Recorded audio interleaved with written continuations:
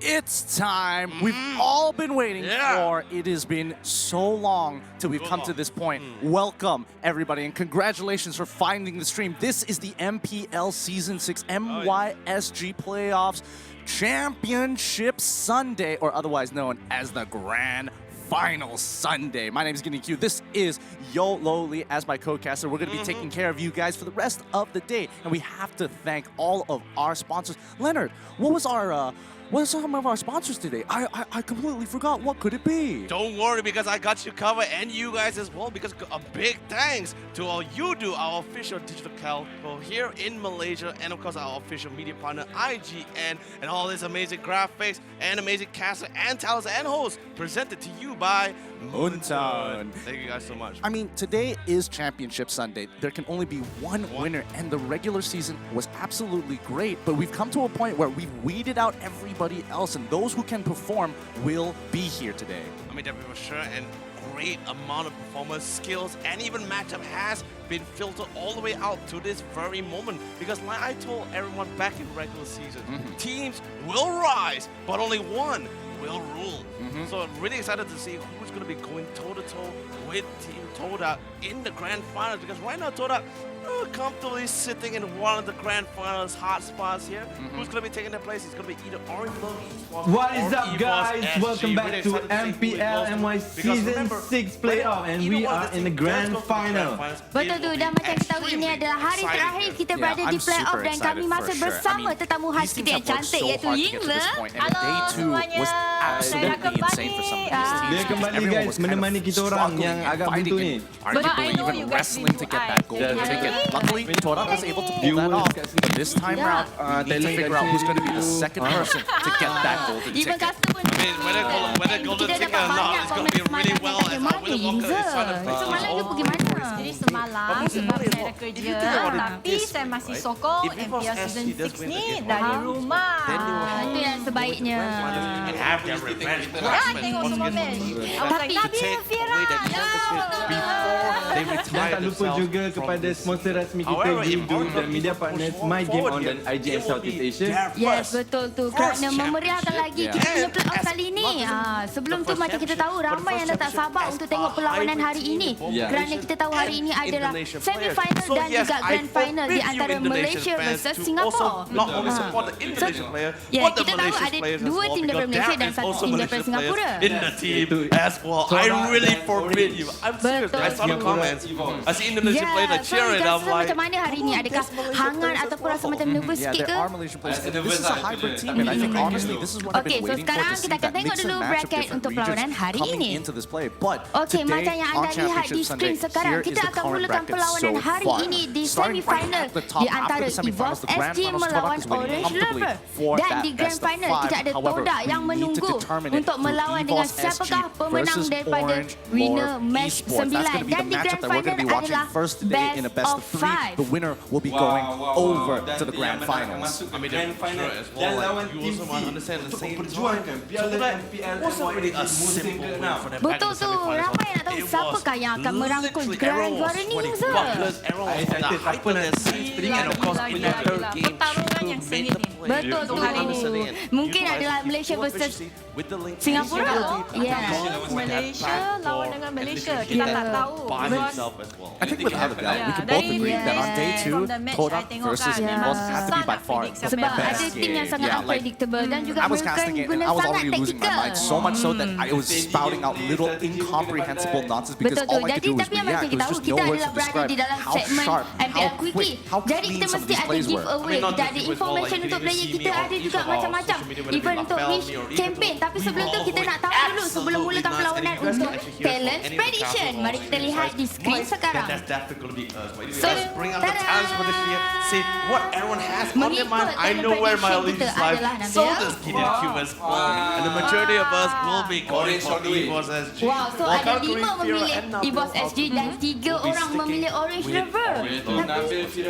Yeah, and you know, this is going to be really interesting because Orange Lord of Esports, we don't know where the ceiling cap Jadi is for this sebenarnya team. dua-dua We've seen tim them ni I pun support. boundaries after Tapi boundaries kali ni beating I pick RSG Esports despite the sebab odds and what a lot macam of yang predictions Fira were bagi actually tahu, going for in that game. ini But coming into merupakan this, kali now terakhir the untuk question is, where do they roster stand yang among some of the greats Esports as of Singapore right ni. now in Jadi I playoffs? pun harap diorang It's really boleh tough to tell as well because remember as well during regular season, Orange Love Esports doesn't really, like I said early in the earlier or the first 3 weeks of the season, they had a really rough time. Yeah. Slowly to the 4th to the 6th week, they slowly are climbing back, but it wasn't a really guaranteed feeling for us, right? It doesn't really solidify the fact like, all right, maybe Orange seems like this is their level, or maybe they could get better, they could get worse.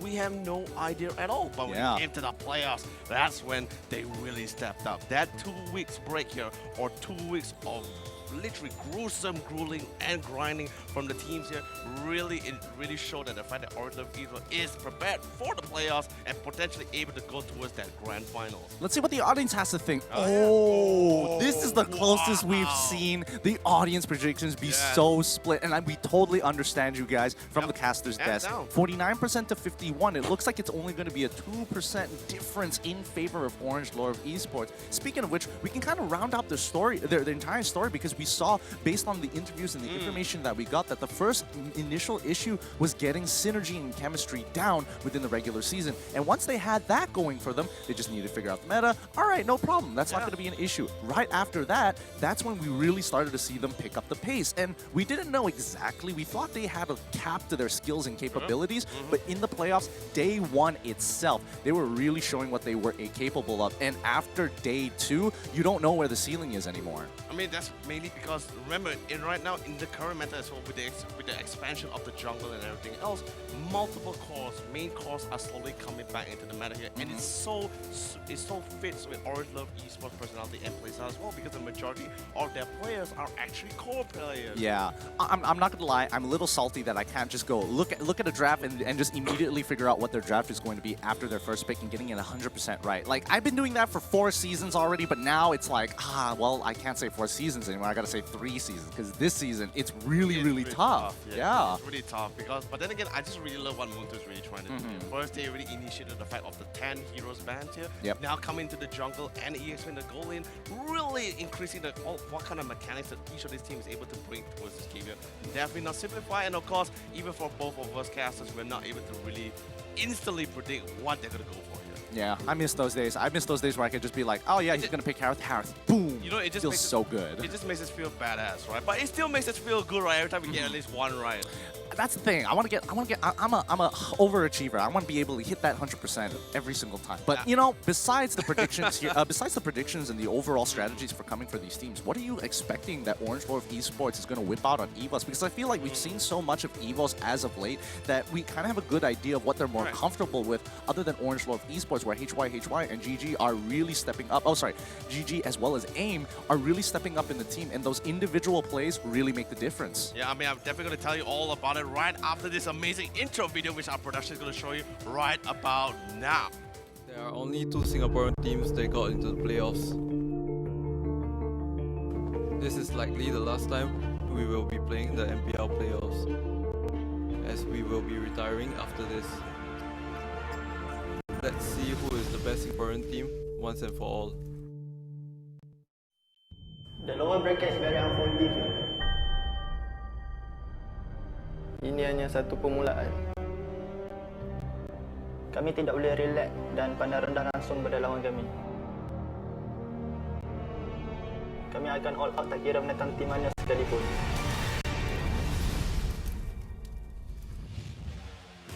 Ladies and gentlemen, these are your teams here with their rosters, everyone wrapped up and ready to go. And of course, just want to come back to the question which you actually asked me prior before the intro video as well.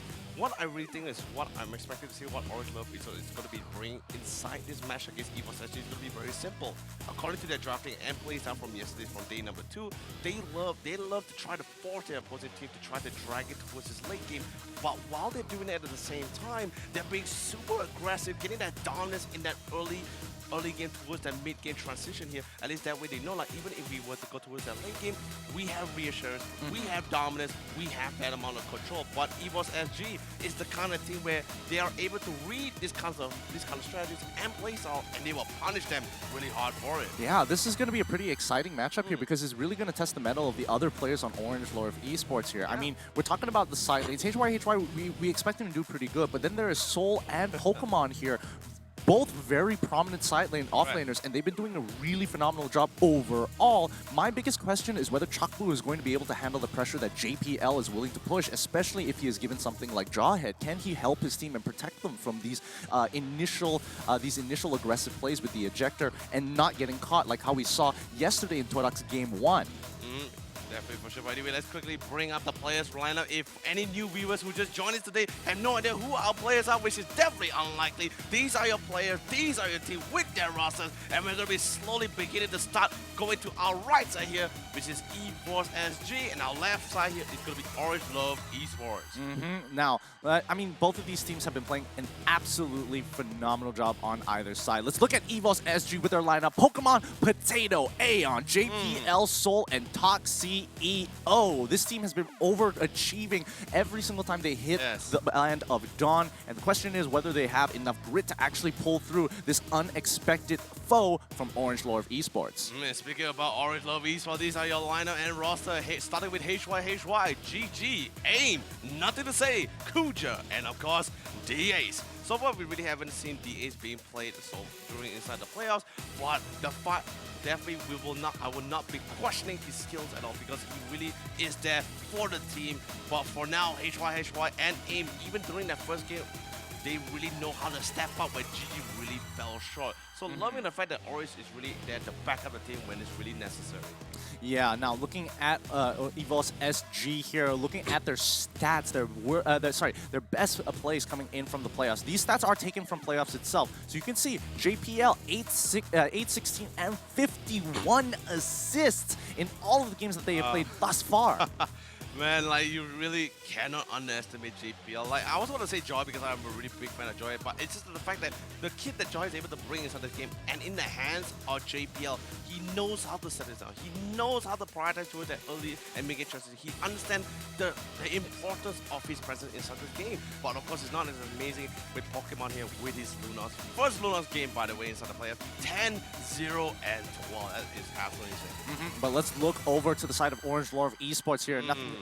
Nothing to say by far has been extremely consistent, but nothing has really tested him just yet. So I'm excited to see whether or not it's going to be enough, whether his skills are enough to go toe-to-toe with some of the best. And right now, EVOS is a great benchmark. We saw the matchup against RSG. That was one benchmark, and we knew for a fact that EVOS, yep, they were feeling good, they were feeling hot that day, and they took out EVOS SG from behind. So you can definitely say in the playoff sections itself, EVOS is a slightly different level, and we're wondering whether or not Orange Lore of Esports can actually match it, or if not, go higher.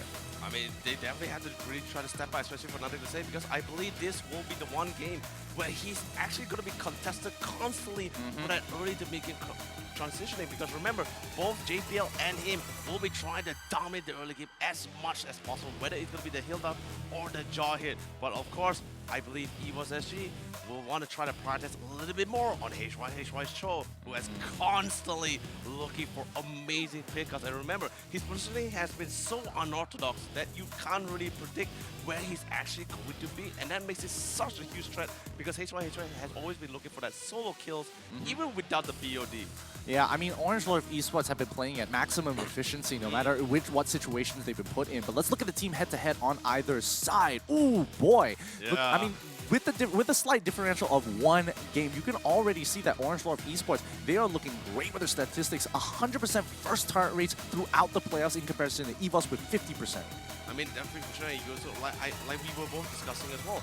They are always looking for that early game dominance as well. Especially once Our dear friend Anderson gets that jaw hit.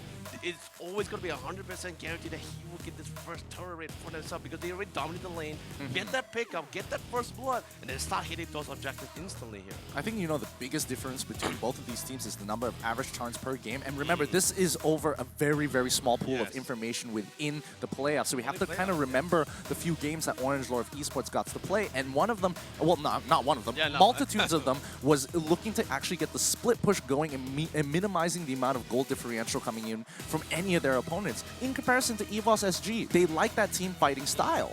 I mean, because remember as well, Orange Love Esports has always been, even back in the regular season, a team fight-oriented team compared to the side of EVOS SG, because as they have always been very calculated in what kind of plays and how they really grouped out inside one of those fights. But here is your player head-to-head information between Potato and GG. I love this kind of comparison, and I'm really excited to talk about it as well. Average kill participation, I mean, we have to remember a lot of team fighting strategies coming out for the side of EVOS SG, and that's why it's significantly higher in comparison to GG, who usually is solo farming by himself with the help of his supports, kind of just roaming around, giving him that space and time before he really starts to pop off. And you also must also take into account as well the fact that Potato, he has always been very situation depending on his lineup composition, whether he wants to go for a full farm or whether he wants to farm all the way. But anyway, here is your map lineup prediction here by our analysis. Of course, none of these positions really set in stone. It's still depending on the composition of how well they want to go it. If Potato decides to actually pick a marker that doesn't really that can actually jungle like the Yushin or the Roger, then yes, he will be staying in the jungle. Same goes for GG, HY, and Pokemon will be in the goal lane. Nothing to say, JPL will be your roamers here for that early game, and Aim and Aeon in the middle, and Kuja and Soul for that EXP lane. Yeah, this is truly going to be a battle of the offlaners here, with Soul and Pokemon going up against HY, and Kuja, both having some incredible track records of winning their lanes, and even from behind being able to kind of absorb that pressure while minimizing the amount of gold being given over to your opponent. So they are some of the best offlaners. Who do you think is going to be coming out here? Because I'm kind of like 50-50 on either. Yeah, but before I talk about that, let's check out our milestone for the last day of the Grand Finals of the playoffs here. Because remember, guys, get your friends, get your neighbors, get everyone into the view. Because the more viewers we get, we achieve every next milestone here to get amazing skins for yourself. And you think 50K viewers is the highest rate? You are dead wrong, because we go all the way up to 120K. Yeah, and once we hit that 80K to 120K mark, you unlock all the skins for your hero class. So, I mean, if you want to get a lot of skins, you might as well help us out a bit, you know? Yeah? Yeah? Yeah? Yeah. Yes, but no, coming back to the question, who do you think is honestly going to come up on top, especially in these side lanes? Because, again, it is a very controversial role where you need to absorb pressure, but you also need to win the lane. It's like you want to be able to do everything and nothing at the same time. I mean, definitely for sure. And, like, I still think it still comes down, not really too much on the side lane. I still think it really comes down to that mid-game fight, right? And I think EVOS SG, after watching some of the games, especially from day number 2, I think they can sort of, like, read the situation, the fact that if we can reduce the number of playmakers that we can actually take away from Orange Love Esports, that will actually minimize the chance that Orange will be super aggressive or trying to look for a pickup inside that mid or early or mid game here. That's a good point, but now it's time for Championship Sunday to truly commence here. Let's get the draft up and coming in a little bit here, but you know what? We have to also admit, the BM casters looking pretty good today. Oh yeah, they are looking mighty fine here. Both Karakuri and Ikato getting ready to pop things out for the Malaysian side for the stream here. But anyway, back to the drafting here between EVOS SG and Orange Love Esports. EVOS will be starting on the blue side, so they have priority pick and ban here. And starting things off, getting rid of the Harriet for good reasons as well. Yeah, I mean, Harith has just been another one of those picks that have been giving a lot of problems to players, especially with some of the more proficient Harith users here. Orange Love Esports reply by taking out Roger. At the same time, like the thing is this, like we were mentioning, right?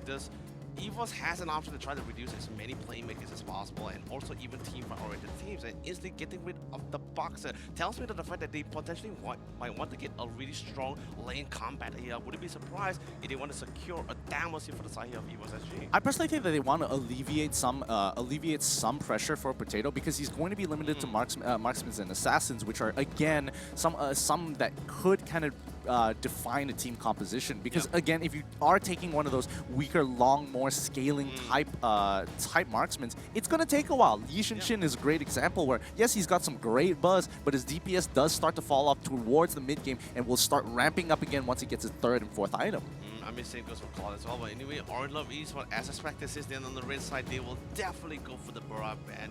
And I'm sure they can try to leave the Barat out because we already figured out from day 2 that there is a way to deal with the Barat. But just for a little bit of good measure as well, and do not want to give Pokemon that Barat as all. Because we saw it during regular season, he was such a beast with it. Yeah, you can't let it slip through your fingers. And even if you do have an answer for Barat, you better be ready for it. And I think it's a little too early to say, especially since that EVOS is on the blue side of the map, so they are going to get first pick. Yep. There's a lot of X factors that are coming in here, and especially the mind games in the draft.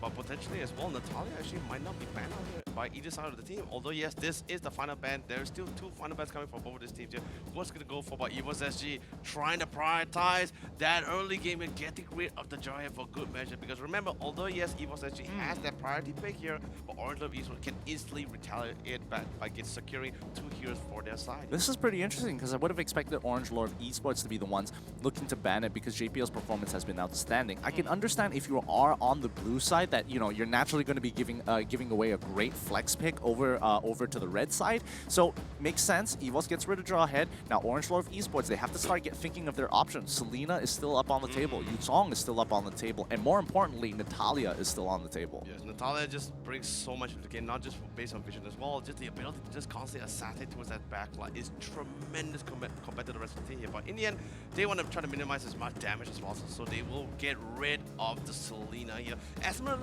Uranus are still in the pool as well, so does the Natalia. But what is EVOS SG really want to try to go for here? It depends on what direction they want to take. They have to give a priority pick. They can look to get a counter pick ahead of time, and then within their next rotation, they can start picking up their cores and looking for counter picks. But as of right now, they're going to have to set the pace and kind of give a little bit of a, you know, cookie crumb trail, breadcrumb trail for Orange Lord Esports to kind of guess and figure out which direction they want to go with. 50 seconds on the clock as well. Like, the thing is this, right? If we're just looking from their past histories as well, you know, the way their play style too, I wouldn't be surprised if EVOS actually would want to try to lock down this Yuzong for themselves in this first game. But no, for good measure, it's going to be in the hands of Solian with the Uranus. This is probably going to prompt an Esmeralda pick coming in from Orange Lord Esports as well. But, you know, it would have been nice to have Jawhead to have that extra flexibility. But since they don't have it, they could easily go for the Cho as well. I mean, this is pretty much like the dynamics of the drafting, right?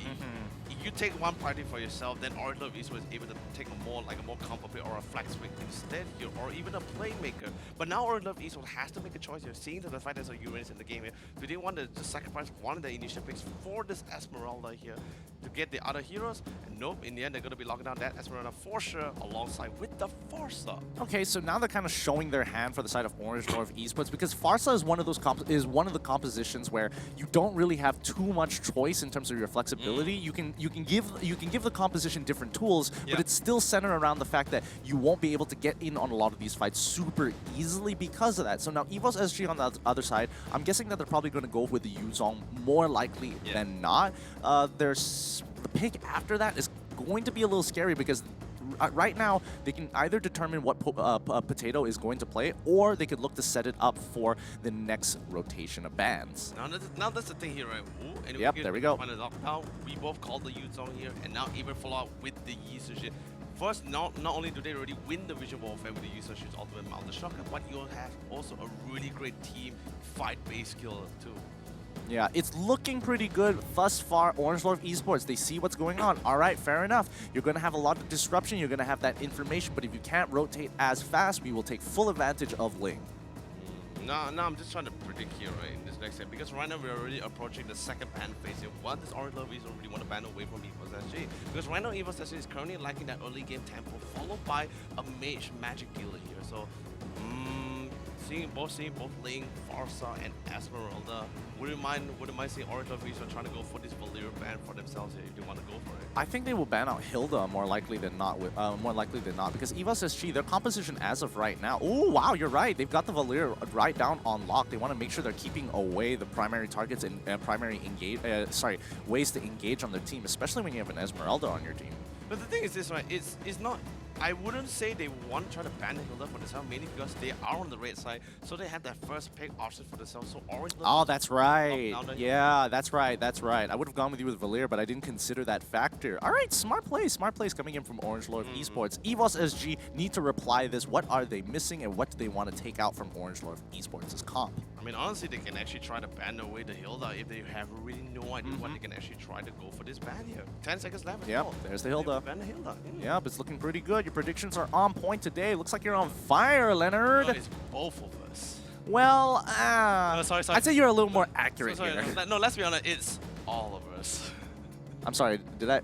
We're talking about the BM stream as well. I was just looking around real quick. It's just like, is there somebody else who's feeding you information about this before I'm getting it? Like, I'm getting a little competitive here. But now, Orange Lord of Esports, once again, it's going to be their side to ban. And, I mean, engage options don't look that strong for the side of EVOS SG to begin with, other than the Ute song. But there's nothing much you can do about it.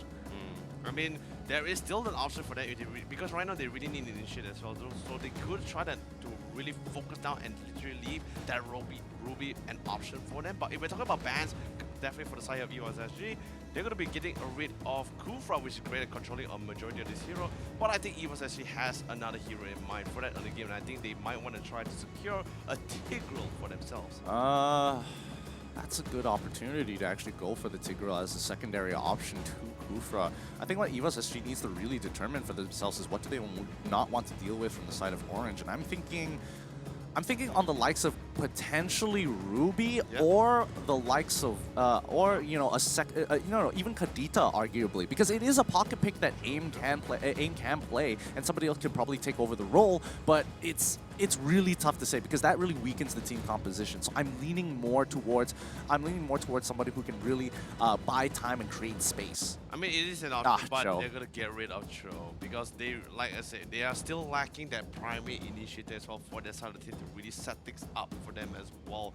And what's even amazing as well, like I said, get rid as many initiatives or even playmakers here, and now Orange Love Esports having their back against the wall here, where they literally be dependent on winning each of their lanes. Yeah, there wasn't too many options left because both Cho as well as Khalid can do sort of the same thing. One with more playmaking capabilities, the other one a complete lane bully. So Orange Lord of Esports, they lock in the Khalid for themselves. EVOS SG, on the other hand, what are they going to be looking for? I think if they really want to get that early game tempo for themselves and even try to mess with Link's blue, they can go for the Tigreal with the second hammer, try to reset that blue multiple times if they want to, because not really many people on the side of Orange Love Esports that can actually punish the Tigreal too much as of yet. I mean, sure, the Farsa can try to do some trades, but I don't think it's going to be enough of a reason to force him back. But the Eudora is going to be really great, but the Akai is going to be coming in, and that's really great as well. With the ultimate, with the Hurricane Dance, you can either use it for as an initiator, lockdown, or even just for the disengagement away from the lane. Yeah, it looks like EVOS has doubled down on playing the mid game rather than having some more early game strength. Like the Eudora, definitely something that would have been really interesting, and I would have liked to see the Tigreal because that kind of means they have a composition that can really disrupt their opponent, and you can play defensively. However, I think they like the flexibility a lot more from the Akai, especially with the Hurricane Dance.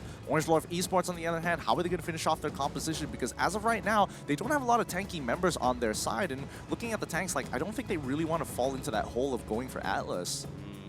Man, actually, there actually might be an option as well, because when we saw Orange Love Esports going for one of the bringing an Atlas towards this game here, because that's, remember, there's still a team fight oriented team here. They still need a dedicated primary engagement here, so Atlas could be an option for them. But what will be the final pick is still going to be the Kadita. So they're solely dependent on literally not only dominating their own personal lane, but also just doing for that quick burst down for a personal 1v1 pickoffs. Yeah, this is going to be a really interesting game because this is why the meta is so interesting, because Orange Lord of Esports can make this composition work. They have a lot of carries on their sides with the Ling, with the Farsa, as well as the Esmeralda, the Kadita, as well as the Ling. All three can easily hard carry this game, but it all depends on the snowball, and if they can't get that snowball early enough, it's going to be a real difficult time.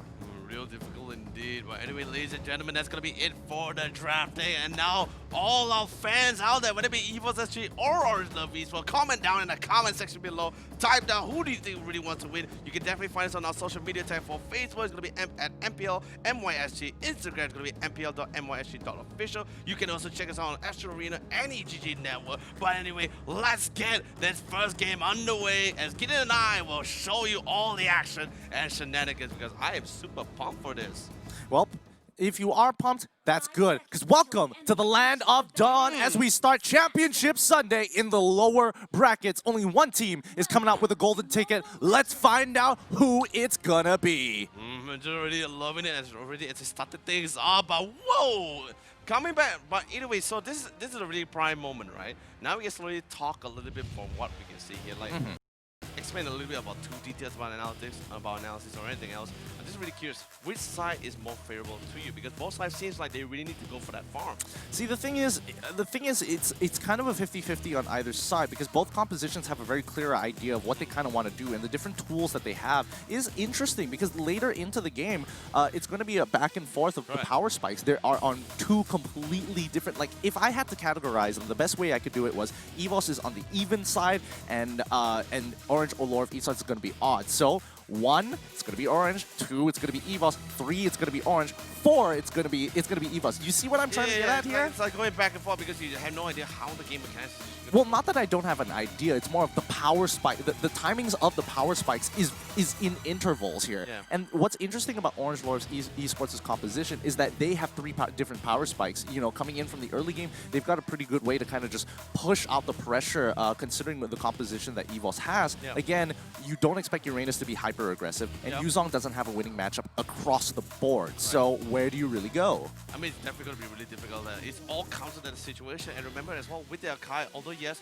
he can try to go for the pin down with the Hurricane Dance towards the wall, but heroes on the other side, Orange Love Esports, for example, like Khaleed as well, with her ultimate rock waves, the time interval to really be catched by the Hurricane Dance towards the wall is insanely difficult for the Akai to really go for it.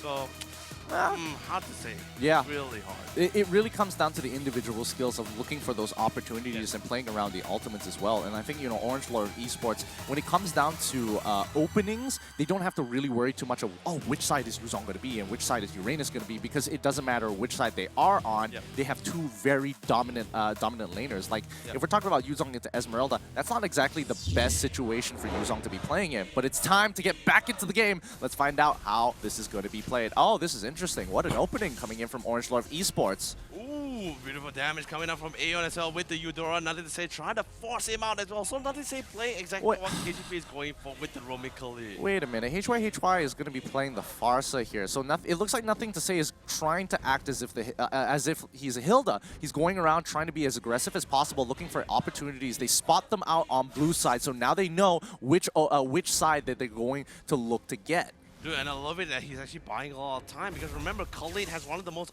powerful early game skills in the game with the Desert Tornado. So the amount of damage EVOS actually just had to back off because they don't want to get trade off too much. But ooh, that stun and damage coming in from Aeon, literally forcing a lot of their members to be going to back. But AIM has his passive, so he's going to be casually healing it back up. Yeah, Potato's going to be down a level here because of that disruption coming in from Khaleed. If you see the Khaleed, yes, he's got a lot of strong early game damage. However, you have to remember who else is going to be there as Soul looking to try and punish here. But the Ocean is not going to connect just yet, but they've done enough damage to force the supports back at Aeon. He walks forward, but doesn't one-shot AIM there using that flicker. Unfortunately, he underestimated the amount of damage he was able to do. Nothing to say, looking to catch him, and now GG going to punish Aeon for making an aggressive play. First blood going over to Orange Lord Esports. Can they pick up one more? Yes, they do with the help of Red Buff. GG fully utilizing the fact that he is level 4.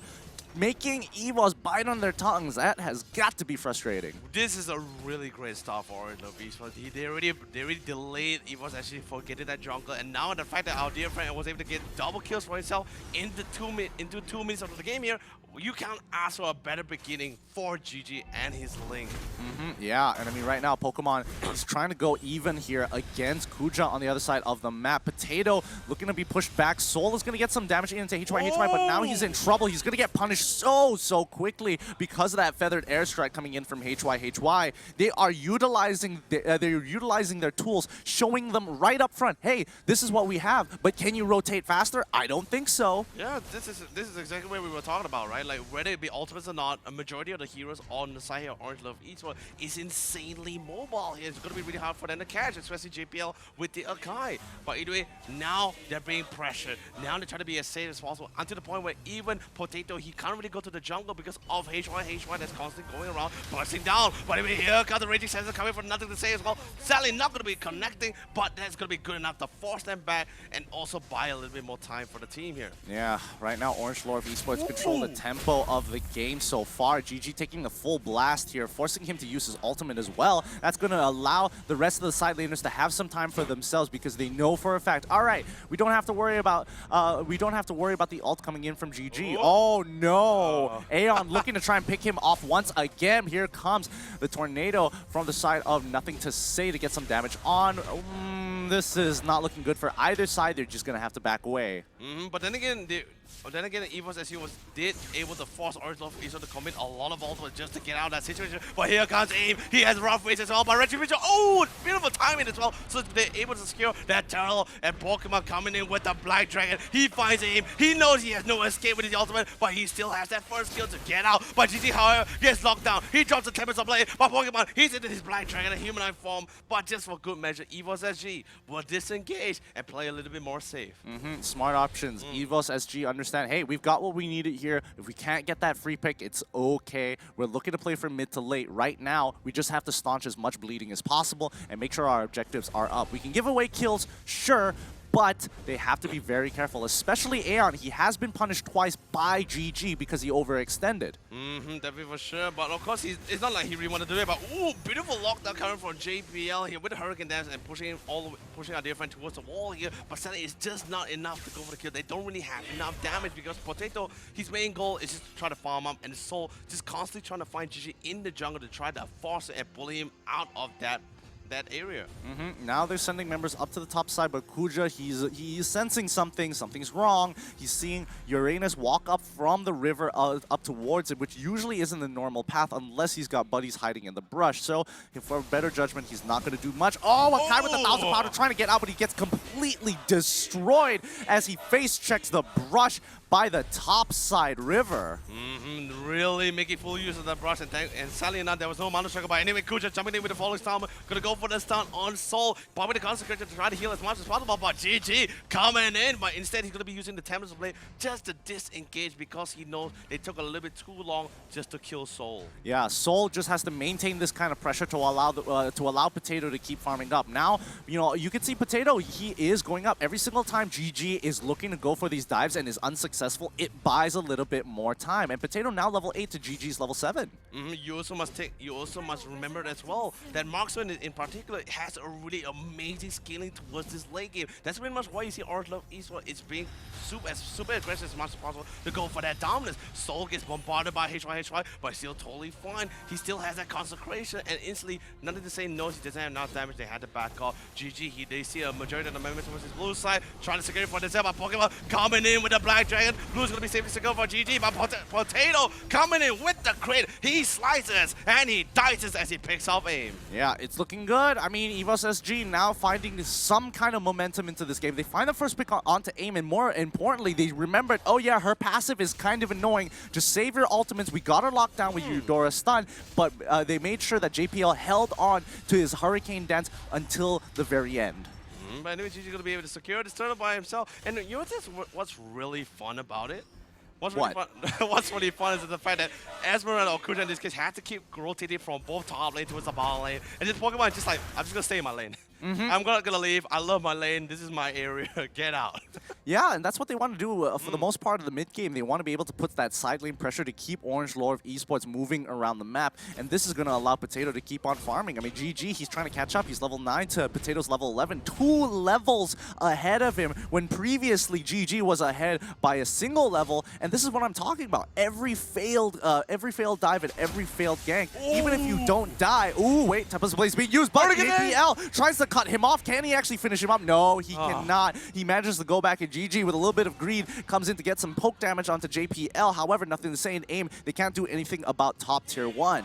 Especially since our dear friend H1 is currently in the bottom lane playing the far side here. He's not going to be able to go there to assist the team. JPL going to go with a couple of trades, win nothing to say. But of course, he has his quicksand guard, so he's going to casually heal back up here. Yeah. AIM still holding on strong as nothing to say, continuing. Like, I don't know. I find it very interesting that they threw HY with the Farsa onto the top side while having Khalid on nothing to say. Like, I understand that they wanted to be aggressive in the early stages of the game and show their tools on top side, but is this really working out? Now they kind of switched the roles. But also at the same time, like, the reason why they actually gave nothing to say with the Khalid itself, because there's not really much option. Because, like, remember what we were saying during the drafting, that Evo's actually all they had to do is just take away and minimize the amount of playmaker choices that Orange Love Esports can actually try to go for here. And now just with the Khalid, they were hoping to go with that early game damage to try to force him out of the jungle. It did work, but not made it good enough. But Pokemon trying to go for the sidestep, but he's just a little bit too slow. And HY will pick up a beautiful kill from the Feather Airstrike. But oh, the stun coming in from Aya, but there will not be any reinforcement or follow-up.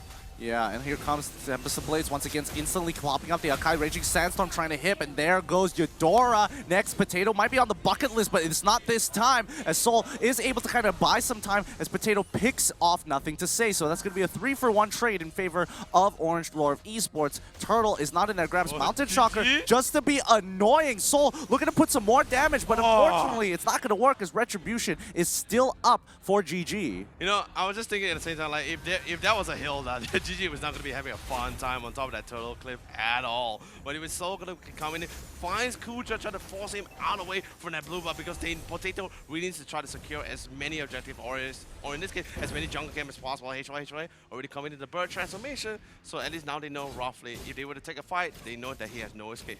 Yeah, blue buff finally going over to Potato, level 13 to GG's level 12. It's not too big of a difference, 2 kills to 3 kills. I want to see the net worth of everybody. I mean, right now we can see Orange Love Esports currently in the lead by 3k, and of course because they have 3 towers, and of course they secure 2 turtles as well. GG try to go for the 1v1 on Tower Soul, but however, another say goes with the Raging Sensor, locks down JPL. Falling Summer did come in by the side of Kuja, but that's pretty much all the ultimates, and Soul still alive. And remember, this is Uranus, and this is exactly why me and Gideon hates this hero so much. Yeah, it's really difficult to kill, and overall it's just an absolute pain to deal with. But Pokemon, he is not having a fun time. No matter what matchup he's dealing with as of yet, he is always going to get harassed. And even though Farsa is supposed to be pretty decent to close the game. Oh, wait, hold on. Pokemon might get dived right here, right now. AIM looking to try one-shot Breath of the Ocean does essentially land, but Pokemon is able to transform in time with the help of JPL. That was a really, really good Hurricane Dance. Oh, dude, it was so good as well. Once the Hurricane Dance actually locked him down, once the Black Dragon came out too,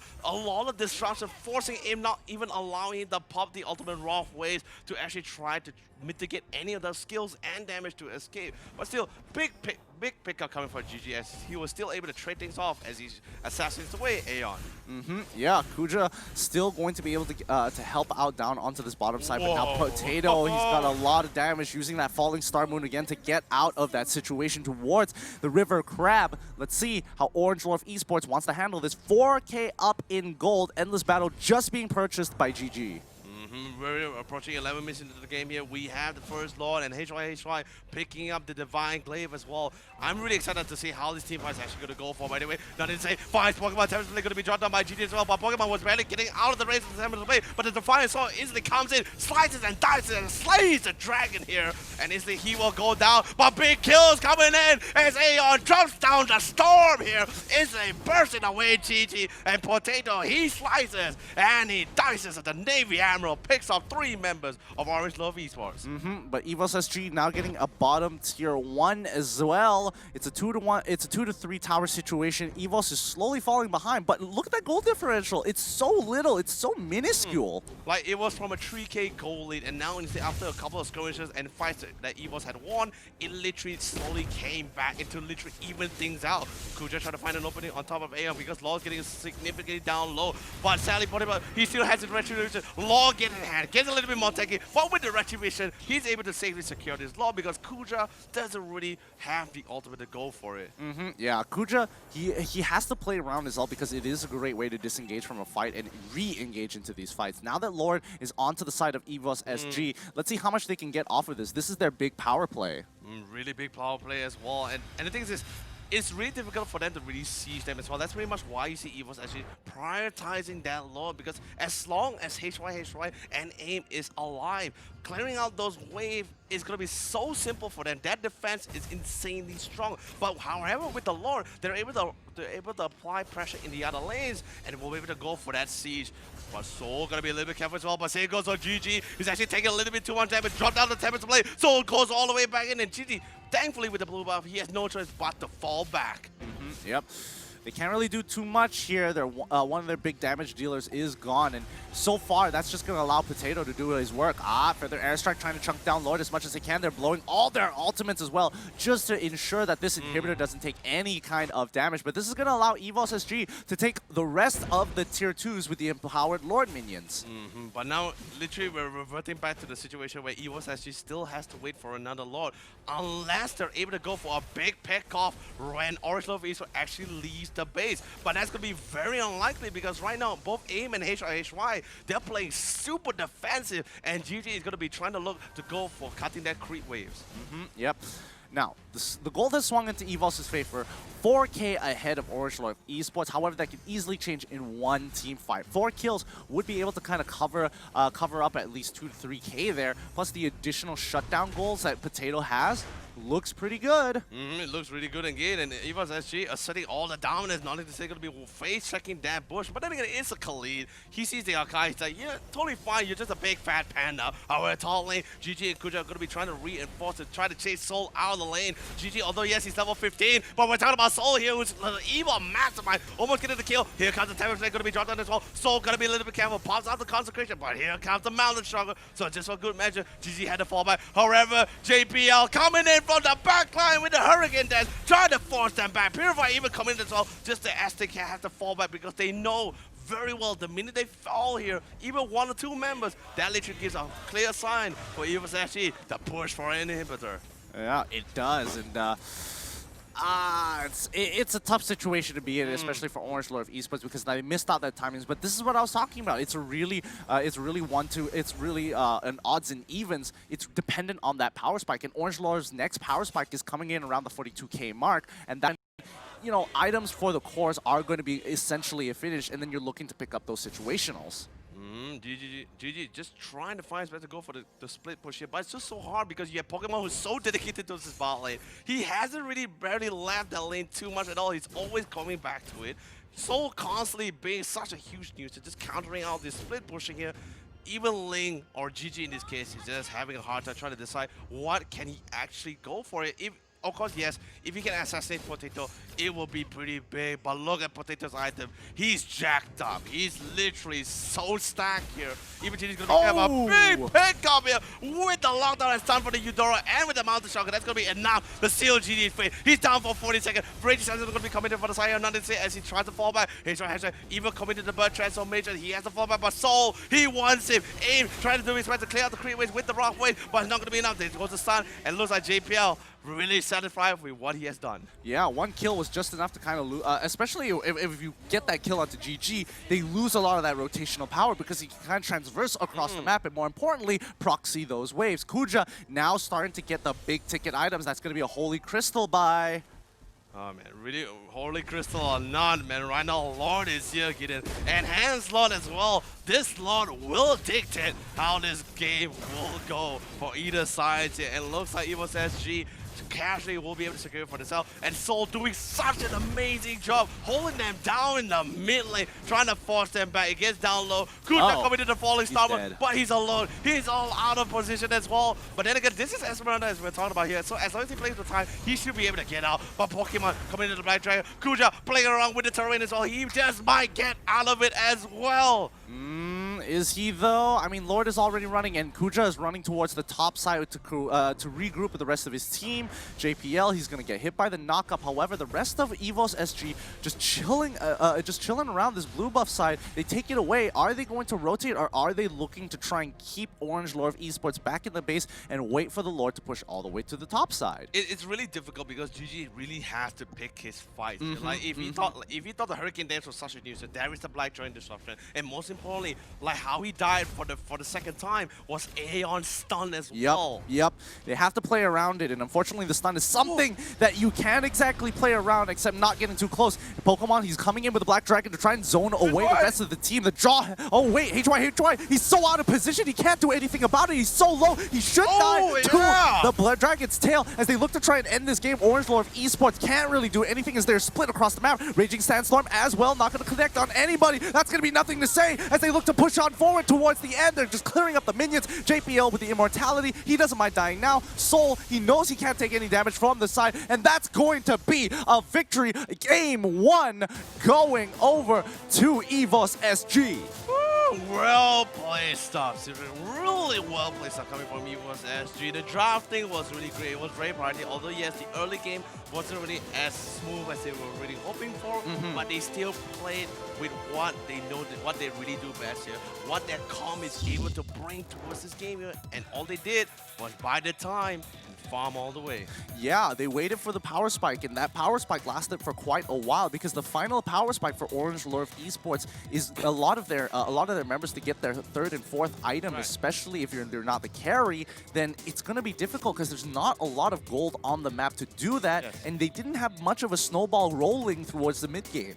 I mean, you also must take into account as well that Orange Lord of Esports, their entire line, that's pretty much excelling in pickouts instead of team fights here. But either way, here is the highlights brought to you by Udo, powered by Cellcom, as Gideon and I will walk with you guys what exactly happened. Well, I would tend to agree that I would tend to disagree that Orange Lord of Esports didn't really have a team fighting composition. It's just that the disruption in CC from EVOS SG was superiorly stronger and a lot easier to land. Like you could see the Breath of the Ocean just not landing sometimes coming from aim because a lot of them have ways to get out. Aeon is the only immobile hero here. Everybody else has kind of a way to kind of dash out of it and not necessarily get hit square on the head. GG only can play as long as Aeon doesn't have his stun. Nothing to say. Raging Sandstorm, we all know you can kind of walk away from it. And during the mid game in the highlights by Yudu, powered by Cellcom, we can already see that EVOS, the moment they get the power spike, that's when they choose to fight. And just really Pokemon just doing an exceptional job. Just constant disruption, going straight to the backline as well, keeping a majority of his member in check. It's really tough for me to really give who gets the MVP for this game because both Pokemon and Soul constantly keeping GG in check in both of the lanes here, deny him an opportunity to go for any split push or even to try to go to cut those creep waves here. By the way, here is the itemization coming from both of the teams here, and let's see was anything unique for both of us here. Yeah, nothing too unique, nothing too out of the ordinary for the side of EVOS SG. Looking over at Orange Lord, and yeah, you can definitely see it's not like they were at a huge lack of gold. It's more of the power spikes just didn't come together. They were looking to pick up, a lot of them were looking to pick up their 5th item here, while on the side of EVOS SG, they're pretty strong with the amount of items that they had. Like Soul in particular was farming the entire side lane and brought a lot of pressure to himself and only ended with the KD of 1, 2, and 3. Oh man, that's just absolutely insane, dude. Now, the thing is this, right? Some people, I know like some people just judge based on kills, because I'm like, no, don't judge based on kills, because look at exactly what they really go into the game. That's why it's so important to literally just watch what actually went down here. But let's be honest, Aeon really, the timing every time for Eudora here, that stun, regardless of who he actually catches on, was so crucial in some of these early mid-game skirmishes here. Yeah, my only disappointment was nothing to say his build overall. I think he should have gone a little bit greedier, but I think he also understood that like there isn't enough gold on the map to make sure that I am relevant in this game. So fair enough, I have to go for the Athena shield. I'm forced to go into the NTQRS and hopefully look to protect, take as much damage, absorb as much damage as possible. But the problem with that is that Khalid needs to be a threat. I mean, you also must take into account as well that nothing to say also realize the fact that like he probably is the only primary initiator compared to Kuja here. Although yes, Kuja can initiate in, but you really want to try to commit a falling installment on top of core members instead of just literally landing on nothing here. But anyway, here's the Pokemon strat here as our rich guy is going to be protected who earned the most amount of gold. The carry is going to be protected who did the most amount of damage. Sandbag's going to be Soul who tanked the most. Not surprising at all to me. And the forgotten one will be nothing to say with 7 assists. Ooh, so much damage coming out of Potato here. 81,000. That's a shocking number. Looks like he was really utilizing that Mountain Chakra to kind of get that information for the team, and more importantly, making sure. And here's the thing that we were talking about, that towards the mid game, they are going to have that power of vision, so they can't get these outflanks, or they can't put themselves in situations whereby if I chase this person, am I running into a trap? I mean, like, even now, just looking at it based on the draft and the composition as well, yes, I will take back what I said with the fact that they have no team fight capabilities. But if we're talking about like any playmakers or anybody to really set things up for the side here, Orange Love East on their entire lineup, they're pretty much out of, not to say non-existent, it's just not as great or superior compared to Esports SG here. And Esports SG, like I said, during the drafting, they just totally understand the fact that as long as we minimize the amount of playmakers or initiator beside Orange Love Esports, they will be put in a position and be pressured entirely off that they have to choose every of their fights. And in this case here, in that early game, they had a great start here. They had a great idea where they started going for pickups, hit that timing. But then what happens was that the fact that Esports applied even more pressure after that. Yeah, and I think at the end of the day, it's just the positioning, the way they're positioning themselves, especially with Aeon and Potato. They're making sure that they're not like side by side, because that way it'd be a much easier way for GG to take both of them out. So they kind of separated themselves. One's a little bit further back, one's a little bit further forward. As long as they're keeping, you know, social distancing in play, GG has to figure out, okay, I can only target one person at a time. But it's time. Let's have a at the MVP of this game coming in for Esports SG. It has to go to Potato. Really well placed out. The Navy Admiral himself, the Yi Sun Xin, doing an amount of 4,569 damage per minute inside the game. He had a beautiful KDA of 603. Didn't die the entire time. His positioning was literally astonishing here. And don't forget, with his ultimate Mountain Shock as well, not only great team fight based skill, but also great you pretty much win the vision war here. Yeah, I mean, just look at his items. He understood that, all right, I went for the endless, I'm getting my Endless Battle, finishing my Jungle Side, BOD, but more importantly, like, Winds of Nature needed to be purchased, because if he's going to get jumped on by especially someone who has physical damage, this is the greatest counter, especially for burst heroes. I think that's pretty much why it's really amazing, the fact that Potato's positioning also plays a key role, whether it's, like you say, whether it's social distancing or not. But I just love the fact that he positions himself so, not to say too far away from the team, but it's pretty much just out of sight until the point where GG has to decide, like, is he there or not? And the thing is, it's not that GG can't really scale across cliffs to try to get that information. It's just that he knows the minute he does that, there's a potential of him actually getting stunned by Aeon, which he pretty much got caught during that second death. Yeah, and that's kind of the issue here, because you want that Eudora you want to catch out the Eudora, but you also don't want to get stunned. And even if you try to dodge the ability, you're going to give Potato that sort of damage. Yeah. It's one of those things where you're hoping that they're close enough so that when you jump in and the stun comes through, no problem. Tempest of Blades activating, and I'm going to be able to hit 2 targets at once, which is not too bad.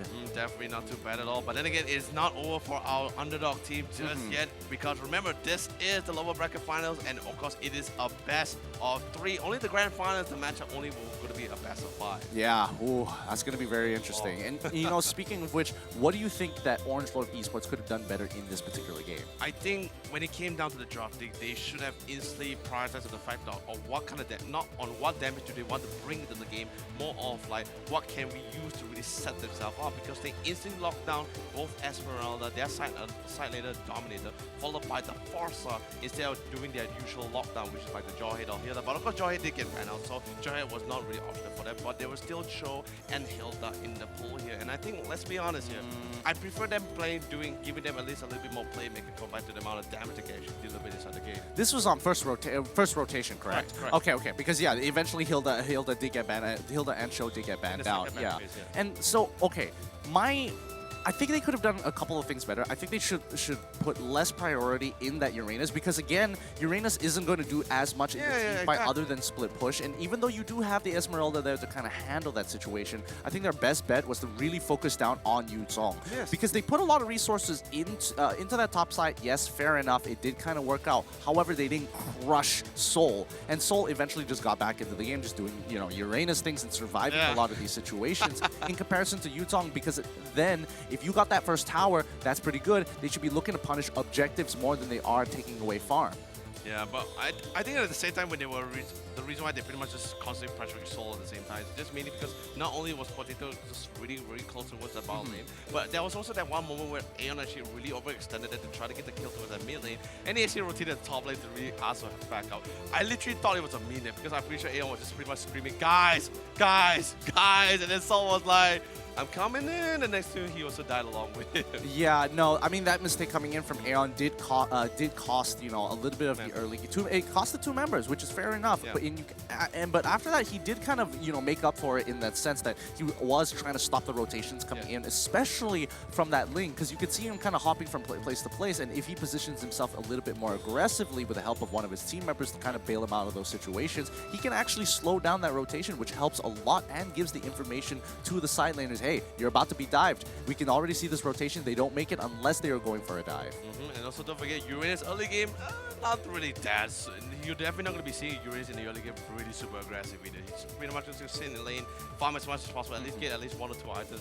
Only then will you see him joining inside that mid-game fight for themselves here. Well, to be fair, I mean, Uranus is relatively weak, at his weakest in the early stage. Yeah, and the same can be said about Yutong as well, where it's like, yeah, the early game is not exactly his strongest point when you're comparing laners against laners, because again, there's Thamos, there's Khalid, they easily, overtake him in the early game and so on and so forth. It's frustrating, yes. However, which would have been a bigger issue later into the game? Personally, I would have felt like it could have been Yutong pre-level 4. They should have punished him 24/7. The moment he hits level 4, he Black Dragons out of there, then it's like, okay, fair enough, we're going to take your tower.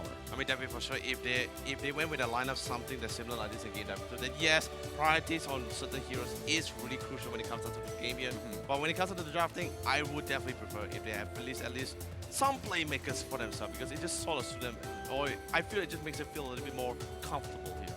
Well, the option is open, Yeah, the options are open, and I think Nothing to Say had a pretty rough. He had a decent early game. However, I do have to admit that the moment Potato was kind of going in and had his items, the mountain chakra especially, Farsa pops out her feathered airstrike. He just uses his ultimate. He doesn't mind letting her take that free damage, because that thing stacks up. That thing hurts. Like after getting hit by it twice, you're gonna realize like, oh man, this debuff it kind of sucks. No, seriously, guys, it really, really sucks. It's really hard to deal with as well. Like, oh my god. Now, every time, like when you were saying about it, so I'm just having like multiple flashbacks. Like, how terrible it is. I'm safe in this brush. I'm 1 HP, and I'm gonna recall right here. You're dead. No, I totally understand where you're coming from there. But coming into this game too, what do you think EVOS or Orange Esports, Orange Lord of Esports are going to kind of draft differently?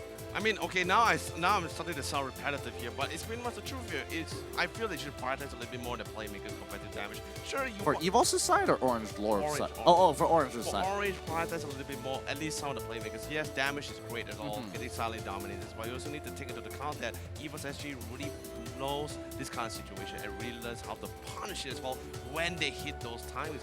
EVOS, however, I'm being a little bit biased, but I would like to see GPS Jawhead, or just Jawhead in particular. Well, let's see whether they're on the blue or red side. I think that's going to be a very big determination of whether he gets the Jawhead or not. However, I will have to commend EVOS for, you're mentioning, yeah, let's give them more playmakers here, but I have to admit that EVOS in the draft itself, they had a lot of options. They had a lot of like, it's either this or this. One has more playmaking capabilities, the other one is just really strong, and eventually they kind of funneled them into these bully type laners and took away their playmaking capabilities from the get-go. I mean, that's why I thought it was so amazing, because like when we saw the second ban, which was the boxer on the side of EVOS, I instantly thought to the mind like, hey, Evo, like in this case, like on side EVOS, they love to play Thamos. They play a mean Thamos here.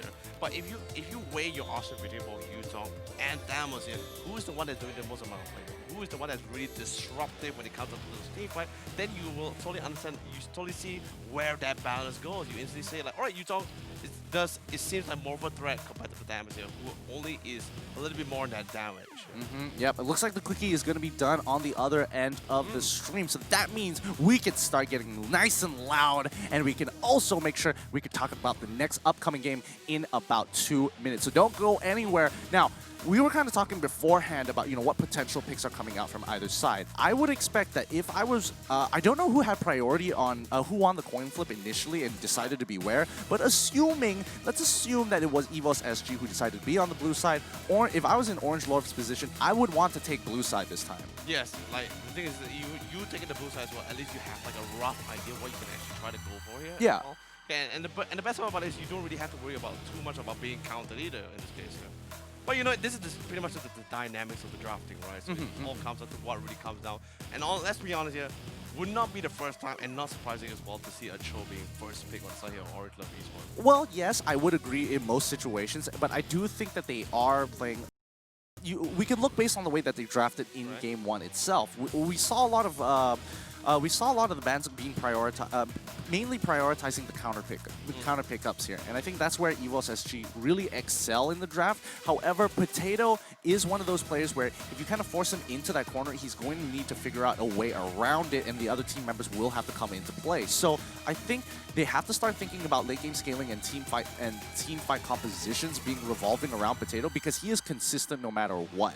I mean, he's definitely going to be consistent as well, and the best part about it as well, like I mentioned way earlier before the stream even started, the fact that Orange has always been that kind of team that really want, especially after witnessing day 2, they like to try to force you to go through this late game and try to dominate that early game.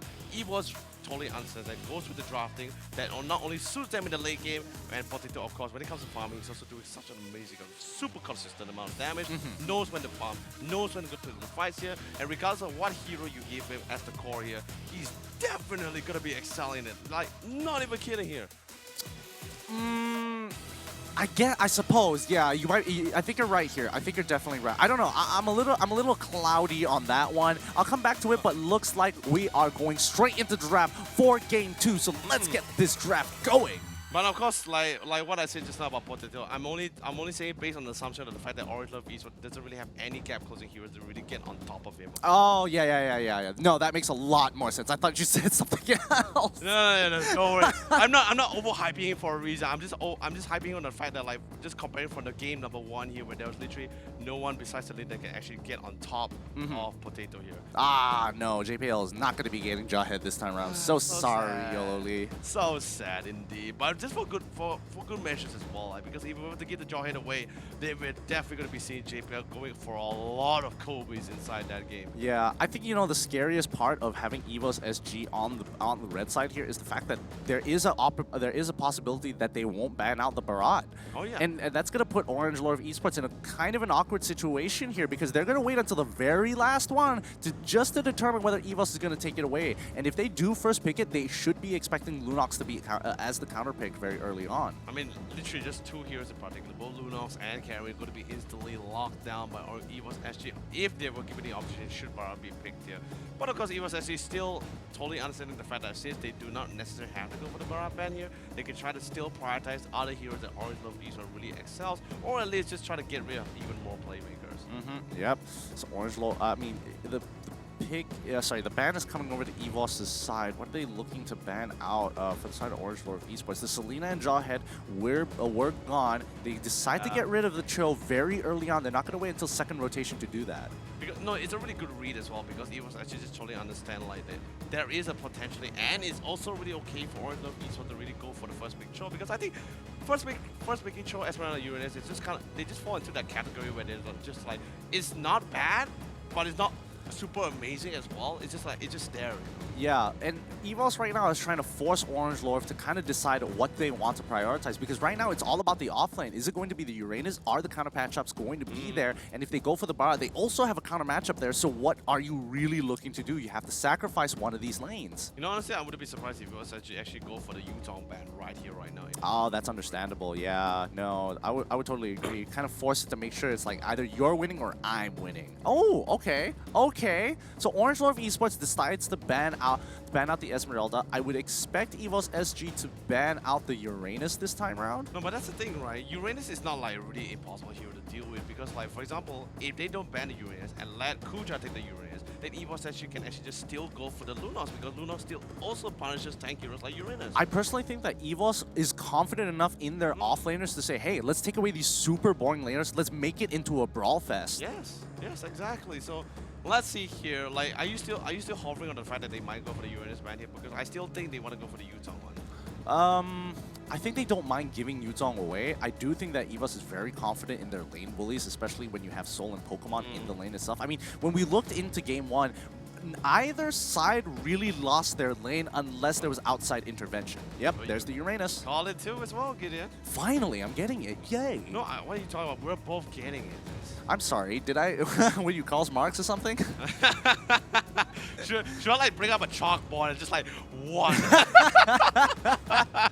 At the end of the day, we're just gonna be like comparing like who gets the highest. That would be fun. We should have started this in the regular season. That would have been way more fun. But here comes the Barat, which means that EVOS SG, my guess is that they're going to go for the Lunox as well as lock in the Yutong if they wanted to, or if they wanted something a little bit more flexible, they could lock in Potato's pick as well. It's definitely a really big call whether they want to go for either just straight up both Lunas a carry or Lunas a Yutong, or even just other hero that can really deal with the bar in this early game recourse, or even they can actually try to opt for the X-Ball, but I'm not really a big fan because X-Ball only really bullies the bar in the early game. Yeah, I would be thinking like something along the lines of Lunox as well as the Yutong, only to kind of put themselves at a slight disadvantage. It's like, yes, you are sacrificing the Yutong lane at the end of the day because they can still pick, you know, the Khalid as well as the Thamos here, but overall in terms of impact of the game, oh wait, looks like they're taking a completely different route here where they're going to be locking in the Boxia as well as the Roger. Roger being a really natural power pick here for the side for, you know, the entirety of the meta. Boxia on the other hand, are they expecting Orange Lore of Esports to have something with Hellcurt? Oh, dude, I just love it as well because now that I think about it as well, EVOS SG, this is like that declaration of war towards the entire Orange Love Esports. It's like, hey, we don't necessarily have to lock down an instant tank shredder here because we still want to keep our option open towards the silent, and we just want to try to burst you down as early as possible. Very similar to what they did against Dota from yesterday's game as well. But this time without the jaw hit. Yeah, I guess they really didn't want to give Roger over to the side of Orange Lore of Esports. The Boxia, I'm kind of iffy on for now, but we'll see how this kind of goes because, again, they are sacrificing quite a lot of the offlane power here because they're only going to get one pick and they have to decide on what it's going to be. I doubt it's going to be another... I doubt it's going to be a mage pick here because even if they do get a mage pick... I mean, oh wait, Harath is gone. But I think they're going to go Yutong. Yeah, right? I mean, they have no choice as well because, like, remember, on the side of Orange Love, because yes, they have one of the sideliners, but they still are needing an initiator here. Let's be honest, Barat, not the most mobile hero at all. He's really slow in this case.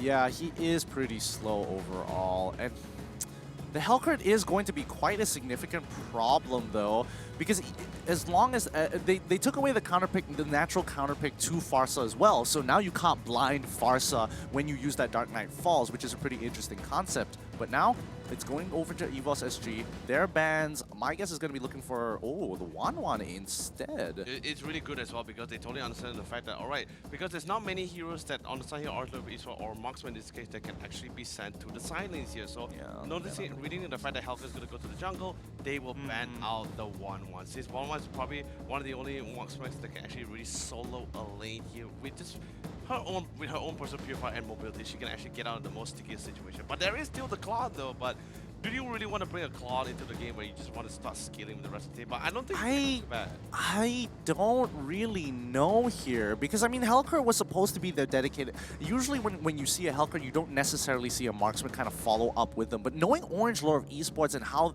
their weird dynamic of team compositions are putting a lot of carries into a comp is kind of interesting. And Barat being their natural frontliner for the team, it kind of makes sense for them to actually take another marksman. Now I'm just also thinking about it at the same time too. Really good ban coming out from the side of Orange Love Esports with the Lunox. Yeah, so I can definitely understand where EVOS is coming from here, but Orange Lore of Esports banning out the Lunox, they've done their preparations as well, and they also forced EVOS into this awkward situation where it's like, you're not going to necessarily get that counter pick if you let it through. But then again, Orange Love Esports still can go for the carry pick if they want to go for it. I mean, they can just ban it out. Why not, right? No, the thing is, there's no point for Orange Love Esports to ban it. Actually, no, wait. EVOS can go with a double marksman, actually, now that I think about it. I mean, true. I mean, true, they can go for the double marksman, but Orange Lore of Esports is just like, why? Why would I even let you? There's no other prominent pick that's going to be so in my face that's going to cause problems for the team, so I might as well get rid of the carry. True. Or even take it for themselves, right? Yeah.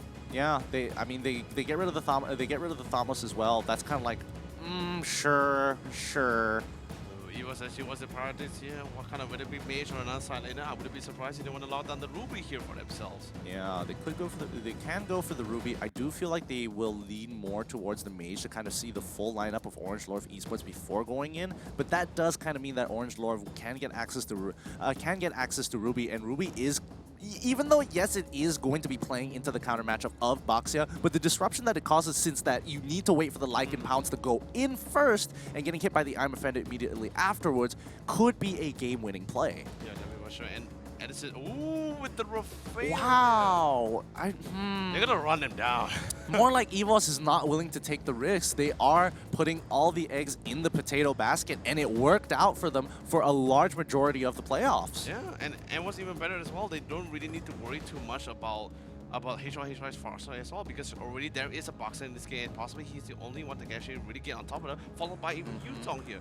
But looks like Orange Love Esports will be picking up both Claude and Popular The Koopa. classic, yeah. That would be the classic. So, I mean, like, we both sort of saw that the potential Claude could be picked here from the side here of Orange Love Esports, or even the carrier. Popular Koopa, however, I think they just really want to at least try to go for that early game cash, because to really help them get to that level 4, they really want to try to roam around and pick up players as many as possible. I mean, this is all due because Rafaelia is shown as well as Baxia. If they take any more supports at this time, it's not going to make a it's not going to make too much of a difference in the game. So getting the Popol and Kupal to kind of say, hey, I'm going to get some vision. I'm going to be able to kind of hold them back for a while. Rafaelia wants to be aggressive, but the rest of their composition as of right now can't be just as aggressive, even at level 4. Now I'm just trying to think, right? What do they want to prioritize? Arc followed by the Ruby? This is a tough one. Maybe Akai, I suppose, but even then, I don't think it's going to make too much. Yeah, the Khalid. They just have to make sure they have one lane bully. No, honestly, I'm going to say sorry for saying Akai, because I just realized the fact that like it's not going to be the roaming Akai, because you definitely do not want to send the boxer to the side lanes. Or even the Akai here, so really feel bad for that call. Yeah, no worries, it happens. But this is, it's tough. It's a really tough position that EVOS decided to go for, because they doubled down on making sure that Potato is going to carry this game. However, they do have two relatively strong side laners here, and more importantly, Orange Lord Esports are looking to kind of defend and then punish at level 4.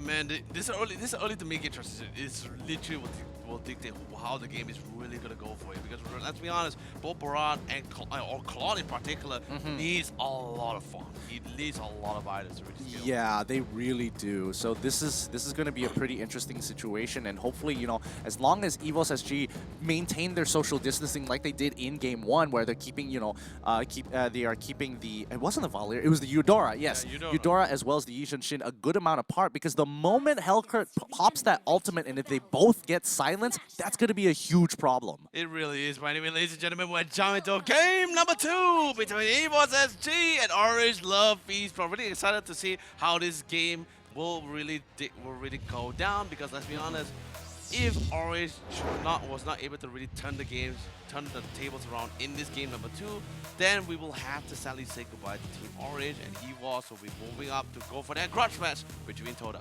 Yeah, and right now, I mean, the draft that they have as of yet is very, very interesting. I would like to see how it plays out a little bit more. I wish it was best of 5, so we can see Orange Lord Esports really show what they have in that best of 5, where they have to use every single one of their strats and tools, and then at least we get a good plethora of the capabilities of Orange, because right now everyone is kind of thinking, how good are these guys? And if they get bowed out now, we're never really going to know. I know, that's why it's gonna be so dependent that this Farsa face or HRH, I'm not sure who's gonna be playing the Farsa. They really get a glimpse here, because let's be honest, even AIM can play the Farsa. So yeah, that's right. So depending on whoever's playing the Farsa, doesn't really matter, because it literally comes up to how well both the Hellcat and the Farsa actually goes for that execution. Because let's be honest, level 4 Hellcat, yes, it is a threat, but it will take a while for him to instantly nuke down, and I know his prime target, it is going to be the Rafaela. But anyway, here is your players, and looks like GG is going to be playing the Hellcat and AIM on the Farsa. Yeah, so GG definitely is going to be on the Hellcurt here. I was wondering whether he was going to take either Hellcurt or the Claude, because I knew for a fact that Claude was either going mid or into the side lane here, and they wanted to make sure they can contest the mid lane, so they needed something with wave clear, and that's where Farsa comes by.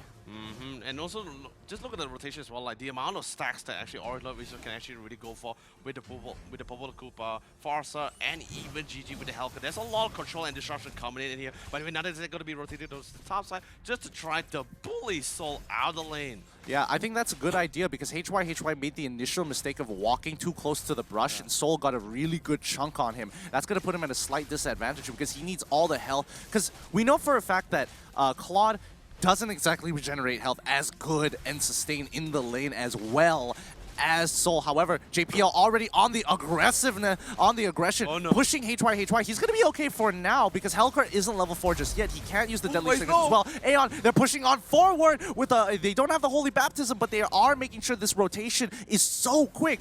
Holy, from mid lane, they just went running. Dude, this is exactly why I thought it was really amazing coming from the side of Evo Sashi. Communication is really clean. Their mechanical play is a little bit superior compared to the side of Orange Love Esports, but so goes the team play. By the way, Aeon going to be literally gone on by Koopa here. JP is going to be able to knock him back for a little bit, so Aeon is going to be just fine. Yeah, and now they're doing a quick lane swap here, making sure that Claude is matched up against Yuzong in comparison, as Yuzong doesn't have as much damage in comparison to Khalid, and Barat is very happy to say hello to Khalid.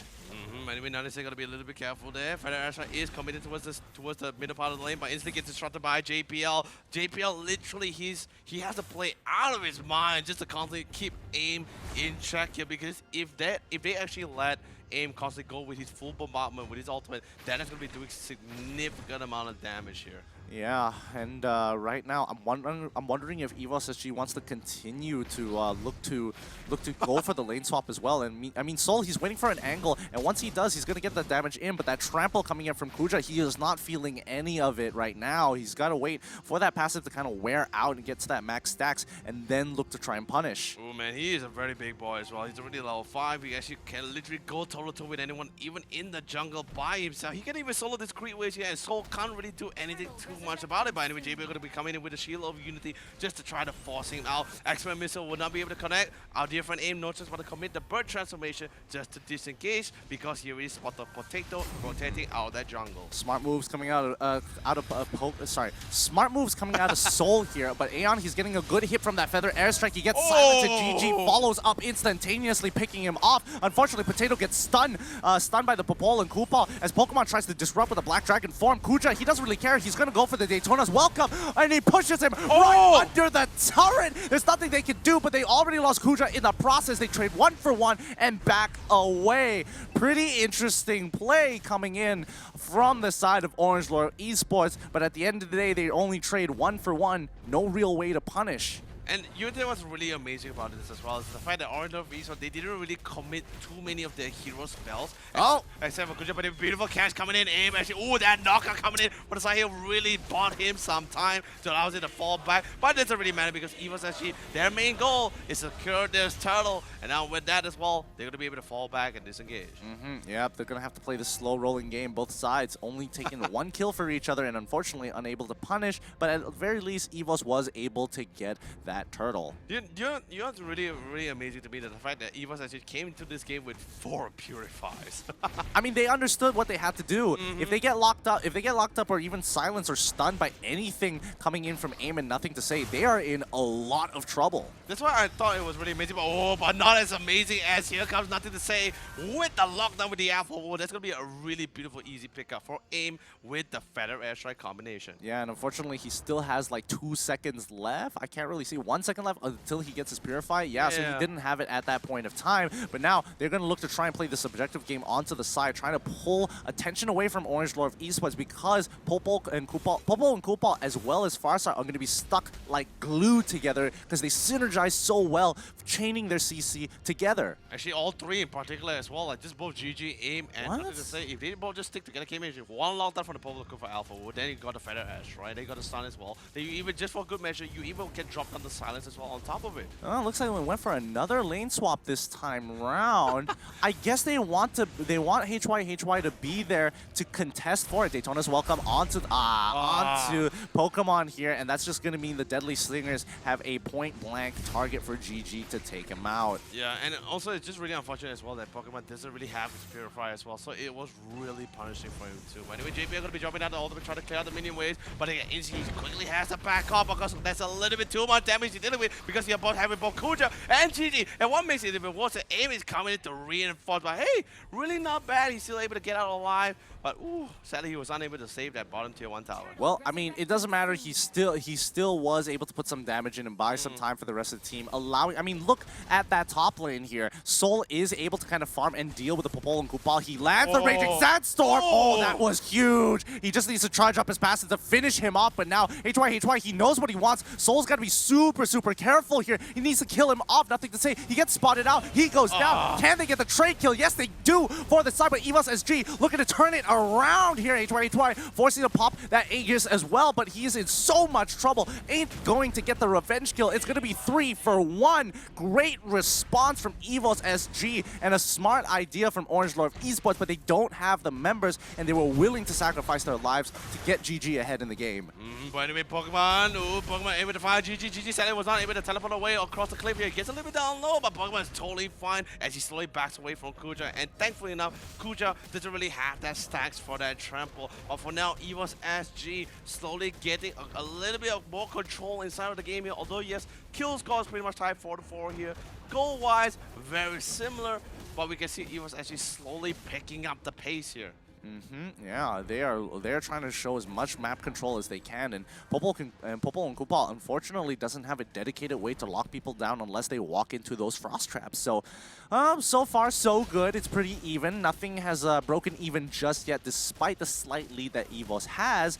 I think the real question is now that when it's going to hit that 8-minute mark, and this is going to be the big transition from early to mid game that everybody has been waiting for. Oh no, Soul, he's in so much trouble. There's no way he's getting out of this. That Alpha Wolf form coming in for Popol and Kupal is gonna help HY run him down. Yeah, man. But also at the same time, it did take him quite a while for him to die. But I just love the fact that Soul was very disciplined about it, so not really committing both the Rage Sandstorm or even the Purify. But however, beautiful connection coming from the side of JPL. Aim, no choice. Even with the Feather Edge, he's still able to take Aeon down for the 1-for-1 trade. Pokemon coming to the black trade and trying to force Kuja to disengage. That's such a feels bad. You would think the Holy Baptism will come out sooner, but it really didn't. And now JPL is in a lot of trouble, forcing to use his Purify to get away from the silence, but Potato comes in pretty hard on that Roger. He's been farming up like a good little boy, and now he is big. I mean, he is a good boy. I'm pretty sure Matt is just like giving a pat of a good boy. Good boy. I'll give you a treat later on, right? After this for that. I mean, he is absolutely crushing it right now. Potato, he has been so consistent. He is literally the rock of this team. I mean, and most importantly as well, he really needs to start scaling as well, because right now, the minute Kuja gets a little bit more tank, it's going to be a little bit more difficult for him to deal with. Daytona with the flicker coming in, he's going to be throwing all the way, starting him under the tower, into the Feather Airstrike, but the X-Men missile pulls him, knocks it back even further, but Pokemon doing such an amazing job controlling, knocking him up, and of course, Aeon with the heals. Woo, that Metamorphosis, he did get caught out at a pretty awkward time. He did just transform into his human form, and unfortunately wasn't able to kind of roll out of turret range this time, but it doesn't mean that they can't make anything happen here. Pokemon going for the Disruptor onto GG to get this turtle, and they are just going to give it away. There is no point to try to make it work. Aim, this is bad because now he's going to get caught out of position if he puts himself too far forward. And once again, our dear friend What Soul is happening up into in the top lane here? Oh no, it's Soul being Soul, you know? Yeah, how is HY losing this matchup?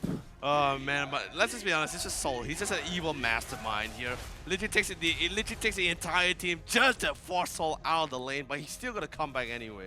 Yeah, it really comes down to the micro abilities, and Soul is able to just out-sustain HY for the longest part, and that was all determined by one level 1 mistake, walking too close to the brush to get to the minions and losing half your life in the process. But anyway, Potato's gonna be looking super fine as well. He's currently level 13, pretty much 2 levels higher than HY. He has the Endless Battle followed by the Wrath of the Shady and even the Wind Talker. He's a very mobile big boy, by the way. Very mobile indeed, and Pokemon is making sure he's using full use of that passive. Soul finally getting punished in HY, able to make it out, but he is forced to use the Aegis. That's so frustrating. But now the Dark Knight Falls trying to give cover and shadow to Nothing to Say. Hopefully he doesn't get caught out here. He gets hit by the shield. Baxia here, as he runs off, he quickly has to use his flicker. If not, he's going to be another casualty. Oh man, but just so much commitment just to try to even just get a kill or even force him out of the lane here now, just because of that space creation being made by Soul as well. This allows Evo's SG constantly assert even more dominance to all the other lanes and even the jungle. And Kuja, however, he's trying to get as much tag as possible and even sustaining, but the knock-up, the control, just a little bit too much, right? But this is Barat. We're talking about the super tank of the team here. And he is doing a good job holding on to his own, and he's going to take a little bit of damage here. Nothing to really fret just yet, though. The rest of the team slowly playing it around, playing the map, and HY, he's going to start scaling. I saw him get his golden staff earlier, and at this point in time, I think all he's waiting for is to just get that Winds of Nature.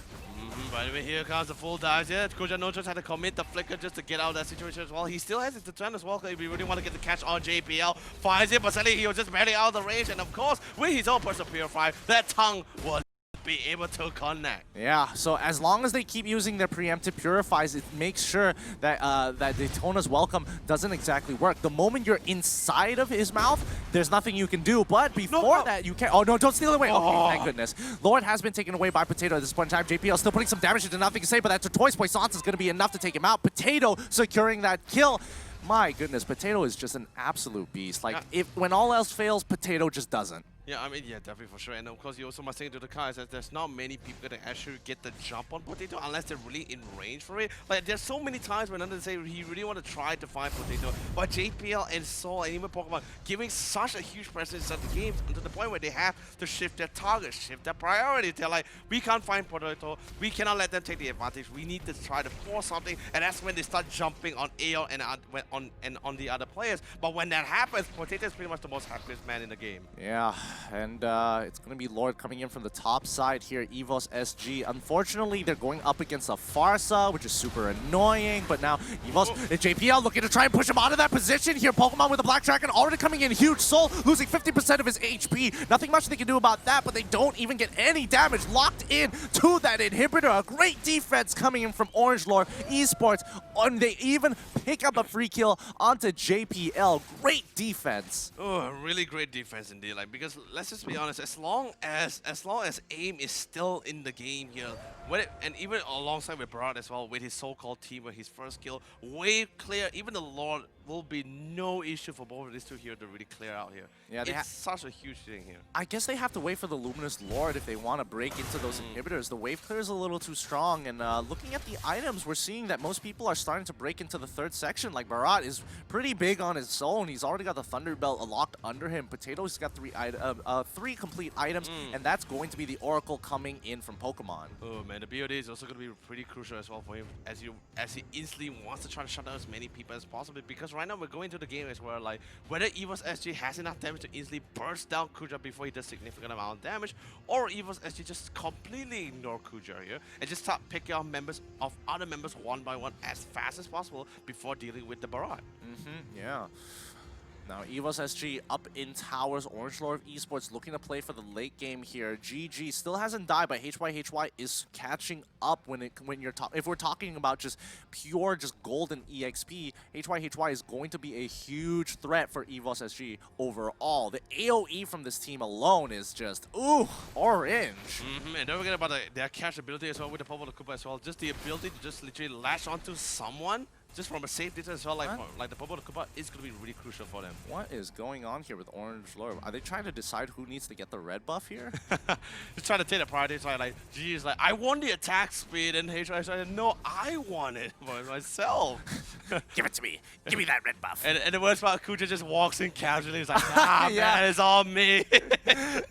I mean, Nothing to Say. I think they got a little spooked when Nothing to Say did spot out Pokemon lower down, but I guess everybody understands that they're just waiting for an opportunity to actually catch him. What is... Yeah, no, maybe in this case because they're just trying to read the situation, like where are they? Because they literally, majority of them is pretty much very hidden away from the map here. But thankfully enough, EVOS is just dancing around the top side here. Yeah. Yeah. Which is a big boy. Kuja is a big boy, but more importantly so, I think Orange Love understands their current situation where they're not in any real position to force fights onto EVOS SG as they're about to hit their 4th item power spike here in about 2k gold. And Orange understands, okay, I'm at 36, our next power spike, we just hit our power spike, but that doesn't really matter as of yet, so we can just bide our time. We're waiting for Lord, really. 10 seconds as well. This long will dictate how the game is actually going to be going for them. If EVOS actually was able to secure it, I believe that's going to be an easy clear for the other lanes, on especially for inhibitor, since Orange Love Esports doesn't really have any other tier 2 towers for themselves. EVOS actually currently in the lead by about 5,000 gold as well, including 4 towers.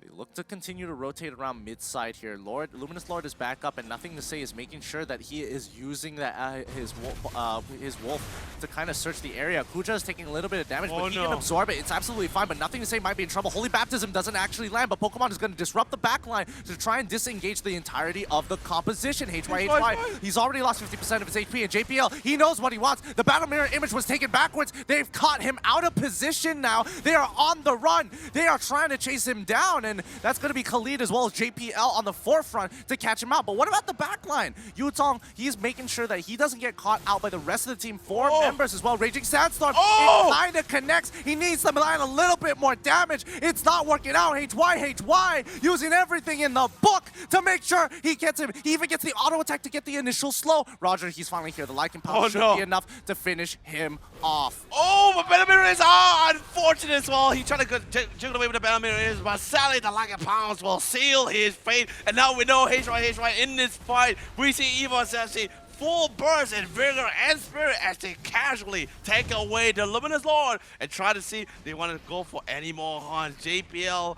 my lord here. He did it.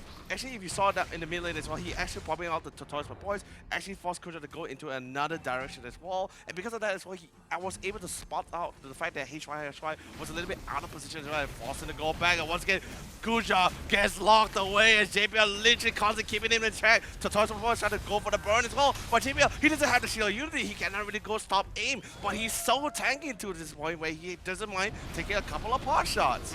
Once again, Pokemon going right in to disrupt the enemy team, making sure that AIM can't get that Feather Airstrike to break it this time. They've got him in your wave. Kuja now starting to get in trouble. The Feather Airstrike is coming down onto Pokemon, but he's regenerating from everybody in between. HY with a huge blazing duet. It's not going to matter. Kuja still alive and Pokemon unable to defend. HY solo alive left. Aeon able to pick up that kill. They break both inhibitors. Raging Sandstorm in the middle landing onto GG, but that's going to be one down. Potato looking to end this. And this is EVOS SG victory! Oh, the crowd goes wild. The fans is absolutely unstoppable. The underdogs will fall here as EVOS actually clean a beautiful game of 2-0 here. Really well played stuff coming from both of these teams. Yeah, and you know, Orange Lord of Esports, they were in a tough position there. They couldn't get that, they couldn't mount the same defense as they did before because they were able, because EVOS made sure they saw what happened, they adapted to the next problem, and they made sure they solved the problem. Oh man, seriously, what a game here. Like, first game, drafting was all about the game here for side of EVOS SG. Second game, they play with the timings, they played around the clock, totally understanding the fact he still needs to go for the farm, and also knowing the fact that if they are able to just shut down HY, it doesn't matter if they still have the fast enough to go for the siege, that just gives them a clear opening for them to go for that Luminous Lord. Yeah, I mean, it was a really smart idea because HY was so much time up. Yeah, like they sent 3 members up there, and then they thought, all right, something's up here. If you looked at the mini-map, and I'm pretty sure the highlights will show it as well, a lot of the members were diverting their attention. It was like, okay, while he's doing that, we gotta start threatening Lord to kind of pull pressure away, and then it becomes this big game of tug of war. Speaking of tug of war as well, this is the highlight brought to you by YouTube, powered by Selka, to see exactly what went down towards the early game, towards the mid, and even towards the very end. Yeah, and I mean, overall, it was a pretty good early game coming in from Orange Lord of Esports. Their power spike at 4, that worked out so well. But as it transitioned into the mid game, here, didn't exactly work out as well, because that's when EVOS SG really started to kind of play defensively. They just had to survive this power spike before they hit their own, and then it will come down to one 50-50. Yeah, and the thing is like there was this one point in the fight, especially this or in this lane in particular as well, that the fact that Orange Love, I think they got a little bit too greedy as well when they saw Soul actually, not to say like super low, but low enough for actually both HY and aim to actually go for that pickup. But they also need to take into account as well that look at the mid lane as well. There is no one that they have no idea, they have no information, no vision at all, knowing where they can possibly go for. Yeah, and the worst part about it, HY, yes, he still has his Aegis, but the same doesn't go for the rest of the team as they're able to just gun on top of all of them and just punish them really hard. Even HY has to commit his Aegis, but it just wasn't good enough. Yeah, I think at this point the biggest mistake was the fact that GG didn't bother to use his ultimate there. And I think it's just the underutilization of the Dark Knight Falls, just to kind of tell your opponents, like, yes, they are communicating, but if they don't visually see where your opponents are, you can really use that to your advantage, especially for your teammates. For sure. But then after that, literally, it just EVOS actually just constantly going for pickups and looking for a great amount of opportunity. And what best part about it is that Aeon, thank God, he actually took the lot away instead of letting it reset away from Orange Love Esports. And that was just a beautiful secure. Although, yes, a little bit too close to comfort when there was that knock-up and Kuja was a little bit too close there for the Lord. Yeah, I mean, they knew what they were doing. They did a really good job at that. And I think EVOS SG, like, I kind of have to give it to Potato here, because that early game was kind of rough and their side lanes were really getting punished. But at the end of the day, Potato, he was making sure, I'm going to secure these kills with no issues whatsoever, and I'm going to be able to carry this game with my team. Yeah, and after that one clash towards the top inhibitor as well, they just totally understand the fact, like, alright, with the Frost itself, it's just a little bit difficult for them to see. However, with the Luminous Lawhound, in this case, they are willing to just casually take down the mid inhibitor, although yes, a big pickup kill coming from the side here of Kuja, but it still wasn't enough because the Luminous Slot was still alive, doing a huge amount of damage here. And let's be honest, Potato and Aeon started diverting their attention, because remember, in that last fight towards that Crystal, they lost three frontliners, so they easily diverted their attention where we still have a lot, we still have a couple of minion waves, we have enough damage, hit this Crystal. Yeah, it was really good decision making here and great item. I mean, just taking the battle spell to make sure it really minimizes Kuja's effectiveness on the Barat, making sure, like, oh, as long as I, time this correctly, I can make sure the tongue doesn't connect on me if I preemptively do it. But if it hits, it's like, I'm inside, all right, I'll just wait until I get out and then walk away with the Purify. So really great utilization of the spell. Looking at the items over here, looking for anything out of the ordinary.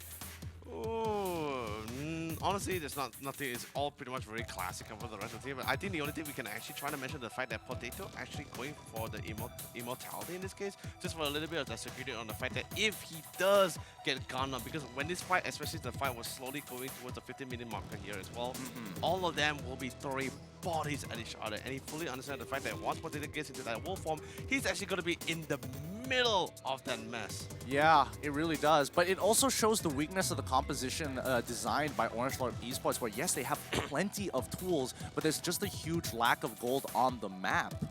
It's just the initiation aggression coming from the side EVOS SG just definitely a little bit more well played, because let's just be honest, if we compare between both Claude and Roger, yes, Roger slowly falls off towards his late game while Claude slowly starts to scale a little bit more better than the Roger. But the early game and the mid game that Roger is able to bring to this game, or at least in this early game in particular, the amount of damage he brings is way more stronger compared to the Claude. Yeah, so let's look at the rich guy here. It's going to be Potato. The carry is going to be HY. The sandbag is going to be Kuja, and the Forgotten One is going to be JPL. I don't really care about that, because right now what's more baffling is the amount of damage coming out of Orange Lord Esports' side. Yeah. Is the sustain coming in from EVOS SG that much higher? Because if you compare if you're looking at the comparison of numbers, we're realizing that Yuzong did the most damage across his team. Claude did 66,000 on top of the fact there's 47,000 from Farza and 54,000 for the side of Orange Lord Esports. But I guess there was a lot. It doesn't make sense. They've out-damaged them in almost every single right, yet they couldn't take them out. No, you must also understand as well, this is a cumulative damage as well, especially for the Claw, because remember, he was going toe-to-toe with Soul, and he has his own natural sustain with the Quicksand Guard. There is really no way for HYHA to really disrupt that quicksand guard at all. Every time he goes for the clash, pulls to the blazing duet, literally what Soul has to do is just drop down the quicksand guard. He heals back up, and to the point where he has to call the rest of the team to really reassist him. But anyway, folks, let's bring out the MVP to see who's our big man from Esports SG, and it's going to be Potato himself with the Roger, who only did 1,988 damage inside the game. But hey, low numbers, but the amount of damage he actually delivered, despite being low, are all crucial damage here. Yeah, he made sure that he made each one of these points of damage very effective in securing the kills on the right targets. I mean, he has been an absolute rock for this team, and he has not failed it just yet. I mean, 28% of the total team's gold earned overall, 7-0 and 3. I mean, he had some close calls there. There's so many close calls, and I think that's pretty much what really great as he went with the immortality as well. He's just like, hey, you know, at least this case, I wouldn't die as fast, or at least I'm so trusting of the fact that Aeon will heal me. Yeah, I don't know. I wish they gave stats for how much like health regeneration was in play coming in from both Yuzong and Raphaelia for the rest of the team, because I think Yuzong tanked quite a significant amount of damage. But what can I say? I mean, that way for sure anyway. But anyway, we're going to be passing to our amazing analyst, Lafel, for an amazing interview with Esports SG. Production, Lafel, take it away. The view dengan Tira. Hello, Yon. How are you, man? Hello. Yeah, You look very happy. So I'm just going to go straight forward with this. How do you guys feel after beating out Orange Love Esports with a very, very clean 2-0? We're feeling good. It's a very good start for us, and we are expecting to play even better in the grand finals. Yes, and that is a good segue for the next question. You guys will be fighting against Todak again, where yesterday it was a very close match. Do you think today will be as close, or do you guys think that you guys have got the momentum to beat Todak today? I think regardless of whichever team wins, it's definitely going to be close. Based on yesterday's series, I think everybody can tell that our levels are very even. So you have to see who make the better decisions, who clutch it out, and who is the deserving champion. I see. Well, it's going to be a very, very intense match. And I would say the final question for today, since a lot of people have heard the retirement story and everything like that, what would you like to say to all of the other teams that have played the playoffs today, including Geek Fam, including Orange Love Esports that just lost? Do you have any encouraging words to all of the players that has made it this far? I think that everybody really played very well. Every season, the levels in MPL is always going up. So continue to work hard, and let's continue to put up a good show next season and for seasons forward. Very, very well said. I'm not going to put you here too much time because you guys are going to fight against Soda after this. But before I let you go, is there anything that you want to say to all of the fans of Esports SG? To all the fans, we made it to the grand finals. Thank you for supporting us, especially to my loved ones, my girlfriend, for being so supportive throughout this period. And we will show what we can do in the grand final. Well, I hope your girlfriend is watching because that's very touching. Thank you very much, Aeon, for the very, very good interview. But right now, I will let you go. You guys need a lot of time, as much time as you guys can get to be prepared to fight against Team Toda. As we can see from yesterday, it's not going to be an easy match for either of those teams. In fact, it is going to be, boleh dikatakan sebagai ulangan MPL Season 4, where we can see Esports against Toda. And in that series, it was a best of 5, and it went to all 5 games. And based on yesterday, it might drag out to all 5 games again, which I do have to say, casters, you guys better be prepared. It's not going to be an easy series. You guys will lose your voice. You guys will have to bring it all on the table because Team Toda, kalau mereka menang sepanjang season, tak pernah kalah. Dan Esports SG, kalau mereka menang, ini adalah kali kedua mereka menang MPL. Dan inilah next matchup kita, the Grand Finals. Team Toda menentang dengan Team Esports SG. Once again, Malaysia versus Singapore, where Esports, they have just proven that they are the best Singaporean team, and Toda currently, again, the best Malaysian team. But the thing that we want to know is who is the better team overall. Will Malaysia bring in the trophy or will Singapore take it away? Either ways, just a friendly reminder to everyone that is watching, COVID-19 is still a serious pandemic, so please make sure you guys keep yourself sanitized. And whenever you guys go out, only go out when you really, really need to go. If not, just stay at home and keep social distancing. Anyways, my name is Aiman Lafel. You guys are watching MPL MY Season 6 Malaysia Singapore. Don't go anywhere as we will watch the grand finals right after this.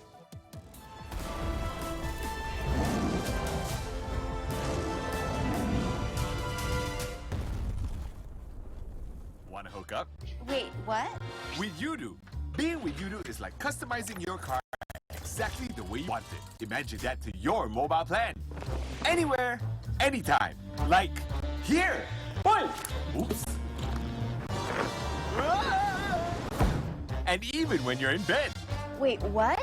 Yes, just download the Udo app and customize your mobile plan exactly the way you want it.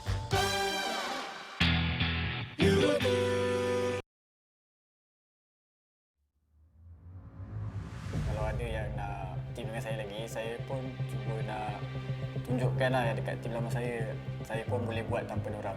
Sebab saya percaya yang makin kita usaha, Tuhan pun akan bagi yang terbaik untuk kita orang lah. Momen tu yang buatkan saya rasa macam okay, maybe this one I think I nak retire dah, cukup lah.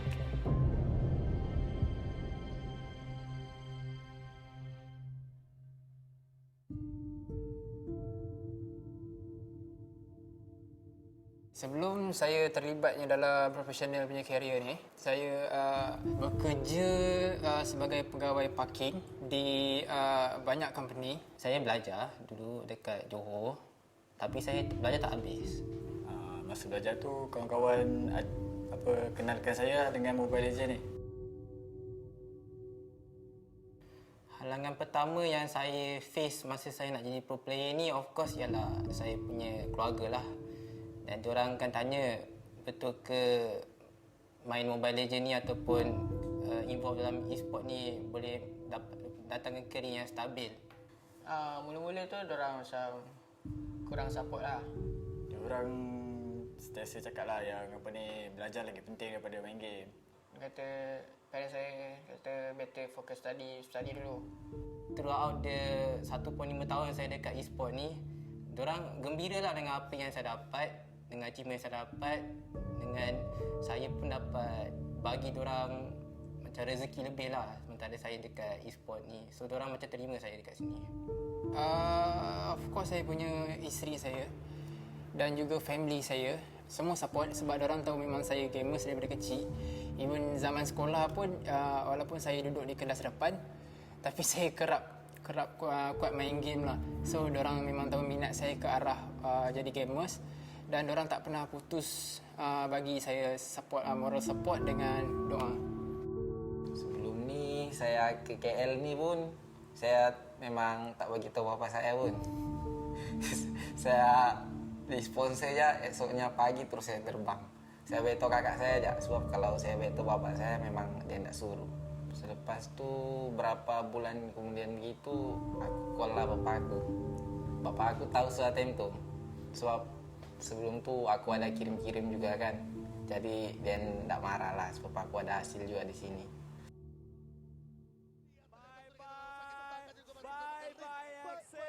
Paling down time the whole career saya mungkin masa M1 lah. Sebab banyak player yang menangis dan sedih tak dapat main untuk wakil Malaysia kan kat di World Cup kan. And then kita orang dapat that slot untuk main M1. But I felt somehow macam kita tak betul-betul cuba 100% tau untuk buat terbaik macam tim Todak lah.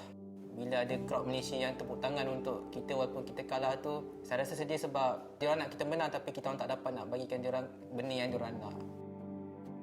Tim yang saya rebound tu tinggalkan saya sebab saya tak tahu sebab apa kan sebab dia tinggal saya. Perasaan saya waktu tu saya rasa down sebab dah kena tinggal seorang kan. Tapi Aaron ada time tu dengan saya.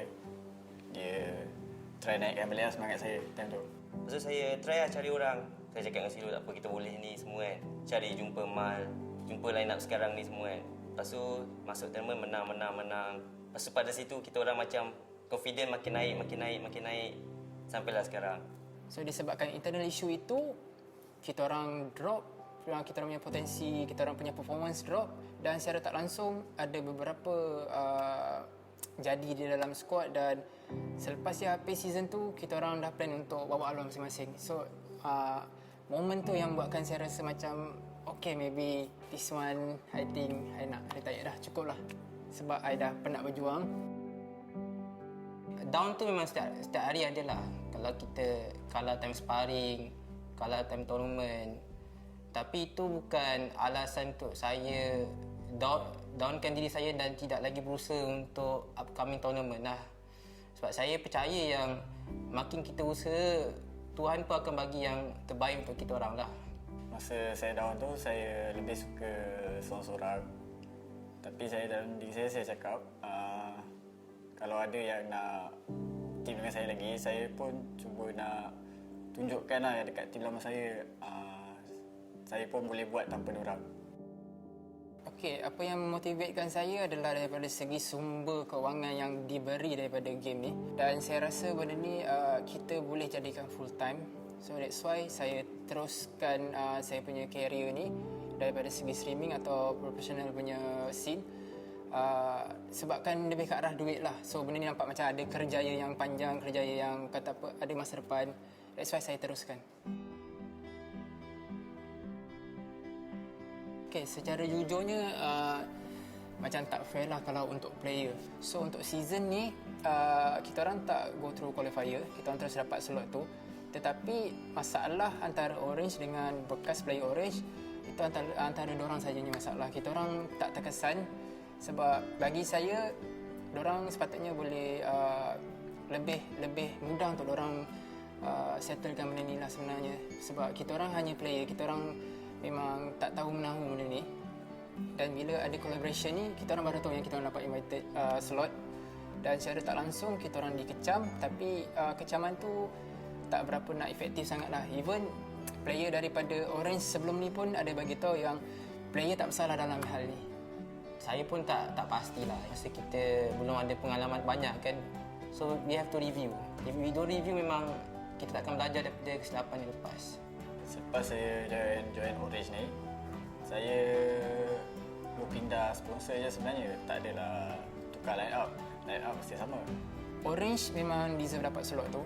Sebab kalau ikut pada rule, kalau orang baca betul-betul rule tu, tapi kalau daripada sudut segi player, benda tu macam tak fair untuk player. Terima saya nak buktikan kat tim lama saya tu, dan saya rasa pun saya dah buktikan. Dan sekarang saya nak lebih daripada tu lah. Dia pernah cipta sejarah lah, cipta momen yang semua orang tak boleh lupa. Legend. I don't have an answer for this. I don't know why. Player yang lama yang main pada MPL Season 1, Season 2, dan dia pernah champion ataupun top 3 ke. Lepas tu dia tak main kompetitif lah, dia jadi streamer. Bagi saya tu lah definisi seorang legend. Saya rasa Zon lah. Sebab Zon ni seorang yang rajin dan dia seorang yang pro, dan dia ni memang player-player Indon, Filipin memang puji dia.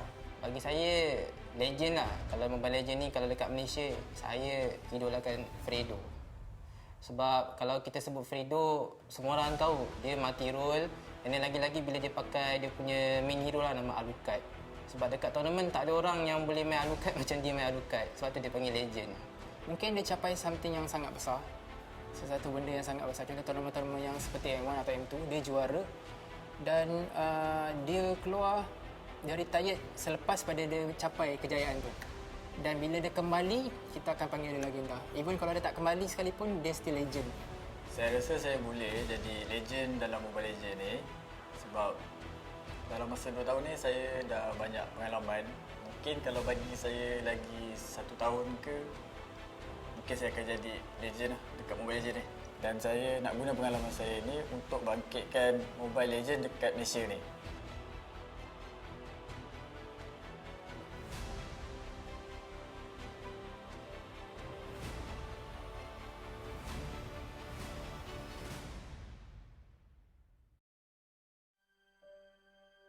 Being a gamer is not really that easy lah.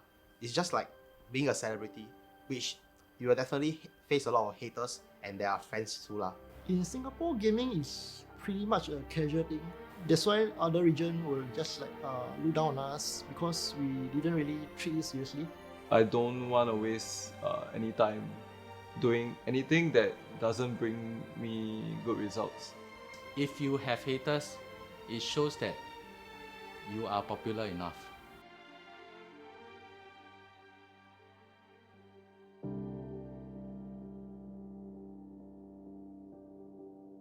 I'm 26 years old this year and I'm doing gaming as a full-time thing. So I basically game and stream casually. I've actually just graduated last week. I was pursuing a degree in mechanical engineering. Gaming-wise, as a professional gamer, I think it started from like 14 years old. I have been gaming since 3 years old. Currently, I'm just working part-time, so actually I have many spare times to play Mobile Legends. Definitely it's a dream job to me because my hobby all along is gaming and it's my passion to game as well. So moving into Mobile Legends was during national service where you only had your phone in camp. So the only competitive game to play is actually Mobile Legends. I think all along when I play a game, I always play competitively. So when I started playing Mobile Legends, I already told myself that if I do pretty well, then I will start to play competitively. For me, it's a very big challenge, and honestly, I didn't cope very well because if I did, I would have done better in my studies. I can say I cannot manage my time. Yeah, I got to say it's my wife being very understanding that I can do it till now. I would say with the amount of time I put on streaming, if people knows my highest one day, right, I stream 19 hours. I only have one off day a week, which I usually spend like maybe half the day with my family and then the other half training again. Definitely at first my parents' decisions were very unsupportive. They were very against it. But as time goes by, when I start showing results, then they were supportive of it. Asian parents being Asian parents, they are definitely not supportive. They are not open to the idea of esports. I mean, even for myself, I'm like one leg in and one leg out. I'm not very sure of this new concept. Singapore community is pretty toxic because they like to flame each other in game. Like my teammate Adamir, every day he will just flame, yeah. So Singaporeans tend not to really like support these kind of things, even like supporting each other. Haters, I see them every day on my stream. So it's something that I already got used to it. If you have haters, it shows that you are popular enough. Cost of living in Singapore is a lot higher. It is more sustainable to pursue a career in other fields, other traditional fields instead of esports. When they ask about my job, right, always first thing they'll ask, huh? Gaming can earn money, one man? I think it's already gradually changing. Like people used to be so against gaming. Like when their kids start gaming, they'll be like, oh my god, stop playing game and go and study. I feel that Mobile Legends in Singapore is expanding. For now, I think it's getting so much better as there are more tournaments coming up as it compared to last time and the prize pool is increasing also. The esports industry, like I said before, it's growing slowly and steadily. More and more open to this new industry. So yeah, definitely people's opinions on esports is changing. It takes someone brave enough to commit full time onto it and make it happen. We have to understand that we are not just playing the game like any other players. We have to keep at a very high level as well as trying to find joy in doing it instead of like seeing it as a job. I think the main motivation is to bring glory to the team, to the organization and family and friends that have supported me throughout my journey. And also, I think for me personally, it's about justifying my sacrifices and efforts. I actually thought of giving up Mobile Legends because I actually tend to get bored quite easily. So when I play something repetitively, I really get bored of it. But I just decided to continue until now because especially I'm doing well in this game, so I will continue to persevere, I guess. I feel MPL is one of the highest stage to reach already. Actually, we never expect to get in. We just like, hey guys, let's try for fun. And oh yes, we got it. So we are happy about it. It's more of representing Singapore in the SEA Games. Being part of the national team, donning the entire official uniform at the airport is like I would say my proudest moment of. MPL to me is definitely like, it's not a stranger to me, it's something very familiar to me because I've been playing almost every season of MPL from season 1 to 5. So I would say it's something very normal to me lah. Yeah. Beating up Malaysian teams will definitely bring more satisfaction because in a way or another, right, you beating your own country team, you don't really get to say much. At least in the sense that we beating the other country, right, is a proof of our own country's point. It's a battle to represent the country and being the top in the country, so winning over a Singapore team is more satisfying. I feel like a legend not only plays well in terms of esports, not only plays well, he has to command his team, grow his team, he grow players as well. Not only he just win himself, but he grows the community and make everyone improve as a whole. To me, there is no legends yet, as in legends always change. Okay, so for me, a legend is someone who leaves his mark on the game, reaching a very, very big level that nobody has reached before. I would consider myself a legend locally because over a span of close to 1.5 years, from 2008 to 2009, my team has won most local tournaments, and on top of that, we have been the team to represent the country. Yeah, so me and some of us have been in Evolves for more than 2 years, and it is very likely the last season for most of us that have been playing for very long. So I hope to pull up a good show for all of the supporting fans and win the championship.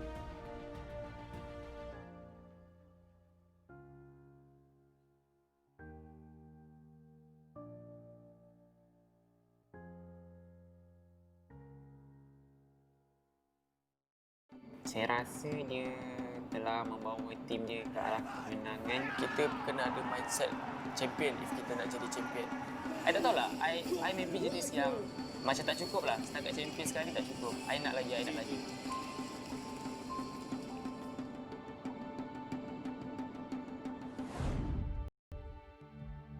Saya rasa Smooth sebagai seorang kapten ni memang sesuai lah dengan dia.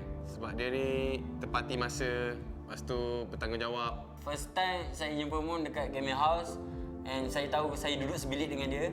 Saya tengok dia jenis macam diam sikit daripada bocah macam tu. Zon outside the game dia tak banyak cakap sangat. Tapi bila dia masuk dalam game tu dia dah start serius lah, dia fokus, dia lebih fokus dalam game daripada luar. Smooth ni orang ni macam baik hati, tak kuat marah, suka menolong. Dia ada ciri-ciri seorang leader. In my opinion, Zon is a really versatile player because I have never seen a player that if there is a roster, you can put him in any role. Like, as long as you give him time, he can be the best in every role that he played. Sebelum Mobile Legends ada, hidup saya macam biasa je lah. Cuma saya study sambil belajar. Saya tolong bapak saya berniaga. Saya first main Mobile Legends pada umur 14 tahun bulan 11. Time tu juga I dah join MPL season 2, kedua time tu. Jadi time tu I rasa macam kalau I teruskan study dalam masa yang sama I join MPL, I rasa macam susah lah I nak fokus macam sambil study sambil nak fokus ke arah pro player kan.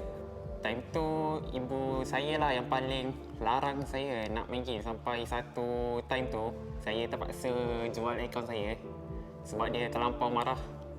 mak saya cakap, kau nak jadi gunting rambut ke, tak kisah nak jadi apa, pembuat air ke apa ke, asalkan jangan minta jadi gamer.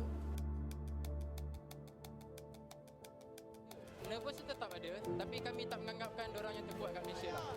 Mendapatkan game kita yang terakhir. Momen yang paling sedih time MPL season 2 lah, di mana saya join dengan Git Mystic. Sama juga, tapi time tu kita orang kalah tau.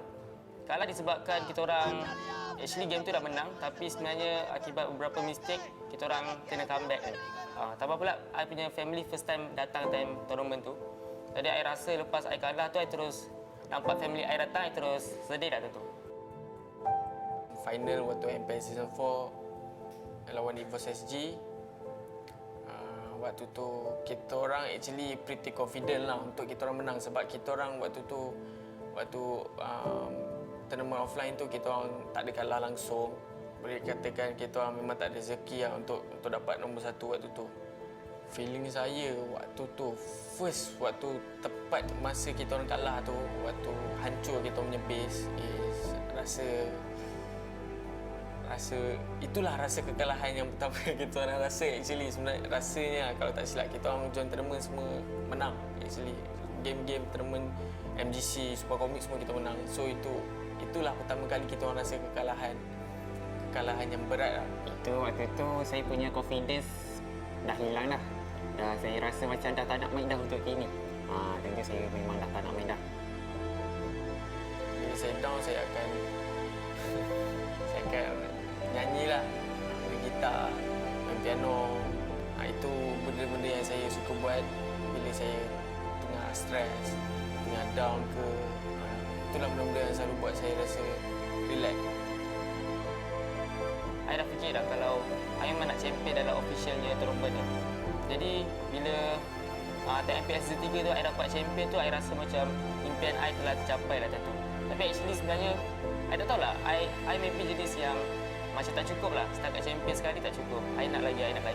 I kena teruskan, walaupun dah champion, I kena teruskan bermain lagi. MPL season kali ni, MPL season 6 ni, InsyaAllah kita orang akan buat sehabis baik lah. Kita orang akan work hard. Memang pun orang kata all out lah kali ni. Sebab kita orang nak rampas balik juara tahta daripada Singapura. Kita orang akan bawa balik ke tanah Malaysia. Definasi seorang legend, saya rasa dia telah membawa tim dia ke arah kemenangan dan membawa nama negara dia sekali lah. A legend is someone that inspires people. Like no matter what you did or what you do in the future, but what you have achieved and what you have influenced on people, people will always remember you. Seseorang yang berpengalaman dan mahir dalam sesuatu bidang dan dapatkan satu achievement yang buatkan orang semua kenal dia dan ingat dia. Kalau nak jadi legend ni, kenalah dapat satu achievement. Contoh macam champion lah. Dia banyak lakukan momen-momen yang penting dalam tournament-tournament besar. Maksudnya di playoff, dia banyak buat momen-momen. So, orang akan ingat yang player tu, di situ terciptanya seorang legenda. Player lama yang berpengalaman dan pernah achieve satu tournament yang besar lah. Fredo adalah salah satu idola saya dulu semasa dia main Mobile Legends ni. Tapi sekarang dia dah tak ada kan, so saya dah kehilangan satu idola. Seorang legend ni jangan give up. Don't ever give up. If kau jatuh, kau bangun balik. If kau tengah susah, kau bagi diri kau senang. Kita kena ada mindset champion if kita nak jadi champion. Okay, so I rasa kalau dalam Malaysia ni memang takkan ada yang orang boleh one dengan saya. Okay, dengan pencapaian dan usaha saya setakat ni, saya rasa saya layak jadi seorang legenda sekarang. Kepada siapa-siapa yang tengok video ni, tak kisahlah negara apa pun, satu hari nanti Malaysia akan jadi top team dalam dunia MLBB ni. So tunggu je lah dan saksikan.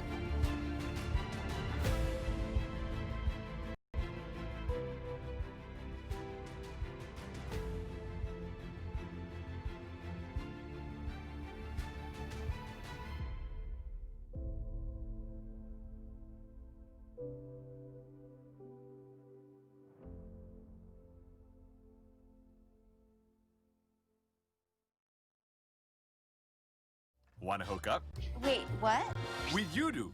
Being with Udo is like customizing your car exactly the way you want it. Imagine doing that to your mobile plan. Anywhere, anytime. Like here. Oops. And even when you're in bed. Wait, what? Yes, just download the Udo app and customize your mobile plan exactly the way you want it.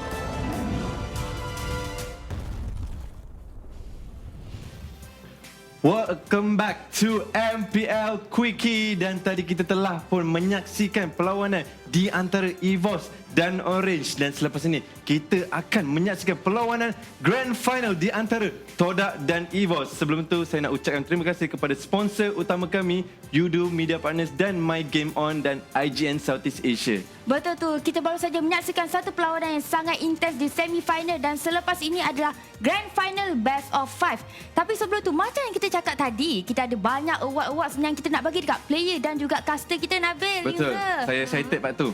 Betul tu. Jadi kita akan mulakan dengan Best Role Awards dekat regular season. Jadi mari kita saksikan di skrin sekarang.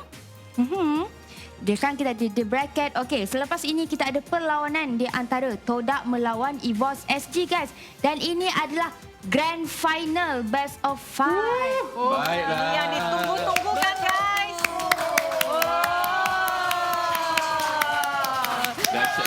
Semangat tu yang kita nak. Guys. Semangat ni yang kita nak. Betul dah. So guys, make sure korang komen tim mana yang korang support. Sebab tim-tim semua perlukan support daripada penyokong. Betul Ini adalah perlawanan yang sangat besar bagi diorang. So support korang memang sangat memerlukan. Yes, betul tu. Ini adalah rematch di antara season 4 yang lepas, iaitu Todak melawan EVOS SG. Adakah EVOS SG akan sekali lagi menjadi juara ataupun Todak yang langgar? Adakah sejarah akan berulang? Kita tak tahu. User rasa macam mana? I rasa, I pun tak tahu apa nak rasa. Okay. All Sebab you the pun best. nervous. All the best Yes, for all both the best. teams lah. Betul Jadi yang tu. supporter-supporter tu jangan lupa untuk like dan share stream ni. Bring your friends, bring your family, bring your loved one, all watch this together. Yeah. Jadi ramaikan stream ni, guys. Jangan lupa like and share juga. Okey, kita kembali kepada awards yang saya cakap tadi tu. Mungkin ramai yang confused, apa tu awards yang nak bagi dekat player dengan caster. Kita ada macam-macam, tapi kita akan mulakan dengan dulu Best Role Awards untuk regular season je, guys. Wah, mari betul kita lihat. tu. Regular season, iaitu sama ada the best tank, the best jungler. Okey, macam yang kita lihat di screen sekarang ini. The Best Jungler Award jatuh kepada Aaron daripada Red Ribbon. Dan di best tank, yang ni Saiyajin, the best tanker jatuh kepada Saiyajin Team SMG. Member. And the best fighter in regular season jatuh kepada Formis daripada Todak.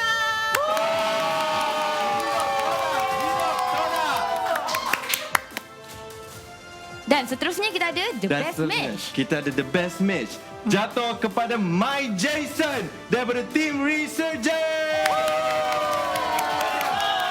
Ni pun member kan ni. Dan juga best assassin dan juga best marksman jatuh kepada Chiku dari tim Todak. Betul tu. Tahniah kepada semua dan juga kepada runner-runner up kita.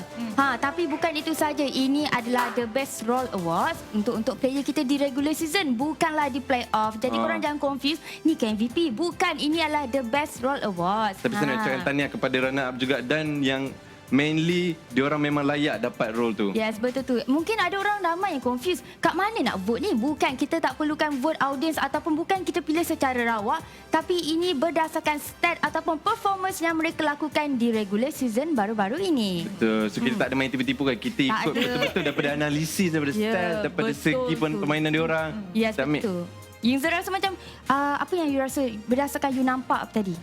Saya rasa memang dia They orang deserve memang lah. deserve it lah. They deserve it. Even yang runner up tu pun dah close. Tapi itu adalah the best role award. Sekarang kita ada best rookie award. Best rookie pun ada. Best rookie. Okay, maybe ramai tak tahu. Kalau korang nak tahu, best rookie award ni adalah pemain yang terbaru di dalam MPL MY SG kali ini. Mari kita lihat di skrin sekarang. Kalau korang nak tahu siapakah pemenang dan apa itu best rookie player.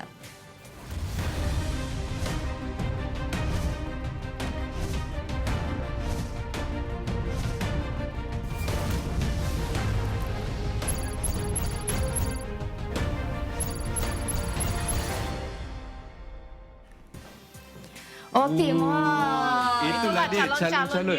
Yes, itu adalah calon-calon yang seperti yang korang lihat di skrin sekarang. Kita ada 5 calon pemenang untuk Best Rookie Awards. And player-player yang korang nampak ini adalah pertama kali join MPL ya. Pertama kali? Pertama kali.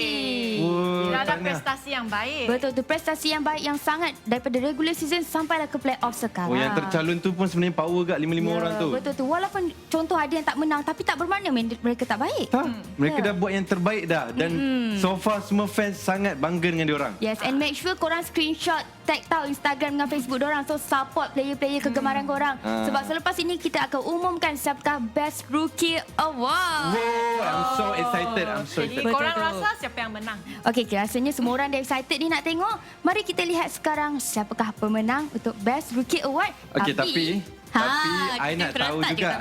I nak tahu juga komen orang-orang kat sana rasa siapa menang Best Rookie. Sebab kita orang ni sebenarnya baca komen. So kita nak tahu dulu siapa sebenarnya pilihan korang untuk yang korang rasa baru je main MPL kali ni tapi nama dia dah naik, performance dia dah naik. Betul tak Yingza? Betul. Tapi 5-5 tu dia macam fight-fight Memang sangat yang Nabil rasa sengit. Okey, saya rasa Fomis lah. Saya rasa saya bagi tahu je. Kalau saya adalah mana dia tahu. Dah nak last lah nak rahsia. Of course sebab kita nak tengok sebenarnya siapakah bakal pemenang. Rasanya player-player yang di rumah calon-calon kelima orang ni sangat berdebar. Dia kata tadi kata nak beritahu dah, ni tak beritahu lagi. Mana ni kan? Tapi kita nak buat surprise. Kita nak sebab kita nak kena discuss dulu. Kita nak buat ramalan cuaca sikit. Supaya ramalan cuaca. Supaya mana tahu ketekaan kita jadi betul kan. Mana tahu mulut masin. At least kita tahu lah mulut kita masin kan. Betul tu. So kita nampak ni player-player yang baru ni walaupun keramannya masih muda ya. Sangat muda. Sangat muda ya. Umur 19, 20. Umur dalam 19, 18 macam tu. Okey, macam yang korang nampak sekarang 5 orang. Kita ada Scoopos, kita ada Formis, kita ada HY, kita ada GG dan kita ada Nothing to Say. Okey, saya tahu GG 19, Nothing to Say 20 dan diorang berasal daripada Indonesia. Yes. Okey, rasanya kita pun dah ready dah ni nak tengok siapakah pemenang dia. Betul. Dan mari kita saksikan pemenang untuk The Best Rookie Awards jatuh ke Formis.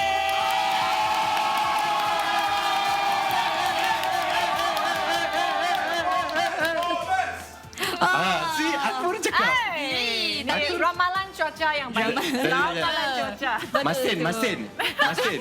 Tapi memang dah ramai dah agak Formis daripada Toda adalah Best Rookie Awards. Untuk pengetahuan korang, Formis hanya berumur 19 tahun dan berasal daripada Kota Baru. Kota Baru. Tahniah Formis. Tahniah Formis. Tahniah dia ucapkan Formis.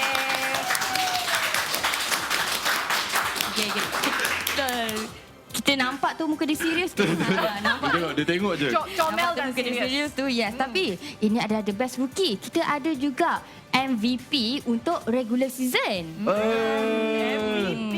Betul tu. Mari kita saksikan siapakah calon-calon MVP Awards kita.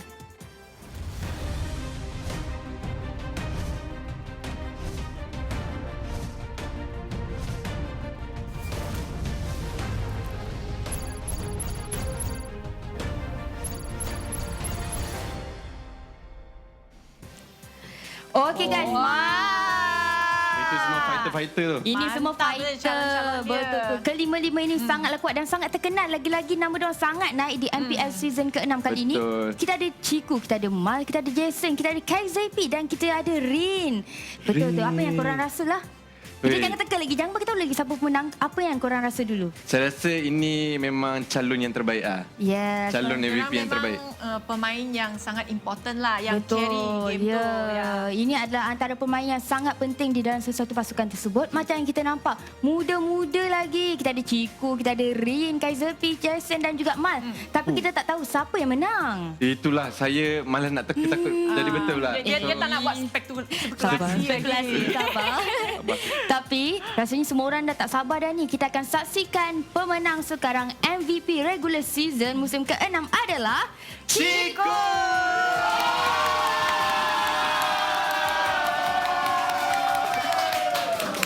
Tahniah kepada Chiku daripada Toda. Tahniah. Betul tu. Ciku baru berumur 19 tahun. Tapi dah buat macam-macam. Ya, you tak What tahu am lagi. I doing with my life? No, Ciku yang muda. Tapi tak apalah. Dia dikenali sebagai top hyper carry dalam Malaysia, Singapura ya. Kita tengok dia macam selalu nampak dia carry dia punya player. Dia juga best marksman dengan best assassin. Yes, betul tu. Macam yang kita selalu nampak, dia sangat berani ya untuk ambil high risk untuk mati. Macam kata kita selalu cakap, Ciku tak takut mati. Mati yang takut Ciku. Mati takut Ciku. Mati takut Ciku. Dia Itu ni kata memang kita yang cakap. Memang legendary. Yes, memang legendary. And tahniah lagi sekali kepada Ciku daripada Toda. And untuk siapa yang tak menang, jangan risau. Korang tetap the best, okay? Okay, ini adalah MVP untuk regular season sekarang. And selepas ini, kita ada award untuk Best Talent Nomination. Wow. Kita termasuk ke dalam talent ni? Tak. Ni sebenarnya tak fair jugalah. Tapi tak apalah. Sebab ini adalah daripada regular season sampai ke playoff. Best Talent Nomination ini dijadikan khas untuk caster dan juga analisis kita. Yang disayangi. Yang dicintai. Diorang ni sangatlah hardworking people. Diorang yang memajukan benda ni. Kalau tanpa diorang takkan benda ni. Diorang yang kasih hype game, yang buat analisis yang susah-susah guys. Betul tu. Jadi kita ada video khas, tribute video untuk caster dan analisis kita yang tersayang. Mari kita saksikan.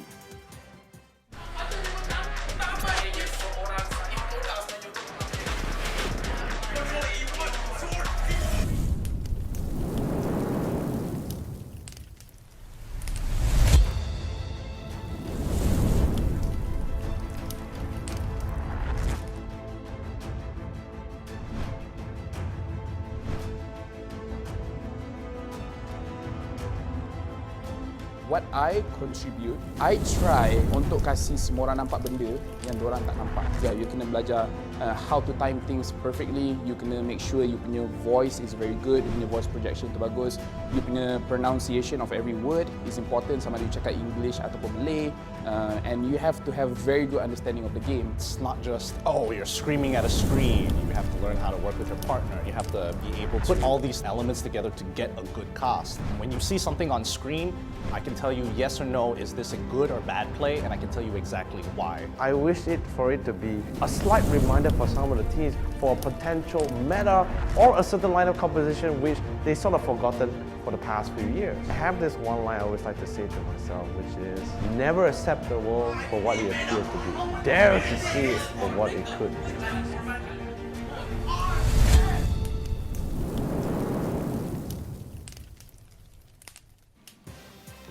Wah, macam yang korang nampak tadi, itulah calon-calon Best Talent Nomination kita guys, daripada caster dan juga analisis. Frontliner kita yang dikasihi. Betul tu, daripada regular season sehinggalah ke playoff, mereka bekerja keras untuk berikan segala information yang terbaik kepada korang. Ya, dan tak berhenti buat yang paling terbaik. Always, hari-hari put all out. Yes, Gingza, you rasa sedih tak sebab kita tak masuk dalam tu? I tak rasa sedih. Kenapa?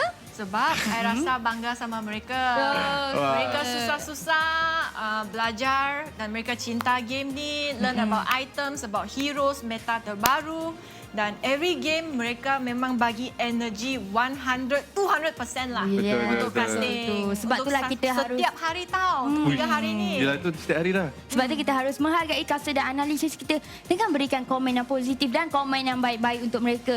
Bukan senang je untuk komen dan tengok video ni dalam waktu yang sama. Itu kerja susah tu. Betul Itu tu. saya memang respect orang yang macam tu. Tapi selepas ini kita akan menyaksikan pemenang dan kita akan menyaksikan siapakah yang dapat Best Talent Nomination Award.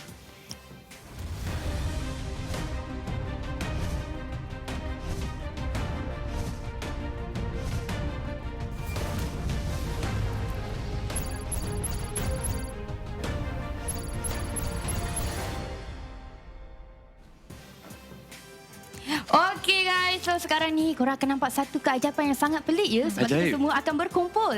Okey, saksikan sekarang. Oh my god. Welcome back guys. So caster-caster dan analisis kita, adakah korang excited? Okey, lakukan jangan jadi macam planet of the apes dulu. Sabar sabar sebab kita belum lagi umumkan pemenang. So caster-caster analisis kita, apa yang korang rasakan sekarang? Kita mula dengan Ikuto dulu. Ianya pastinya sangat menarik dan jarang kita ada benda ni sebagai salah satu acara di dalam MPL. Ya, kerana kebiasaannya seperti diabaikan tetapi sangat baik daripada betul. Hari ini tidak. Hari ini tidak. Tapi yang saya rasakan yang patut kita lakukan selepas ini adalah mute orang yang di bawah saya ni, takut dia terlampau bising. Mute orang di bawah saya ni. Orang tengah-tengah tu kena mute tu production. Yes, nampak tak dia tak duduk diam. So apa yang korang accept daripada ni? Agak-agak apa yang korang rasa award ni akan ada lagi ke apa ke? Untuk semualah, untuk analisis dan caster kita. Lafel kenapa pula tiba-tiba diam tu Lafel? Okey, tercekik apa-apa ke? Tak, hashtag no audio for Lafel. Hashtag no audio for Lafel. Okay. Memang kena mute. Okay. Sekarang semua orang dah bagi perhatian kat I. Okay. I just nak cakap, okay. Hello Yingzi. Hello. Thank you very much. So, ini at least dekat screen TV semua orang boleh nampak dah I dah cakap hello Yingzi dah cakap hello balik kat I. So, mohon jealous. And I rasa I dah cukup time untuk cakap. Cuma season ni I sangat sedih sebab I macam boyfriend ramai orang kat luar sana. I perform 5 minit, lepas tu I pergi balik. Anyways, I rasa better kita dengar apa English casters nak cakap juga. Okay, English caster kita nampak dia orang kat bawah tu dah tersipu-sipu malu dah dengan apa yang cakap. So, apa pemandangan you rasa dalam ni? Well, I don't know about you, Leonard, but I honestly feel like this is, like Ikuto said, it doesn't happen very often. It feels kind of weird. I don't know what to feel about it, honestly. I mean, So you guys are very excited, right? Too excited. Too excited. Very hyped for it as well. 10 out of 10. You think you guys can win though? 10 out of 10. The score is 10-10. Come on, Lafel, hands down. I'm a sign. I got the sign, I got the content, I got the magic spinners. It's all in my favor. Yes. Cara mereka bercakap kan. Betul. Comel. Ya, kenapa Lafel? Yeah. Just to remind everyone, every table got my face. Oh my god. Tadi dekat sini tak ada. No, dekat sini tak ada. Pemenang dia Lafel lah tu. Semua pun Lafel. Tapi kita tak tahu, tapi kita rasa pemandangan Lafel tu patut dihapuskan. High five. Sebenarnya audience pun tak sabar dah ni nak tengok siapa Best Talent Nomination. Dan sekarang kita akan umumkan pemenangnya. Best Talent Nomination Award jatuh kepada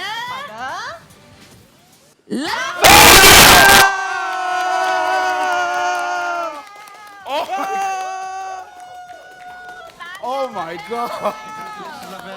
Okey, kita bagi time untuk pemenang bercakap. Okey, Lafel rasa macam menang Oscar Award kan? Okey, apa perasaan you? Honestly, I very speechless. I memang tak sangka sebab I rasa I patutnya dapat award ni dah lama dah, tapi tak apalah, baru sekarang semua orang nak sedar I punya talent. Thank you kepada semua orang yang bagi support. Thank you kepada team Esports SG kerana secara diam bagi tahu kita punya production team yang I patut dapat award ni. And I rasa sangat terharu. I kan sekali je season ni tapi I tetap dapat talent award. So thank you very much kepada semua dan saya harap semua orang bagi tepukan kepada saya guys. Bagi tepukan kepada saya. Thank you for the analysis. This whole season. Thank you. Dan nampaknya Lafel memang sangat terharu ya guys. Kalau korang nak tahu dekat sebelah kita orang ni dalam studio dia hampir nak menangis. Dia tersesak-esak. Dia mengerang. Lain pula tu. So Nabil, you ada nak cakap apa-apa tak pasal Lafel? He deserve it. Dari pemantauan I memang he deserve. Ya betul tu. So guys, boleh pergi ke Facebook and Instagram Lafel. Ucap tahniah kepada Lafel kerana dia adalah pemenang untuk Best Talent Nomination Award kali ini. Yes. Okey, kita dah tengok itulah award-award yang diberikan kepada caster dan analisis kita untuk menghargai kerja keras diorang. Tapi tak bermakna yang kalau itu tak terbaik kan? Betul. Tak You guys, all of you, the best in my heart. Ya.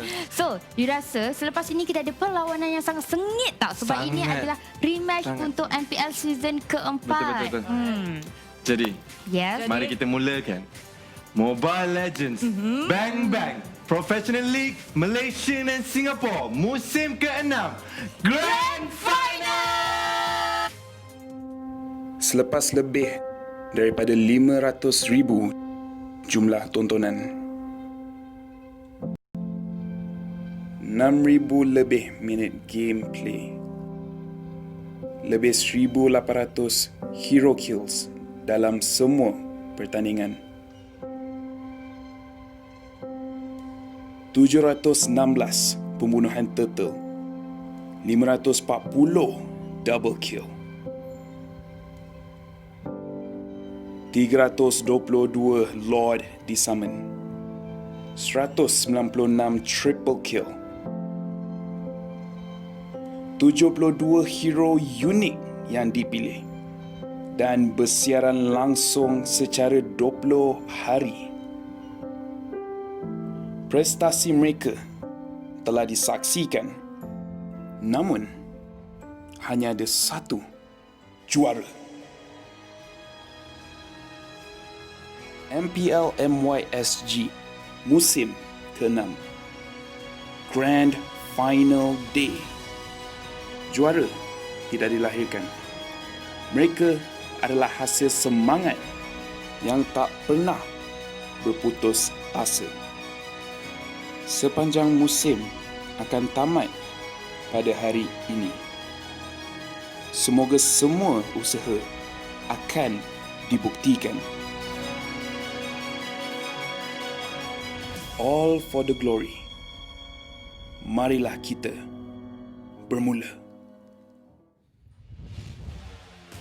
Well, it's time to begin the championship Sundays here as many teams, 10 teams started off in the MPL and now only one can be crowned the champion. We want to thank everybody who's been with us on this journey because this wouldn't have happened without you guys. My name is Getting Q and this is YOLO Lee for the final best of 5 series we have in the MPL. Yeah, really big thanks to all of you amazing viewers for joining us all the way from the regular season all the way to the very last day of the championship of the players. But of course, even bigger thanks to our amazing sponsor, Yudu, the official digital telco in Malaysia, our official media partner, IGN, and all these amazing graphics and amazing casting, both analysis and VM stream and host is presented to you by Moontoon. Now we have a big game ahead of us. Probably the biggest grudge raid we'll ever see here. Yeah, absolutely. I mean, unfortunately, unlike the BM side, we're stuck with these. We don't get the actual LaFell himself, the best talent amongst us, apparently. Yeah. And, I mean, he deserves it. Absolutely deserves it. We just wish that we're just a little jealous that he doesn't get to come on this side. He can do both. Why not us? I mean, we did suggest to do a 5-man cast stream, dual language, by the way, but who knows, you know? Well, unfortunately, we won't be getting that. So you're going to be stuck with us for now. And I got a question here. What's up with the get up here? What's going on? Well, all right. I also posted on my social media as well because the train just left the station. So all aboard the Singaporean hype train. It's gonna be Evo's SG for the championship. That's in my favor. And of course, I got my tickets.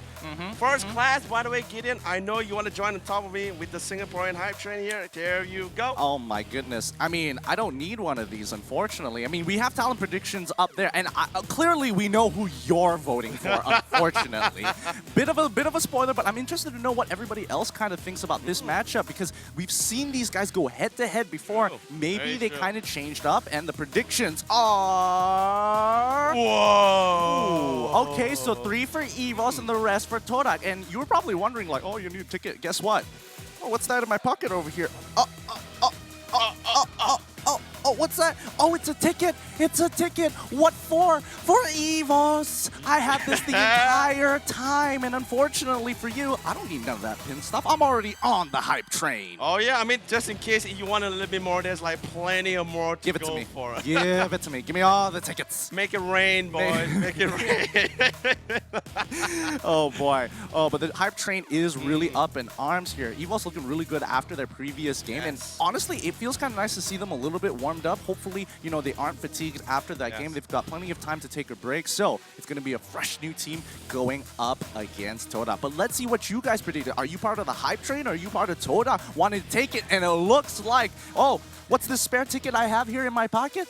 The Toda hype train as well. We've got tickets for both sides, and this one for the audience. I'm going to tell you this right now. I made all these tickets. I did make for Toda as well, but this ticket is not for first class. It's actually this ticket is for baggage. So for all of you audience right now, Toda, I have multiple tickets for you guys saved in baggage. Oh,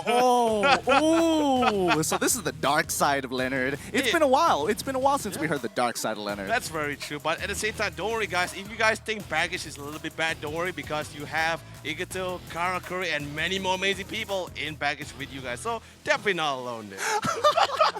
Ooh, this really is the darkest side of Leonard. Honestly, I haven't seen this before. I wasn't ready for this bit, but all right. I guess that's the way it's going to be. But don't worry. Hopefully these teams are going to be showing their A game to prove you guys right and us wrong. I mean, I don't think we're going to be wrong here. The hype train is going to be really great. We all know what happens if you put swordfish in front of a train, okay? I know it's very graphic, but we all know how that ends here. Yeah, I mean, obviously my predictions are for EVOS, but this was a really tough decision, and that's why I had both of the tickets in my pocket just to be like, just in case anything happens, I have like a backup. You know, that's the funny thing, right? Elliot, I may sound dark, but at least I'm honest with my allegiance. This guy's like a freaking thief, you know? If I play RPG, this man's the thief right here. No allegiance at all. Well, I wouldn't say no allegiance. I would just say I just like making smart decisions here. In other words, Matthew, you hear it here, folks. Pass me the influencer box and leave Gideon to leave past me. All right, but honestly, this matchup, it was like, to me, it was like a 51 to 49% for either side.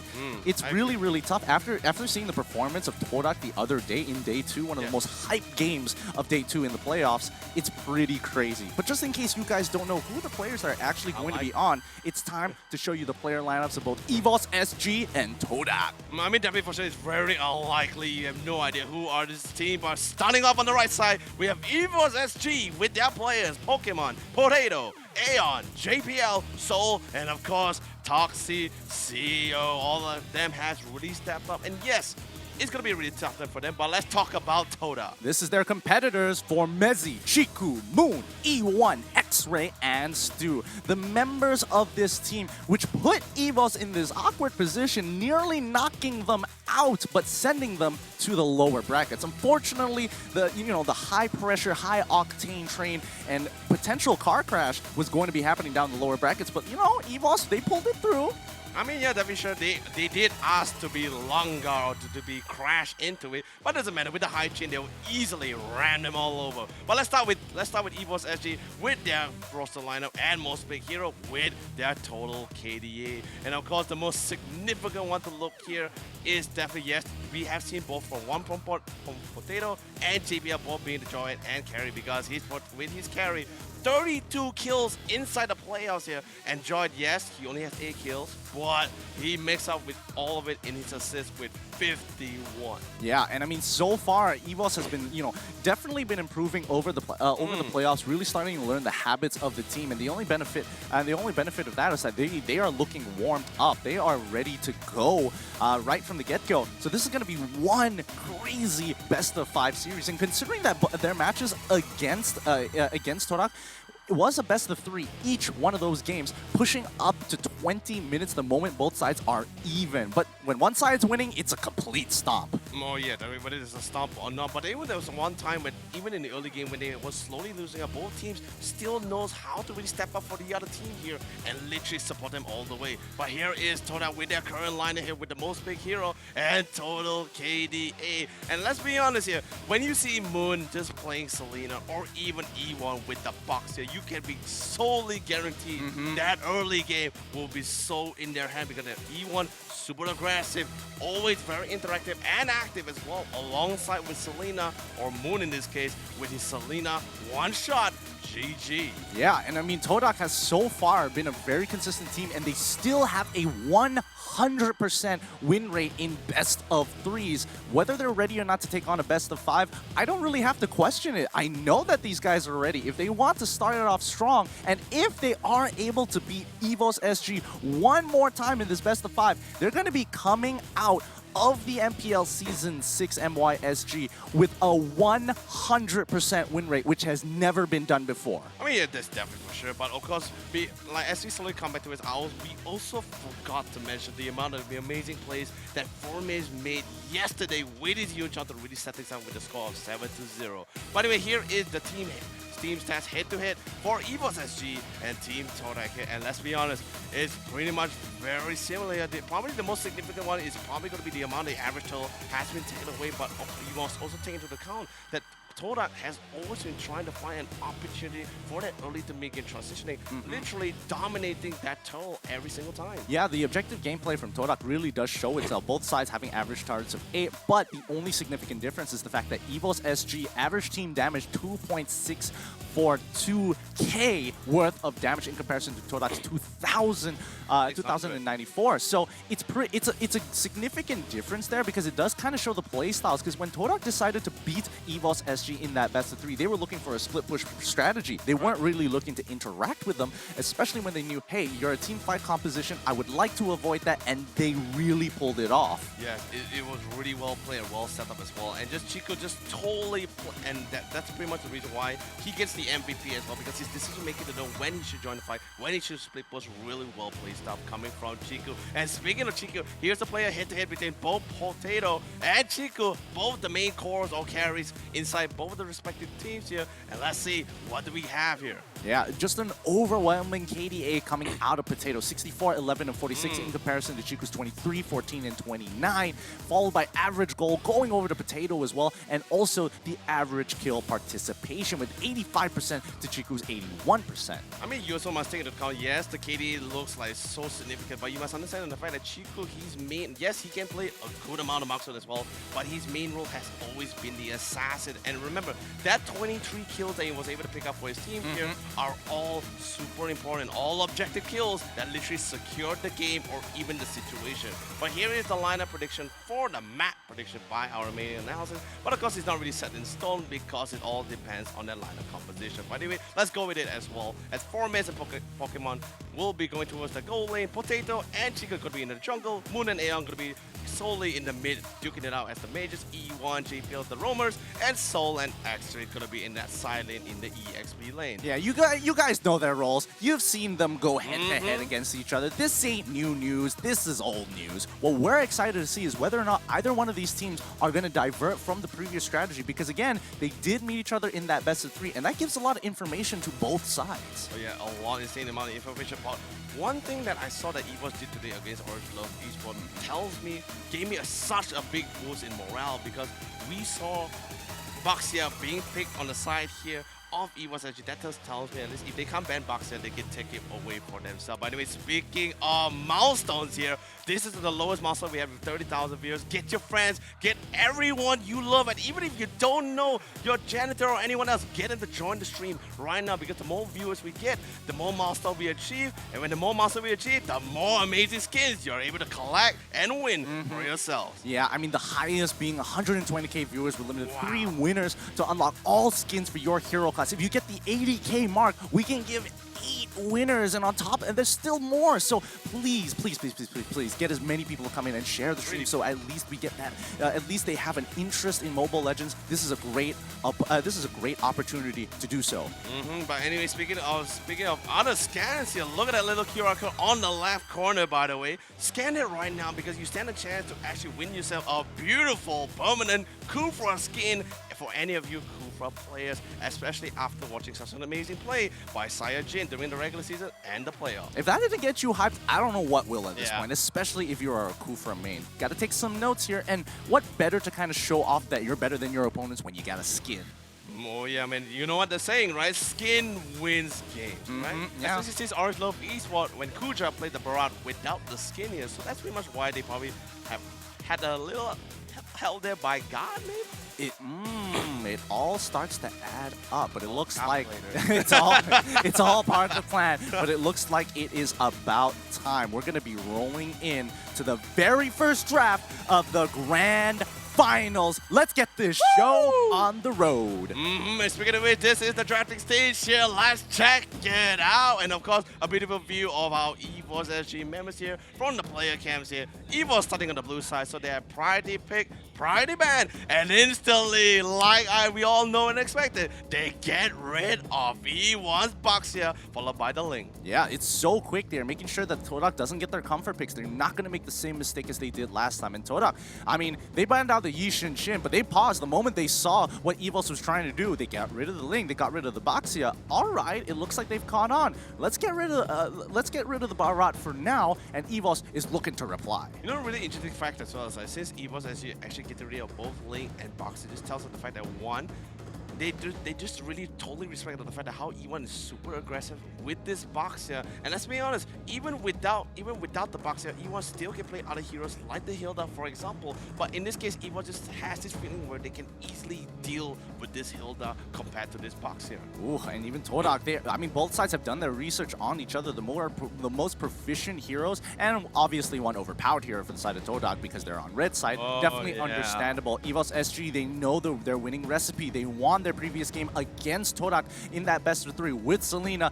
No harm in picking it up now. And the crazy thing about it is, well, since Selena's going to be taken away as well in the hands of Aeon, Todak needs to try to figure out who do they want to have in their early game towards mid-game transition. There is the Hilda, which we have seen E1 played before. Jawhead is also still in the pool, but we rarely seen them playing that Jawhead. But they can still take the Jawhead away from JPL because we know he plays a really mean Jawhead. But in this case, they will lock down the Jawhead and even secure that side lane to get towards that back line with that Yutong. Yeah, and now the question being, do they want to match them here? They've already matched the supports for the side of Todak. They're making sure, all right, I have my flex pick with Jawhead, just in case you have any really terrible matchups, I can still throw Jawhead into the side lane.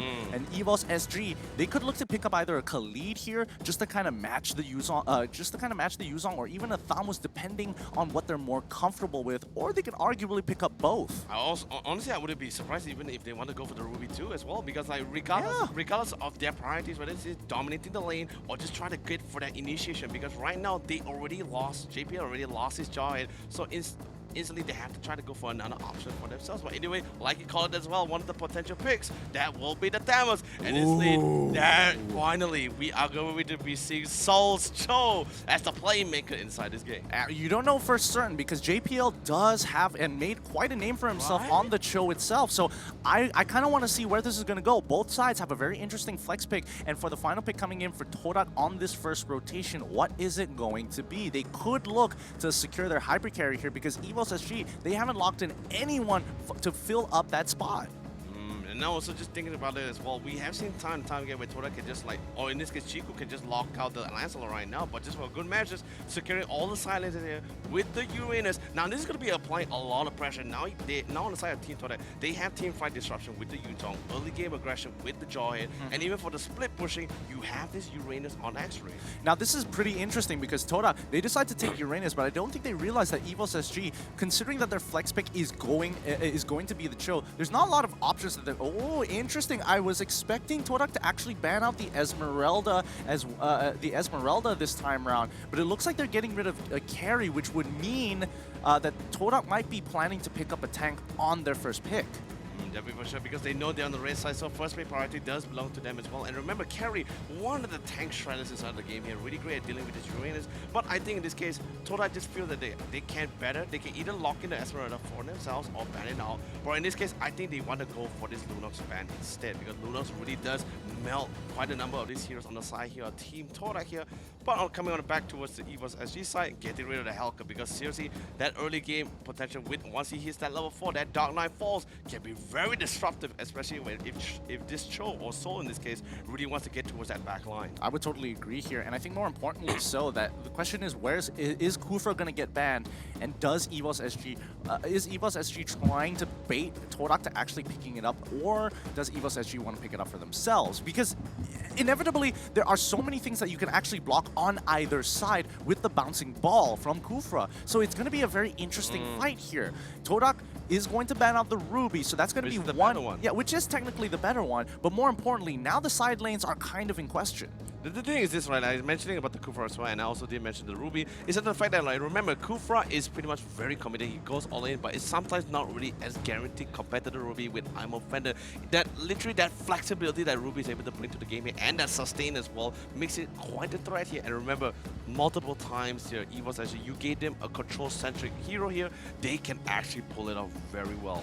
Yeah, I have no doubts about that as well, but I'm more concerned on what exactly is this next ban going to be, because it's really going to determine what the first pick of Todak, what they want. Because if there isn't any tank bans, that's absolutely fine. That means they pick Claude for themselves and then look to pick, well, yeah, now they're going to kind of have to go for Claude here. Lancelot is out of the picture. So now Todak can go for Claude and then look to pick up a tank for E1 later on. EVOS SG, do they have an answer to this? They don't have any way to hard lock down a Claude, just because Cho, it's going to take some time to close that distance in comparison to Jawhead. Oh, you're in my zone. I'm gonna use my unstoppable force, and you're gonna have a problem. It's really difficult as well if they want to go for the claw here. But then again, if you think about it as well, with the current lineup which they have for this, pretty much like all in this case, right?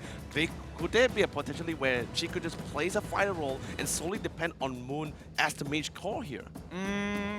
That is a good possibility. Oh, they're going to go for the 1-1 here, making sure that Cho is going to have an extremely difficult time to get on top of her. This is going to be pretty interesting because we haven't seen Chico play 1-1 that often. Actually, I never seen him play 1-1 at all, actually. So this is pretty much like a big surprise alongside for EVOS SG here. But I remember at the same time, like, yes, she can go to the side. Like, that means we have the jungle open for Moon here. And there's a potential the part where he can still go for the Gusion jungle for himself here, as because we know Gusion can also go for the jungle. And remember, there's not much any early aggression besides the Selena on the side here of EVOS SG. I'm thinking whether they want to pick up Farsa for the side of Todak, because again, we don't exactly know, but it's pretty smart drafting coming in from Todak's side, making sure that this support, no matter what this mage support, no matter what it's going to be a counter matchup to something that EVOS has on their side. Now, last 2 seconds here, EVOS need to complete their composition, and it's going to be the Granger as well as the Esmeralda. We haven't seen Granger in forever. Dude, for the longest of time as well. Like, to see him back again, hopefully with the Death Sonata, it's going to be enough with that burst amount of damage. Remember, he is going to be coming nuking a huge amount of damage. Now Todak's last pick here.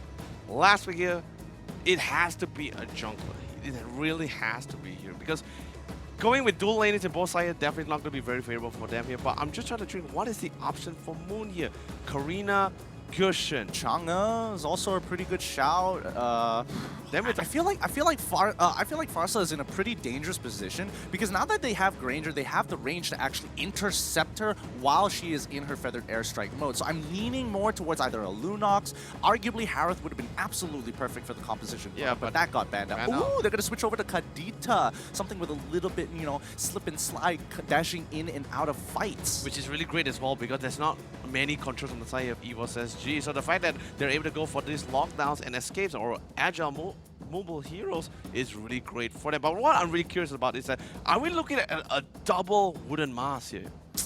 I would say no. I don't think so. Because, like, I'm trying to picture in this case where, like, 1-1 jungling, I wouldn't say is the most favorable kind of situation. It's not the fastest, of course, and I do think he's going to need a little bit of help with the buff initially, so I'm excited to see how these openings are going to go. Because EVOS SG, on the other hand, I mean, the Rhapsody is... It kind of hurts. It kind of hurts. It really does. And it literally comes down to whether EVOS SG does dominate their lanes for sure. Because we're talking about initiation and aggressiveness or team fight potential, Team Todak just has a little bit more of a more solid lineup compared to them. But anyway, ladies and gentlemen, this is the first game of the Grand Finals. I'm super excited about how it really wants to go down here. Still riding that hype train for sure. But of course, Team Todak not too far behind. So let's take it to the beautiful land of the dawn. It is the first game of the Grand Finals, baby! First game indeed. Let's get this hype train ready to go. Let us begin. It's EVOS SG versus Todak Game 1 in the Grand Finals Best of 5. Really well played, Tom. It looks like they're going to be going for this dual lane on each side, and Wama going to be taking that mid lane all by himself. But of course, Chico will be taking the retribution for himself, so eventually he's going to be going towards that jungle right after he get a couple of levels for himself. But JPL wants it in, coming in with the Cho, finds the opening. Ripper gets a little bit down low as well. Here comes the rotation for the majority of the team. There's the Chico go, locking it down. E1 has no choice but to quickly fall back, and beautiful defense coming from the side of EVOS SG. Yep, and it looks like JPL is going to be playing Cho this time. A great defense, because now Todak is slow on this buff. They managed to get that first wave initially due to the power of their wave clear, but Potato, double buff start already looking good, and they can arguably invade Pokemon. Going to be giving first blood over to Todak's side. He got a little too ahead of himself for Mezzi, playing that well, and a great rotation coming in from Moon. Really well placed stuff coming from Moon as well. Like seriously, that one pickup coming from the rest of the team, reset things out and allow even 4 minutes to go back all the way back to base and just regen a little bit and reset the whole lane. But they were coming back to the dribble buff, constantly being contested. Soul coming straight from the back line. He's currently Esmeralda doing quite an amount of damage to Chico, even trying to force him back. Here comes ejected, no more ejected as well. So this blue buff instantly going to be safely secured by Potato with the Retribution, and JPL trying to look for more pickups, but they already get their objective. They went for the invasion, got the blue, now they can slowly back off. Chico is so far behind because of that failed attempt at the invade. They can't really do anything about this, and Potato is doing significant damage due to his EXP lead in this game. They have a 3-buff start. There is nothing much they could do, and because of the slow clear coming in from Chico, he's going to really need to depend on his side laners to get that pressure and pull away EVOS SG to their side. And I think that's really amazing because of the fact that not only do they have the Selena, they have the Cho as well, which allows them to go for this early game aggression towards that blue side. Remember, yes, they have the jaw hit, but he can only eject one person, and since he didn't eject the blue to go for the reset, then eventually the blue will be safely secure. But here comes Forward Man, blocking out the Black Dragon as well, trying to see if he can force any of them back and possibly trying to get the kill on Aeon, but a little bit too far behind, and Forward Man would not be too greedy for this kill. I mean, look at the way they're rotating. Torak is in complete shambles to try and protect Chiku and give him the space that he needs, that they've given up bot tier 1. Uranus is really far behind because of that initial invade coming in from EVOS on the blue side of the map. So things are starting to fall apart for Torak. They're going to need to come back into the mid game because the early game has been completely sacrificed due to one mistake. And it was even better as well because of this early tempo that EVOS actually currently has right now. It puts E1 into a position where he's literally hesitant on what he can potentially do. And remember, he's going to be hitting that level 4 soon, but the rest of the team already has their ultimate and getting ready to jump in. And look at JPL, he has the way to Dragon. He can immediately get the jump on E1 if he chooses to go for it, but his main goal is just to defend that turtle. I mean, as of right now, their saving grace is going to be E1 as well as Formezi here. Oh no, he's taking a good amount of damage, but he gets the heal. Ejector pushing JPL right on the top, especially with the unstoppable force, but luckily Potato coming in with the Death Sonata, making sure that they can't follow up on the damage onto his teammates. So JPL gets to walk away scot-free. Dude, if I'm not mistaken as well, I believe it was not that Pokemon actually had the first, he actually died the first time in this lane. But now coming back into the mix, he's literally 2 levels higher than our dear friend X-Ray here. And the best part about it, they had to swap the lanes because, let's be honest, Uranus definitely not going to have a fun time against an Esmeralda. Esmeralda naturally punishes Uranus in that laning phase. Yeah, and more importantly so is that X-Ray can kind of walk up, and Pokemon, despite how much damage he can put into X-Ray, he can still heal up and regenerate. Oh, but Aeon, he's looking to try and set up this dive coming in onto this top side. And X-Ray, he's going to be popping up his concentration as soon as possible. The trap! The trap. Is it going to kill? Is it going to kill? Here we go. There we have it. It's going to be a great kill coming up for EVOS SG as they pick off X-Ray. Death Sonata onto Moon. He can't seem to get out in time. The trap doesn't kill him, but Aeon flickers in for the kill. EVOS SG are hungry, and they want to get this revenge started. Oh man, they're definitely hungry for blood as well. And now E1 is currently trying to make a play for himself, but with the lead that EVOS SG is doing, and let's be honest, continuing to assert as well. This dominance is a little bit too hard for Torak to really catch out with it, especially since 1-1, a marksman needs to farm, but the clearance is a little bit too slow compared to how big Potato is currently, as he is going to be hitting that level 9, and Chico is still level 8. Yeah, it's not a good look, especially as we are rotating into the mid game here for the side of Torak. However, for Mezi, he did it once before. He put the team on his back and carried them through the mid game until they reach the late, and that's when Chico is going to shine, because if right now, if this oppression continues, it's going to be a slow, painful death for the side of Torak. Oh man, definitely a really painful death as well. But here comes JPL with the Widow Dragon, going to be locking him back, and into the Abyssal Trap is going to be locking out X-Ray for even longer, and that's going to be a beautiful kill with the Tikundo. And now Moon, no way this kid, he's already committed to the wrong ways, but he still has his first kill and the knockup, so he should be able to get out of this alive. But here comes Formez with the trying to find the best of trades, and of course benefiting damage size a little bit more. They managed to even secure their second turtle in the game. Yeah, they're threatening the map on all sides, and it looks like, you know, Formezi going on for the 1v1 against Pokemon, I think, down there. No, it's Esmeralda, so it's Soul this time. But they've already taken so many tier 2s. Formezi still winning this matchup here. It's looking good. That passive is just shredding Soul the longer this fight goes. And now he still has the Lethal Wanderer on him, so he just has to, you know, sit back, chill, wait for it to heal himself out, use the Crescent Moon Shield to protect himself. Oh no, wait, what happened up on the top side? Looks like X-Ray just got pounced on. Oh man, no, he didn't just get pounced, he got bursted down by Grange's amount of damage. But here comes E1. Ooh, he almost went for the eject as well. Managed to get on top of JPL, but this is a show especially. Without any other Lotta, you're in trouble. E1 taking a little bit more damage. That's will not be able to connect as well. But JPL, he went for the big fight here. Catches Moon with the way to kicks him all the way to the back. And now Chiku here has to try to defend this tier 1 tower alone. And for Mez, he will not be there to assist because their friend Soul managed and finally bullies out the Black Dragon himself. Oh man, EVOS is looking warmed up and hot today. Todak still recovering after, still trying to recover after the mistake that they made of trying to go for the invade and was unsuccessful. I wouldn't even say it's a mistake, it was just an unsuccessful attempt. But look at the back, Formezi getting losing 50% of his HP due to the chunk. And if they start a team fight now, there's almost no way for Todak to win that fight.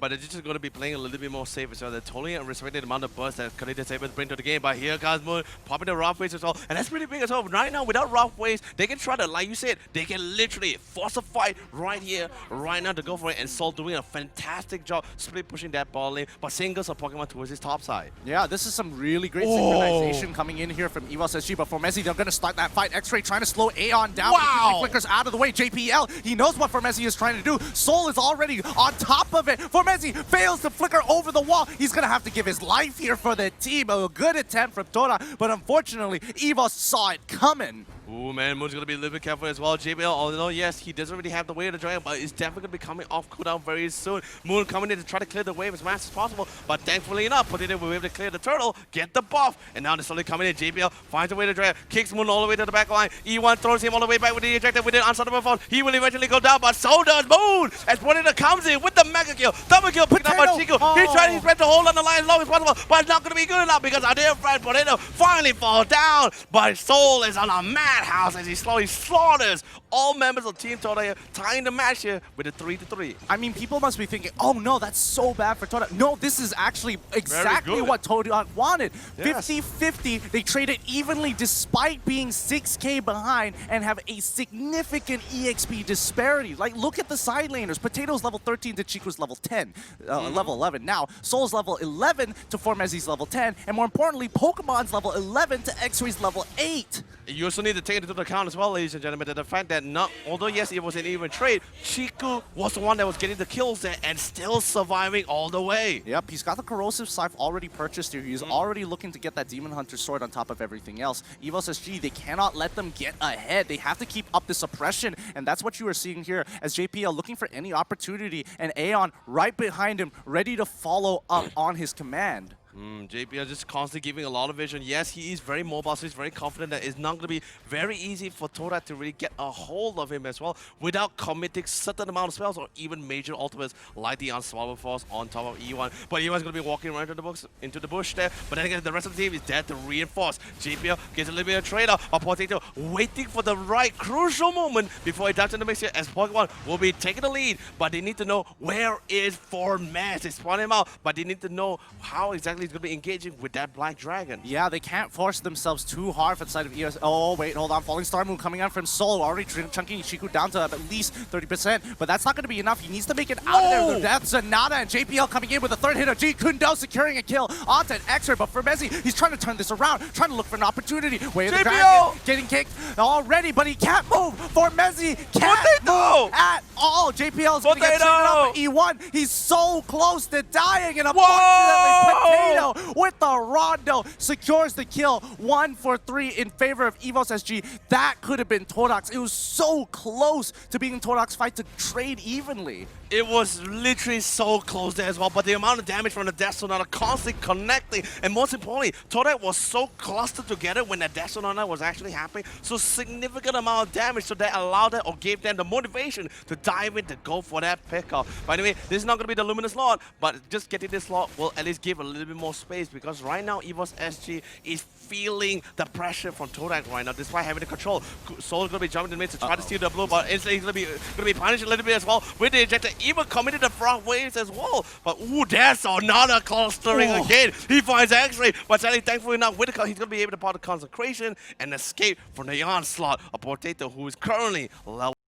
Oh boy, man, Evos SG. I mean, Soul bit a little bit more than he could chew there. Todak, they're still sticking as a team. They are quite behind. It's going to be 8K behind here, but they just need to defend a little bit longer. If they can survive this Lord push and the next Lord push, they've got a great opportunity to steal this game from under the rug of Evos SG.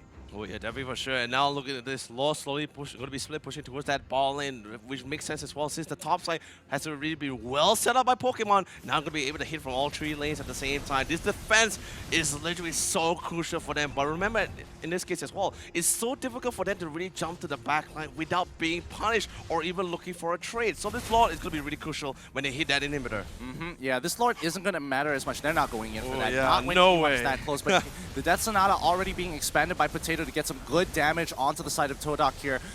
Nobody can really do much about it because the wave clear is just really, really strong. Todak can do it from a safe distance away, and Kadita and Chiku are both using their abilities to make sure it doesn't go further than that. They're trying to maintain the health of their inhibitors, and that's a very good idea because that's what they need to do right now. However, Formezi getting some good damage onto Pokemon here. He might have... Oh, no! He's way too far away. He doesn't have it, but he's still spell fapping his way through. Kadita is able to jump on top, way up the dragon, securing the kill onto Kadita as E1 is making a run for it. They've lost their damage burst, damage dealer, but that's all they want to do, trade 1 for 1. This is ideal for Todak. But then again, there goes literally all of their wave clear. So now they had a hole without Moon. But a beautiful Abyssal Arrow. But sadly, Chico had to pop his own personal purifier just to get out. But falling stumble, jumps all the way to the back line. He finds Chico. Chico goes down by Aeon as he picks him out with the Abyssal Trap. Tolliver falls down. Beautiful pick up coming from X-Ray. But remember, and a big kill as well as Potato. Their main damage dealer is out of the mix. But remember, Soul is still in pain. So is Aeon. So is JPL. And now 4 men, the rest of the team, Evos SG, they have to back up. They have to disengage because they already achieved their goal, which is taking rid of 1 inhibitor. Yeah, honestly, considering everything,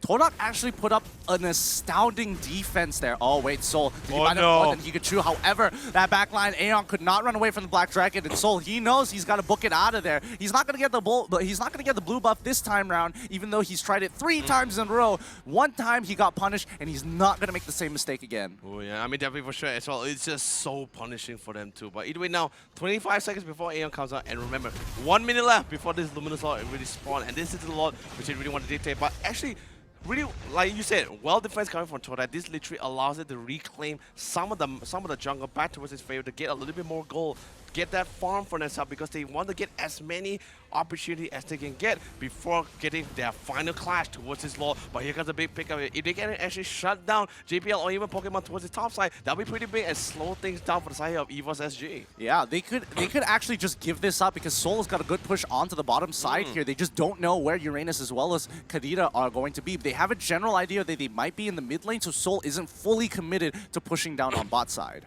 Oh man, it's gonna be, and the best part about it is that Soul is still just playing his main role as this split pusher. By the way, he finds actually commits to Falling Star Armor as well to do a little bit more damage, steal some shield. Look at the amount of shield he currently has for himself. He's totally happy with it. Chico's gonna be slowly revealing himself, but he has the retribution, so he's gonna be securing whatever camps he can get for himself here. By the way, Lord, Luminous Lord, 2 seconds, spawn right here, right now. This is the one fight that Team Todak really has to win, and the only way they can do it is if Evos SG start this Lord first.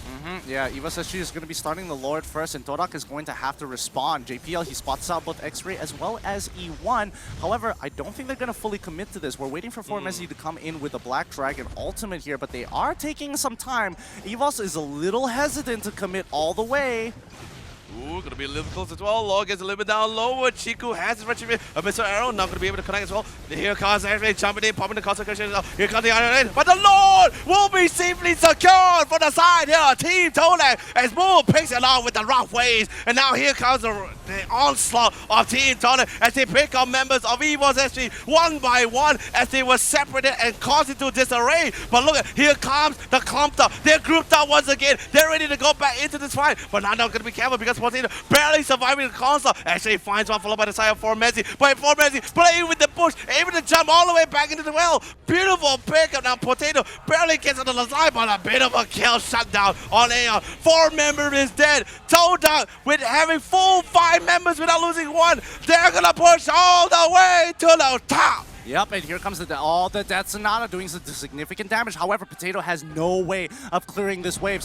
One bad fight was all it took for Toadog to secure this game 1 in the grand finals here after a dominant early game to mid-game performance by Evos SG. Toadog, they put up an amazing defense for Mezzi. Oh my god. Seriously, I'm just gonna say it right now.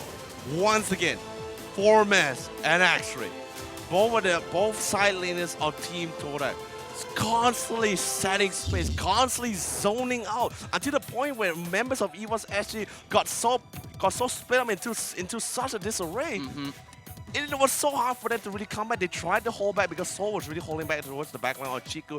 Really great stuff coming from Soul that allowed them some regrouping for the side here of Team Evos SG. But they lost too many frontlines, too many tanks to really peel for them. Yeah, and they got picked up really hard. See, the biggest issue is the fact that they were playing a very traditional style. They were looking to try and play the traditional style of my front line is going to go for your back line, and your front line is coming to my back line, which is a mistake on Evos' part. They should have played front line to front line, just play front to front. They're not looking to try to go for the back line, and Chiku for sure doesn't have enough damage to get through Soul. Like, Soul, the only reason Soul died was the fact that there were so many members buying time and creating space for Chiku. If Soul was going into a 1v1 against Chiku and gets on top of him, it's going to be a huge problem. Had Soul turned around and looked to take out Formezi first, this composition would have crumbled so much faster. I mean, definitely for sure. But anyway, this is the highlights brought to you by Yudu, powered by Selka to some amazing plays. And this is one, not to say the turning point for Team Toadog, but it was definitely a long fight here,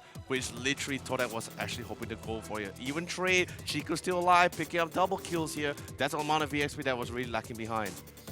Yeah, and I mean, Potato, he really tried to play a strong game here, but unfortunately, Formez was just too big for him to handle, just 2v1ing the backline as well, and Aeon can only do so much to stop him.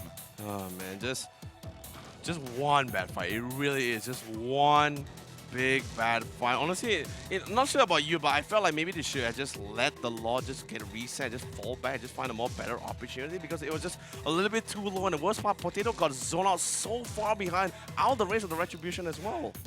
Yeah, he did. And I mean, it's unfortunate to say the least that Pokemon gets one shot there in that fight. But just look at the way that they're handling this situation. They've already lost down Pokemon. JPL is so low. They can't get any Retribution kills here. Chiku, he's low, but he's relatively in danger within lethal of Potato. However, there's so many people in the front line. And the problem with Granger is that a lot of his abilities aren't single target. They just hit the first thing it sees. And technically, you could say it's kind of like a skill shot, which to be fair is a valid argument. However, it is just one of the small downfalls of playing Granger, and Toadog took full advantage of it. Definitely for sure. And the worst part about it as well, Team Toadog still has the majority of their heroes, including Flicker, allowing Ewan to literally flicker all the way to the back line to go for a beautiful ejector, picking up even JPL once again here.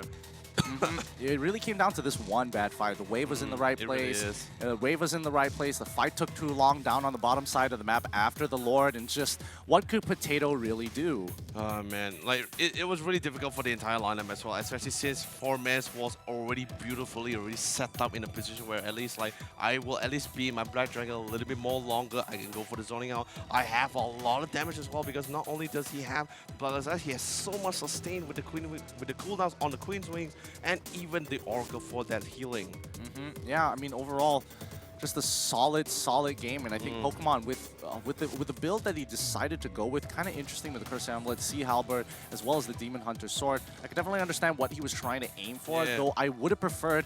I definitely would have preferred if he just went for the traditional Spell Vamp, and then looked to get really tanky off of that.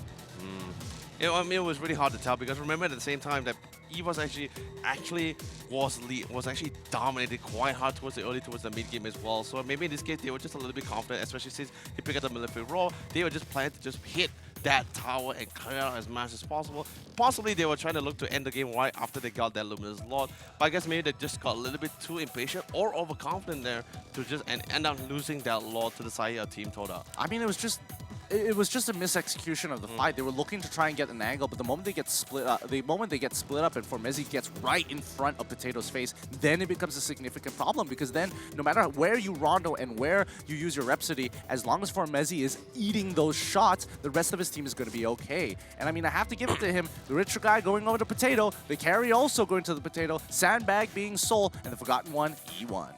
Just like now we can literally talk a little bit about the lineup composition as well, right? Like, remember before we entered the game, right, during the drafting phase, I was mentioning that the fact that Team Toda had a lineup which has a really great amount of disruption, great amount of team fight potential as well, really great to holding down. It was actually totally understanding what kind of lineup composition which they have and what they should be doing against a lineup like Team Toda. They constantly went for pickoffs, they constantly went for aggression, picking out anyone they can get, start getting that dominance, getting that level advantage, item advantage, which really worked out for them until that just one major team fight.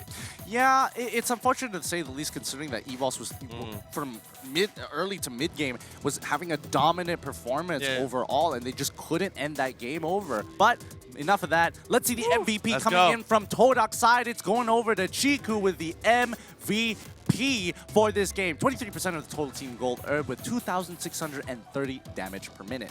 It's really well played stuff once again coming from Chico as well. Like, because remember, reason why he's one of the most strongest marksmen here inside the MPL is the fact that not only does he knows how to farm and everything else, he just totally understands the fact that even in the most toughest situation, how much he gets pressured out, how much he's losing in the early stage of the game, he's still able to farm. He knows what kind of decision making that needs to be done. Even if he has to sacrifice certain amount of objectives, certain amount of teammates as well, he is still willing to make the right choices here. Yeah, I mean, that's what it comes down to, just the small micro decisions and decision making overall as a team, and how you kind of work together with them, because mechanic-wise, everybody's at the top of their game. Yeah, I mean, that for sure, but still, I was really hoping to see Formez ready to get this MVP for himself, because that Black Dragon time, especially in that one major team fight, was so disruptive. Yeah, it was just well played overall coming in for the side of Todak here. And I mean, it's going to be a little salty for EVOS for sure. After having such a dominant performance in the beginning, didn't work out towards the end. So what do you think, like, if you were in EVOS's position, thanks to your fact that you're on the hype train, you know? I'm still on the hype train, by the way. I still have multiple tickets. Fair enough, but what does EVOS have to do there? I think there'll just be times when, I mean, honestly, I should, in that, like, just looking from that last game in particular, just like, let's just rewind back, okay? Rewind back all the way to that log fight. I think they should just at least reset the log and just find a more better opportunity, because they already broke the top inhibitor as well. All they had to do is just find for pickups. Yes, the wave clear, the sieging them was a little bit difficult with the existence of Moon on their side here, but then again, they still managed to get the top inhibitor. They eventually got it as well, despite the sieging. It took a while, but they did find the pickup they were looking for here. I guess it's kind of a bit of a lesson for EVOS as well, because had that been just a Luminous Lord, they wouldn't have had they just waited for the Luminous Lord, they might have been able to get pretty much either the same results or might even get a little bit more than that, especially with its enhanced ability to hit the inhibitor straight away with that charge. I mean, but I guess in this case, they were just totally respected the fact that, like, alright, Formez is actually doing way more amount of damage than he's supposed to be doing. Chiku is also slowly coming back. I think they were just really, pressuring to the point where they're like, we just need to end it here and now. Whatever opportunity we get, whatever opening we can, let's just go for it just in case. Not sure whether they're playing a little bit too safe here or too passive. Not sure, but let's see how they're going to be doing in game number 2. Yeah, Todok's defense, top notch. But really, moving into the next draft here, do you think there's any significant changes coming in from either one of these teams? Significant changes why I think EVOS SG has been doing a really fantastic job with the drafting, especially also knowing how well to deal with it, to deal with Todak drafting. But I think in particular, maybe they just want to try to get rid of the Yutong at least here. Yeah, I think Yutong as a tool for Formezi, he's proven time and time again that he really can perform, even with minimal resources as well. It's not like he wasn't targeted at all. It's just that Uranus was just so significantly far behind and a much easier target to take care of at that point in the game. Yeah, so getting rid of Yutong, or maybe at least trying to figure out, or maybe find a better situation for themselves. We'll just have to see, because let's be honest, we both can theorize all kinds of things, right? Like what they could have gone for, what they could have played, what could have been done. But in the end, it still comes down to just the mechanical plays or individual plays of each of these teams here. And so far, both teams here has been excelling beyond compare. Yeah, they really have, but I don't know. I feel like even in the draft section, it could have been they could have changed the order a little bit more for the side of Todak, but I guess I'll just wait and see once we come into Game 2 to see how they kind of adapt, or maybe even show us a new strategy in a different direction for their draft. Yeah, but in the end, it was still pretty cool to see E1 playing the Jawhead, but we can definitely tell there was a slight hesitation compared to his usual confidence when he was playing that Boxer. I mean, of course, Boxer is his comfort pick for sure, and Jawhead, I think it was more like we can't ban the Jawhead because it would be wasting a ban.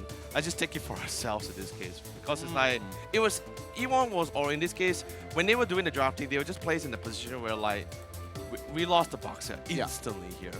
And E1, yes, he can play other heroes. He did play the Hilda once, but you must also understand the fact that like Hilda slowly falls off towards the late game. You start losing the amount of tankiness that you're able to see. Unless you're asserting so much dominance in the early game, then yes, the Hilda will definitely excel for you during the early game to mid game transitioning here.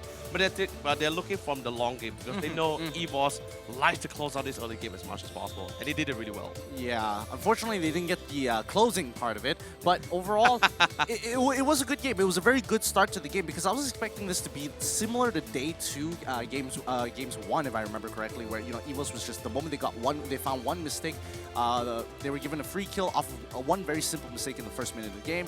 All right, we're just gonna dominate all the way through, and I was getting a lot of deja vu watching that game because it was super similar to that. But at the very least, we have seen Todak kind of look back at that bot and figure out, okay, how do we defend this? That first initial Lord push, absolutely wonderful defense. Yes, really great stuff. So you guys really did a great stuff there. Because let's be honest, if you guys didn't hold out as long as you're supposed to be really holding out there, that would have been pretty much the first game for the side of EVOS SG.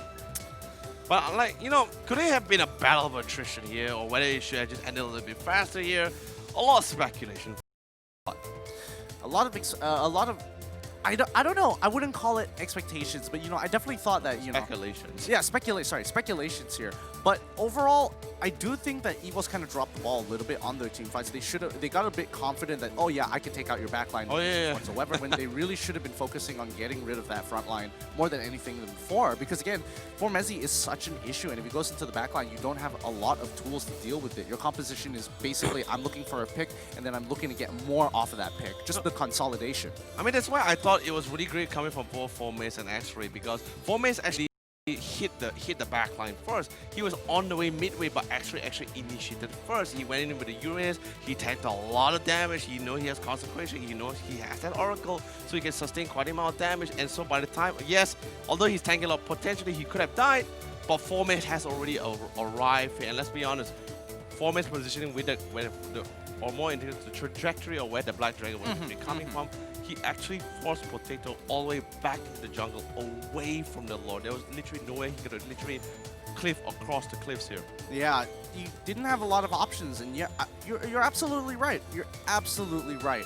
However, I do think that Granger did kind of hurt them in the long run of things. Although I do think that the Death Sonatas is just an absolutely great tool when you're looking to catch people. However, with Formezi on the team, once he got to a certain level of I'm a little too tanky, I'm just gonna take as many shots as I can. Oh man, but taking too many shots, man. Like, why can't Uranus just rephrase it like the Matrix Revolution? Like, instead of taking a shot, let's just dodge all these shots instead, right?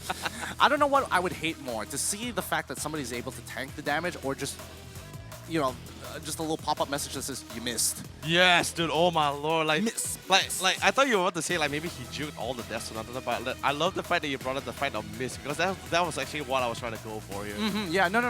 I definitely understand which angle you're coming from, especially when we don't have a status effect in MLBB for blinds, but it works very similarly, and that's just a huge feels bad. Dude, can you imagine this, right?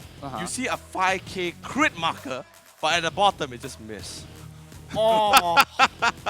Nah, just give me the miss marker. Don't even show me the damage. Like, I don't want to see my damage and then just like look for a little thing that says miss there, especially when I know it was going to be a 5k. Oh, that really just hurts the soul. Or what's even better, Uranus, no consecration, very low. By the way, next to Potato, just casually walking away with very low HP, but just constantly miss.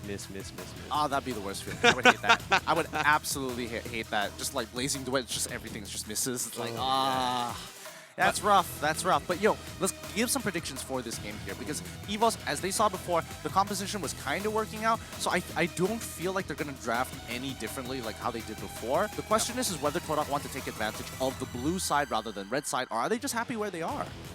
Honestly, like, I think it's just that first pick. Like, EVOS can still go, they can still up to go for that blue side for themselves here, right? But they also just need to remember the fact, like, hey, there is a Yutong in the game. There is still he's in the pool here. If we're not gonna ban him out, do we want to take it for ourselves? Because remember, Esmeralda slowly came towards the second pick phase. It wasn't the first 3 picks; it was the second pick phase. And when it went back to the red side, Todak was pretty much very simple. Like, all right, if I can't ban the Jawhead, I'll take it first. And we also secure our side lane here, then beat the Yutong here. But anyway, let's quickly jump into the second game of the drafting here. This is the grand finals. EVOS SG once again going to be starting on the blue side. And of course, going with the respectful ban is going to be E1's Bucks. Yeah, and Todak waiting in suit. Yep. I mean, nothing has changed too much from this time round. Todak on the other side, Todak is still maintaining onto the red side here. They ban out the Barat, EVOS SG looking to reply. I'm guessing that it's going to be relatively the same, so I wouldn't be too surprised if it's going to be the Ling as well. Ling or not? No, the thing is this, right? I'm totally fine if EVOS still want to go for the Ling, because let's be honest, EVOS, whatever lineup they can go for, and the drafting has been really solid as well. They need to get rid of those heroes that was really hard to deal with. And after experiencing day 2 as well, they realized like we cannot allow this flexibility that Ling is able to bring to the game. And the thing is that, like, even yesterday, EVOS in that late game, they had to group up. It's not that they don't want to split to go for the defense. If they go for the split, then it's very easy for this Ling to scale and get back towards his teammate to really re-assist it. That's just how mobile Ling is inside MLBB. But still, EVOS SG going with the second ban here, that being the Yutong. Yeah, I guess they're giving a lot of respect to Formezi here because he played such a great game on this Yutong that, I mean, you have to kind of give it to him. Todak on the other side, they haven't really changed their bans. They're banning at the Yishin Shin. That shouldn't be too much of a problem. Traditional marksman is Potato's forte. Traditional or not, let's just see what else is going to be comfortable here. Right now, EVOS actually has the option to go for the ban here. They can opt to go for the Link, unless they're really confident in the fact that, like, alright, maybe in this game we can go for the Link, because the amount of aggression which they had from game number 1 here, and they did a really well played job here. But just in case they ban on the Selena, in other words, it tells me they want to try to opt to go for something else. Because remember, EVOS SG in the last game, they actually first picked the Selena, and that just leaves open up for Yutong and your Jawhead for the side of Team Todak. Yeah, Todak, again, exactly the same bans from the previous game here. They're 1 up, 2 more to seal the deal as MPL champions. And it will be really historical because, again, 100% win rate. However, on the opposite side of EVOS SG, if they win it, it's the first time we will have a 2-time MPL champion. Now, coming into this, I know what you're excited about. It's got to be JPL's Jawhead, right? I don't even need to look at it. I'm not going to say it. I'm just going to make it sound how excited I am. Oh my goodness. Oh my goodness. I mean, it would be so cool if, like, Moonton decides to add, like, that train sound, that horn, that steam tank horn on Joy, like, every time he pops that ejector, right? It's like, doo-doo, mother, my friend, we're gonna be coming in, and is it go for the pickup? Yeah. Yeah. Interesting. I really thought, oh, okay. I mean, they do have skins that kind of resemble it, though. However, I would expect to see a train conductor Jawhead eventually. It'd be really cool. It'd be really cool. But Todak, they reply with the Thamos as well as the Ruby, securing their side laners, one with some great CC options and the other with some especially powerful dueling. Dude, I love it. Like, instantly, right? EVOS, like, Todak was just like, hey, you know, you want to first with the Joy. By all means, go for it. I mean, not to say that it's a bad lockdown. It is really great. This Joy just falls in the same category of Esmeralda, Uranus, and the Cho, where it's just like, it's pretty much okay to go to prioritize that early game for yourselves here. But that just leaves out the Todak can, like, constantly Todak goes for this, I wouldn't say like a counter picture. It's just more like they're like, hey, you want to go for early game? We'll prioritize back to our side lanes. We like that control, we like that setup, and now there has so much damage coming from the side here, but ooh, I love this. Follow up. I don't know if this is just a break in confidence for EVOS SG, where they're going to play some of their comfort picks just to make sure, like, okay, play something that we've been playing, doing really, really well throughout the entire regular season, and it's been working out for them just fine. And the moment I see, especially when I see Potato play that carry, like, that's when I know that it feels like he wants to be in a comfortable position, because he could have gone for the Claude if he wanted to. He could have gone for so many other things. Todak on the other side, they lock in the Ling. They've got more options here. They're not going to break just yet, but let's move on to the second ban phase. Oh man, the second ban phase is literally all or nothing in this case, because right now, they don't really have that amount of control for this out. The only lockdown they have is this Unstoppable Force with this ejector for this Ling. But remember, every time he dives in, there's the IMO Fender, there's the Molten Size already coming in. A lot of disruption coming into play inside this game. But at least now that the fact that Chico already revealing his Ling here, this allows EVOS actually to open up that one ban slot for himself instead of going for that Hellcat or Lancelot bans here. Now he can try to prioritize other bans here, or at least mages for the side of Team Todak. Notice that both sides didn't actually pick up the Harif. I'm rather interested to know, interested to figure out why they didn't decide to go for the Harith this early on into the game. And I think, you know, there's still, I mean, Todak, considering that they banned out the Lunox, it wouldn't be too much of a surprise if they get rid of the Harith along with it. EVOS, they banned out Farsa this time round, so these mages are really getting hurt. Let's see who else is in the pool as well. Uranus and Esmeralda is still in the pool as well if they really want to try to opt for it. EVOS SG, I still think they really need a dedicated front line to really get in and out of the fights for sure. Wouldn't be surprised if Sol wants to try to get his Esmeralda or even to play the Uranus for himself here for the side here. Pokemon, does he want to go for the Khalid here to really contest against his Thamus? That's a pretty interesting point. I mean, Khalid is going to be good into either Ruby or into Thamus, so they're probably going to give it to him unless Todak have, you know, I'm going to be playing like Orange Esports this time around. I'm going to be playing Khalid and giving him no damage whatsoever and play for the early game. I mean, that is a viable option. However, I don't think in this particular situation it'll work out. I'm just trying to figure out, right? So who else is up in the pool?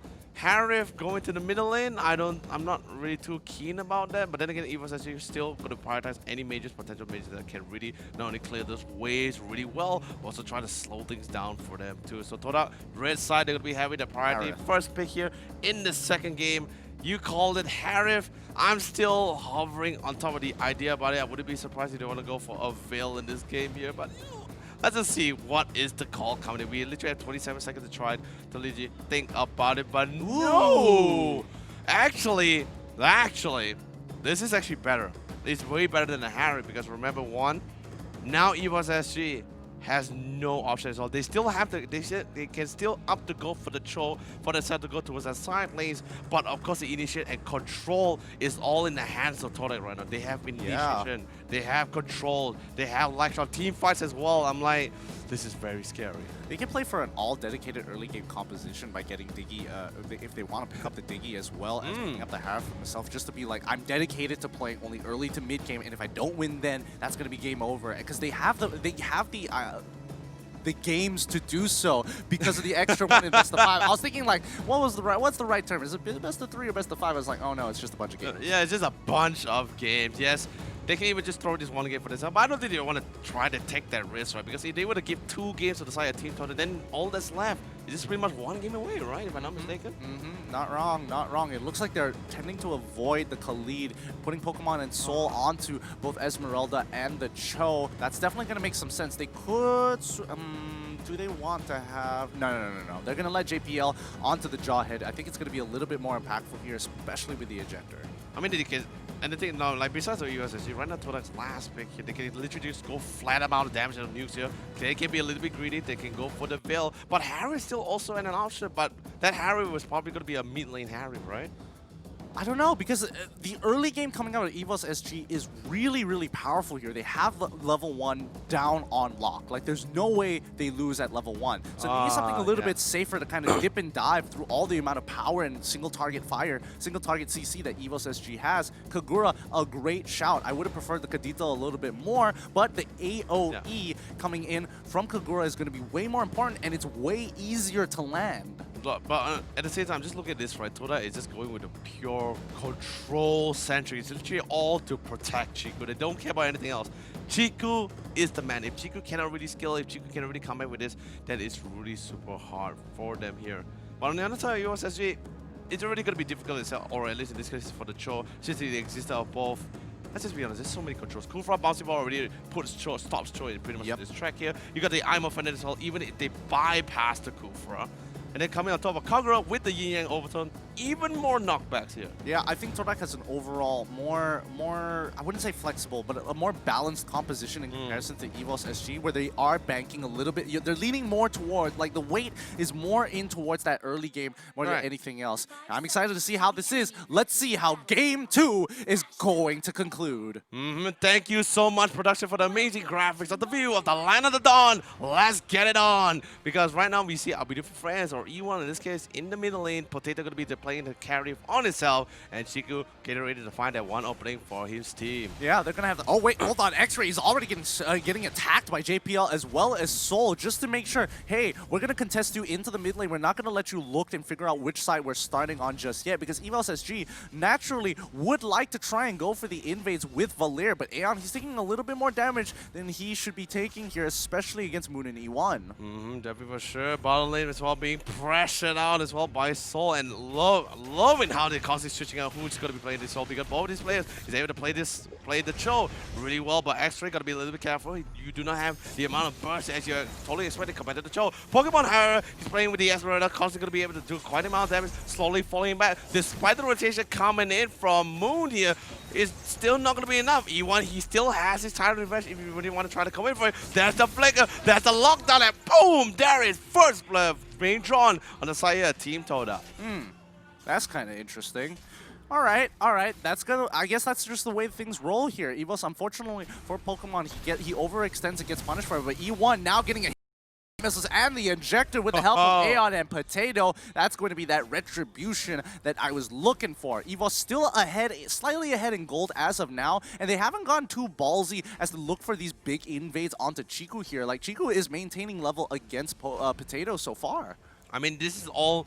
Now they're all pretty much right now. Toda is just waiting for the moment where Chiku hits that level 4, which he currently is, to really go for that engagement. Thankfully enough, that our dear friend Soul is currently not in that bottom lane, because Chiku already rotated to the bottom side to try to go for that pickup. Aeon here to re-assist, but here comes the engagement coming from E1, jumping in with a face spin and instantly dropping down the Tempest Blade. Aeon instantly gets assassinated away, and Soul not too far behind. He comes to flicker, but he's not able to follow up with the again. He had to change target, and X-Ray will still live to fight another day. Potato, he's looking to try and collect this kill, and there is X-Ray. Can he get in time? And yes, he does. With the help of his retribution, he picks up the kill onto X-Ray. They're still trading 1-for-1, but Todak now in the lead in kill score. Honestly, Chico able to get the 2 kills for himself towards that bottom lane was actually pretty great for him as well. But this is pretty much what Todak really want to try to go for, right? Once he hits that level 4, they want to group up because they have a lot of engaging here, a lot of initiative, a lot of control. There's no real reason for them to really hang back and just wait for a prime time moment for themselves here.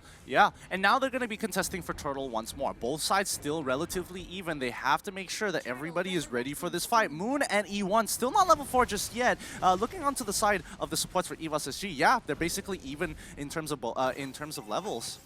But right now, Raptors Machete going to be able to pick it up by Chico, going to be able to minus out that armor on whoever he is here. Soul still casually going to be hitting that level 5, goes forward with the Shrimp and Kuno to try to see if he can go for a couple of trades. Potato going with the rotation to see if he can start a fight, because potentially this will be the first title fight we'll ever see inside here in this game number 2. E1 already coming in to Tyrant Revenge, but I believe everyone already spotted him out where exactly he is. Yeah, the whole team is here. Even Esmeralda hasn't even joined the fight just yet. They're rotating, but Soul and JPL, they find the initial catch here. Can they secure it? JPL trying to get out of the way. E1 pushes Potato right into the back, but I'm offended is going to lock him in place. That's going to be Potato biting the dust as Soul looking to try and look for some kind of retribution, and the same goes goes for Pokemon. Chiku runs away. He has enough energy, and that's going to be it. They trade Potato's life for Turtle. Oh, dude, it is so punishing for Potato as well because he actually came to the game with the Retribution because it's needed for him, but because he doesn't really have Purify or any means of escape besides the Phantom Steps, of course, but there is like 4 control skills on the side of Team Toda. Yeah, E1 was able to get on top of Potato and JPL as well, as Soul were looking to kind of disrupt the team, and they were doing a fantastic job here. However, I don't know, they could have gotten a little bit more there, but unfortunately the team was just in too many places at once and not funneled in together. I mean, honestly, it was very close for Soul as well, because he was able to get a catch on Moon towards that backline, committed away to the Dragon as well, but he easily had to cancel out because he saw Potato easily getting gunned on. Yeah, Aeon's still taking quite a bit of damage here. JPL, he doesn't mind getting hit by the Tyrant's Rage here. He's absolutely fine, especially with Potato right by his back. Like, he pops the ult, dashes once, and with the spinning light wheel on top of everything else, like, Moon gets chunked out.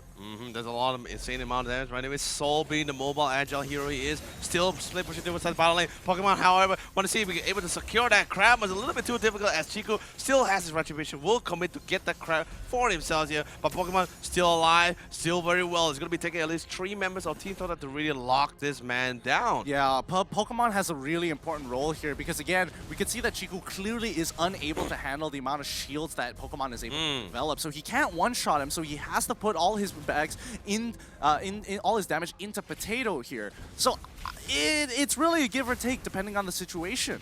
So gonna be really careful as well because since this turtle is gonna be coming, will be spawning very soon. But this time, Pokemon is gonna be right next to his teammates to literally join them for a potential big pickup. Big catch coming from JPL, gonna be throwing actually all the way to the backline with the ejector. Beautiful catch coming in with E1 with the Tyrant's Rage catching on top of A1. Tempest Blade gonna be dropped. That's the killing spree for our big man Chiku. But Chiku gets control, gets locked down, and Soul goes with the way of the dragon, catches X-Ray as well. 1 for 2, and potentially even the turtle for themselves. Yep, 1 for 2, really well. It was not looking good for EVOS for a good amount of time. Like, Todak was really hard winning that fight, and E1, he found the catch of a lifetime as he got Aeon right up to a wall. Nicely played, but Soul able to manage to edge out at the end of the day. That third hit of G Kundo really making the difference. Really making all the difference as well. And also you need to take into account as well that the fact that since they committed so much control just to get rid of Aeon, Potato could safely and also confidently get and start kiting around in that fight, knowing full well there's no Tyrant's Revenge or Rage, and all he has to think about is 4-Mess, but 4-Mess was totally far behind away from Potato. Yeah, I mean, Potato, he got chunked out pretty hard here. Oh no! No, there's not. He has to use the blade, Tempest Blades here. JPL using the Unstoppable Force as well, just to kind of bait it out. Now, what do they do? Can EVOS look to punish? Well, I mean, the hype chain is still going, baby. We're still rolling. The game's not over yet. It's not over, but I'm trying to figure out, like, what's the next move? Because so far, EVOS has been farming very, very hard here. Soul, he kicks away X-Ray, getting some good damage here. The Molten Sights does come out. Soul dealing more damage. And with the EXP he has, Potato looking to get a free kill onto X-Ray. He dodges forward, trying to slow him down with a Molten Sights. Moon trying to save the day, but unfortunately, Soul catches up with him. Dude, I think Aeon was just what he did actually just now was really well played. Ewan was actually on this way to really back him up. And just with the Searing Torrent along, but anyway, speaking of that, Pokemon comes in with the Falling Star Moon just to clear that wave and force the rest of the team away. But Chiku gotta be careful, JPL has it in the side. But then again, all they have to do is just make sure this blue buff doesn't really go to Chiku. They are missing a couple of ultimates though. I don't know how hard EVOS wants to commit to this. Pokemon just got his Falling Star Moon back. Aeon is still missing his ult. Potato is still missing his ult. Still holding on the line too. Still coming out. Aeon already has his Vengeance Flame itself to really go scorch and burn the rest of the team here. JPL going to be resetting the blue once again. I mean, that's pretty much Jawhead, right? Yep, this is some Jawhead stuff. And they really want to make sure that they disrupt this blue buff because Chiku with blue buff, he is, especially when you're on Ling, you are limited by your energy. Yeah, I mean, definitely for sure. By the way, here comes blue. JPL trying to find an opening for himself. We're going to be a little bit careful. Throws 4-Mates all the way to the backline. Coming to Unstoppable Force as well. Searing Torrent keeps them in check. And Portillo, Aeon kiting all the way to the backline. And instantly, there you go. about 4 mans. But remember, Chico's still a danger at large. They already lost the entire front line, and Esports actually instantly had to fall back. But same goes for Toda because they committed a huge amount of ultimates just to take that fight in their favor. Well played to Formez. Like he gets ejected backwards. The first thing he thinks of, instead of like using the I'm offended to kind of use the I'm offended as a defensive tool or look to go for the taunt, he actually makes it to a proactive play, catching Pokemon in the Pokemon and Aeon in the process. I mean, obviously Aeon gets to walk away scot-free, but Pokemon and JPL give up their lives.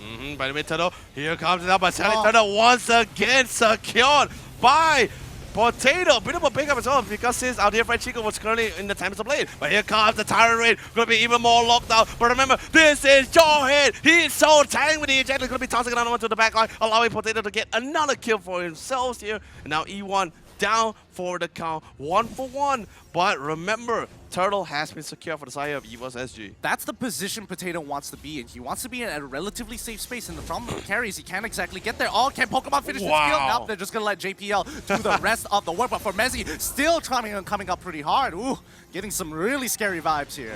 Really well played. And remember as well, that Toda is currently feeling the pressure of the fact that, like, when we talk about scaling, right, especially when it comes to the mark, so carry is going to be definitely way strong compared to the late towards this late game. And that's pretty much why you see that both Soul and Pokemon split pushing both of the sidelines to ensure that the fact that Chiku will not try to split push and pressure them with the minion waves. Yep, it's looking to be a much more even game than we thought here, as both teams are refusing to let up. Potato just getting the golden staff as well. That's going to be a big buy. Chico, endless battle. Ooh, that 4-1 money. 4-1 and 2, but also don't forget about Potato as well, who's 3-1 and 4, not too far behind. But here comes JPL with the ejector. That's actually a big pickup as well. But Moon, a little bit down low, but you still get out alive. E1 comes in with the Tyrant Revenge, but sadly not going to be able to connect at all. Serum going to be committed just for good measure. And mid-tier 1 tower still standing tall, but for how long? JBL goes in with the flicker as well, with the ejector, and it's the catch on top of Moon, followed by X-Ray as well. Chico jumps to the mixer, but big pull in with the Tyrant's Rage as he locks down Potato. Now they're trying to look for the backline. Aeon gets assassinated once again with the double kill. But Pokemon still alive. Chico solo, he had the bond up, but look at it. Both Soul and Pokemon, they say, I don't need the cores, I am the core. Oh, what a fight. 3 for 3 on either side.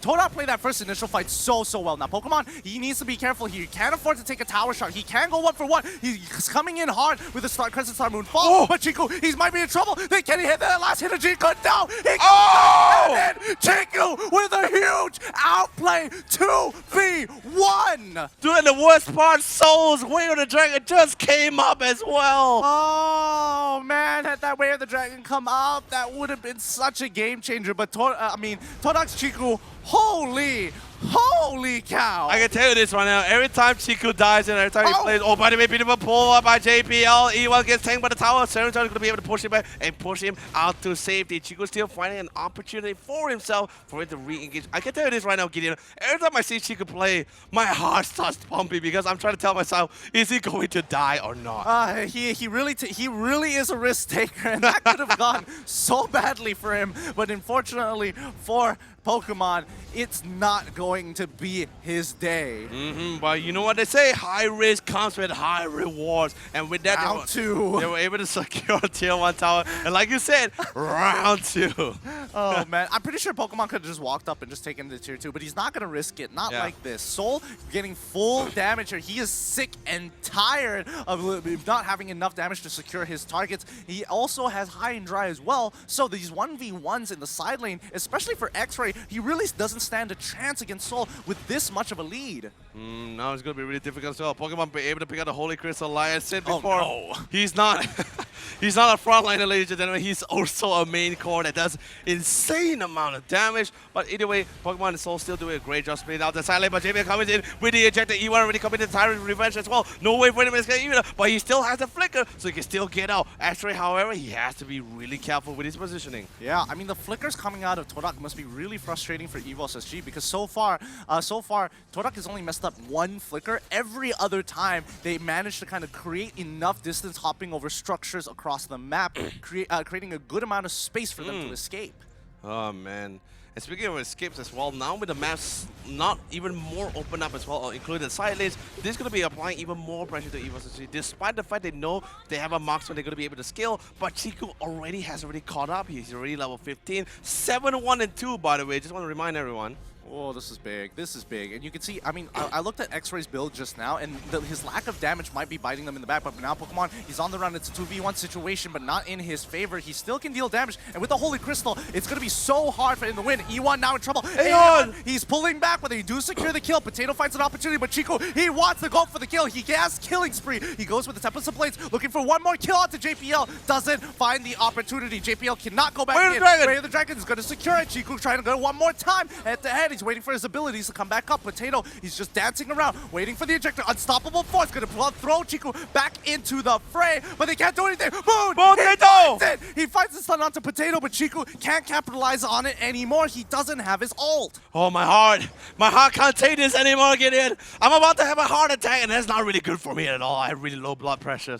Oh. Oh, it's not looking good at all. Moon, he's gonna take the umbrella back. Oh, the moves, the plays. Pokemon, he's tired of this. Just give me your life already. Oh man, by the way, top side as well, actually taking a little bit too much damage. E1 jumping in, not being able to connect. However, Chico, he finds Potato, but instantly he just for good measure, he spot out JPL. Instantly has to back up, but here comes Pokemon coming in with the Falling Star, doing quite a amount of damage. Can he really steal the red? No, he can't, because Chico still has his retribution.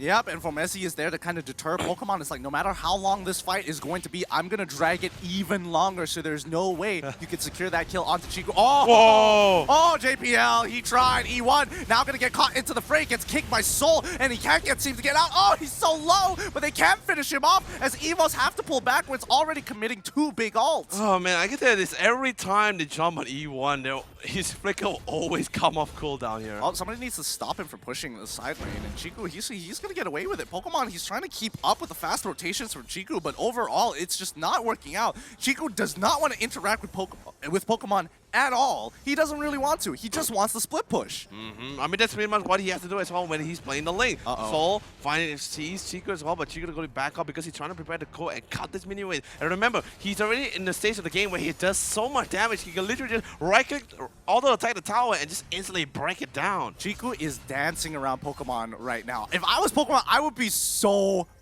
mad. No, I'm already mad at this case. I'm just like, Chico, please stop.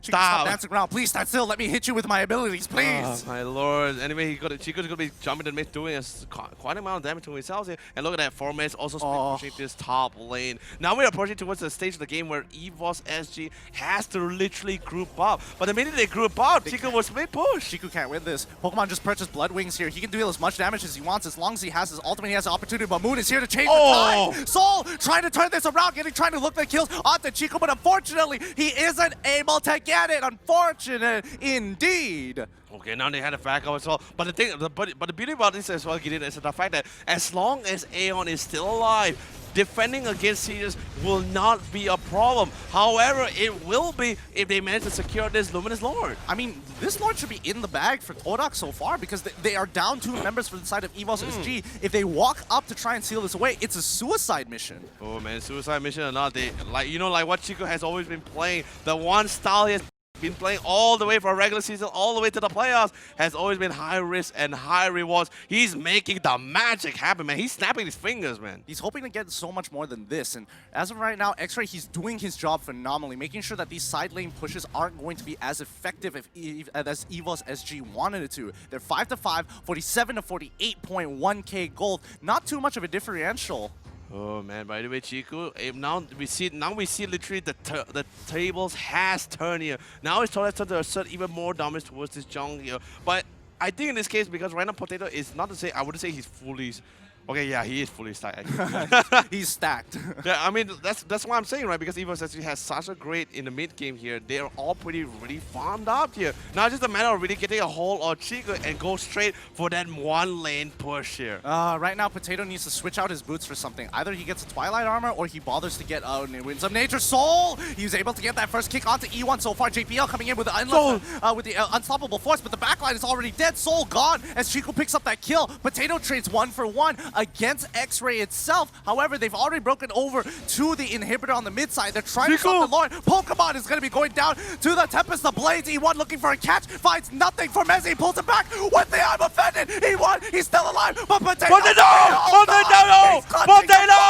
Potato! He's trying one more time for Mezzi, so close to pulling it out. It is a 4-for-4 trade. It is just Moon and JPL. Oh no, but I don't think Moon's going to be able to deal enough damage though. But then again, beautiful defense. Like, first things first, what a pull coming in for Formats with I'm offended by Potato. You must remember Blood Wings and all. He is jacked up. He's able to tank so much damage and even apply even more. Chiku didn't even see that coming at all. Yeah, JPL is going to struggle with these Lord-empowered minions, but Soul finally comes back up from the dead and he's able to head him out. Soul is having a really time here because he's using his ultimate as a way to kind of push his enemy and bait them into a fight where they have to commit. Because again, when you don't have Way of the Dragon, what part of you does not want to say, hey, he doesn't have a single target CC and it's not going to one-shot me, let's take him out. Yeah, I know exactly. And the thing is this, E1 is doing just that. I just totally understand the fact, like, all right, if I jump in, if I find an opportunity, then I can go with Tyrant's Rage. But even if I can't, I can still waste one major spell, especially like Way of the Dragon, away, because that's pretty much what it has been doing for the past 2 fights. Yeah, and Potato here, I mean, selling off the Immortality once again, I mean, it's not going to do him any good. The stats just really don't matter. So he gets his boots, he's probably going to wait enough time until he can repurchase it when it matters. But anyway, right now, Esports just totally understand the fact that we cannot defend in base. We have to push out. We need to go for pickups, and if they can, it'll be pretty big because at least this will slowly force Todai members to slowly fall back one step at a time. But Todai is just playing a little bit more safe because they know that we just don't need to look for a fight out here. Just buy our time here.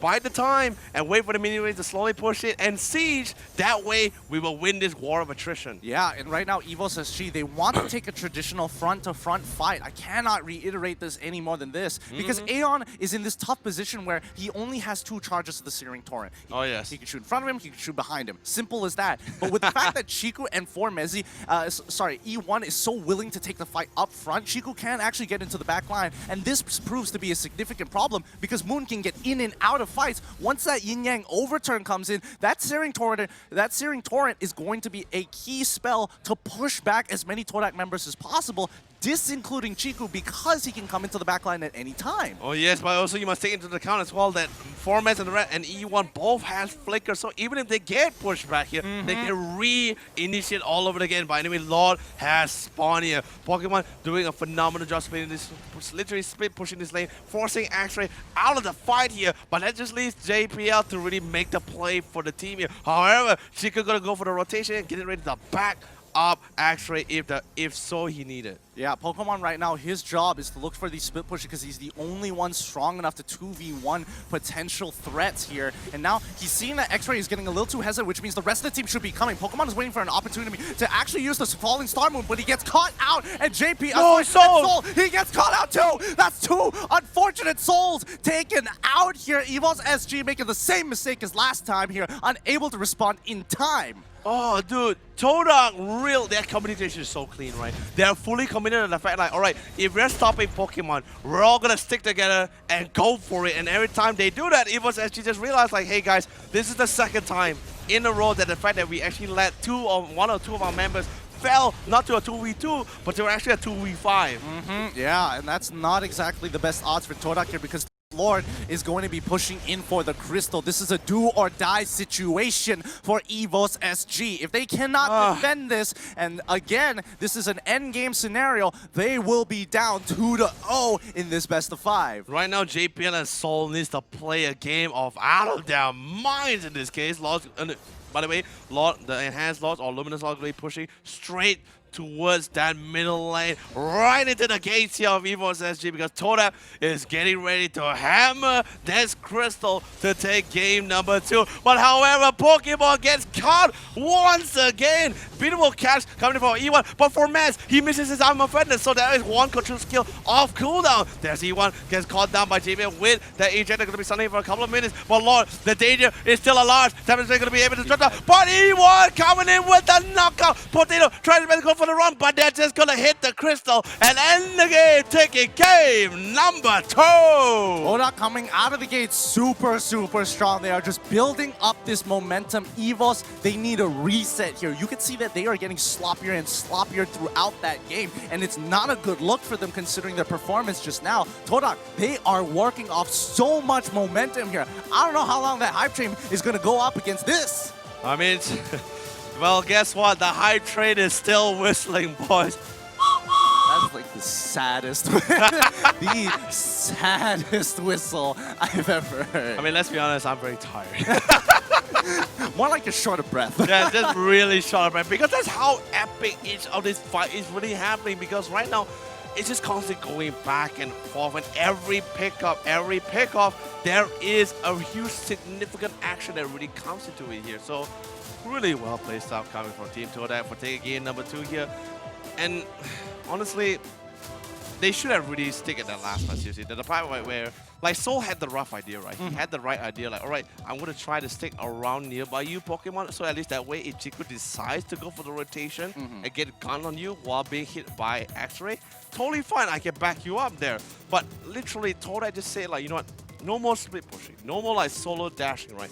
Let's just group up, because that's how dangerous the game is, right? Just losing one member is literally going to force any members of each of these teams to fall back here and instantly start preparing for that defense. So as they stick, they are able to punish both members of EVOS actually really hard there. I mean, yes, they are, but you have to kind of give it to some of these, you know, hidden gems here. Moon, for an example, that Yin Yang overturn. I mean, it's so hard to see what's going on because it's affecting so many people at the same time. Just the simple thing of having some AoE damage and a significant slow on top of having an Ice Queen's wand, you could literally see if Potato gets even touched by it, even a little bit, the slow itself is just going to allow Chiku to just get on top of him every single time. Yes, man, just seriously, really. Playmaking, whether it be playmaking or initiating or controlling, Todak just had all the checklists in that game. So everything is all checked out. It's like, we got initiation, we got 2, great. You want control? We have 4, great. We have damage? Yes. I don't know, but the momentum is not going in their favor right now. In Todak, they are going off of a really big high here. In EVOS SG, I mean, when I saw the comfort picks, I was already thinking like, all right, sure, I don't mind the comfort picks. Let's see the style of play. Early game, absolutely no invades coming in from either side. They did put up a really good defense, but why wasn't there the invade? By the way, this is the highlight brought to you by Udo, powered by Cellcom. As Gideon and I'm going to be walking with you guys. What exactly went down? There was some really great early engagement coming from the side here of Todak, but this is pretty much where EVOS actually really try to turn things around. They already have their ultimates. They can actually try to look for even more fights. And a beautiful catch, by the way, for JBL, even the Soul. The targeting from both of these teams, the priorities, is literally so quickly shifted during this mid-fights here. Yeah, I would totally agree here. And, you know, this was a great play coming in from yeah. Like, oh my goodness, he gets hit by the unstoppable force and using his I'm Offended, picking back both JPL and Pokemon into the fray. And overall, this is this should be it, right? This should be this is going to be the 2v1 situation. Oh, the greatest outplay that we've seen Chiku done by thus far. Oh man, but at the same time, it's just like luck really had a play here in this case. Seriously, like Soul was probably like 1 or 2 seconds away.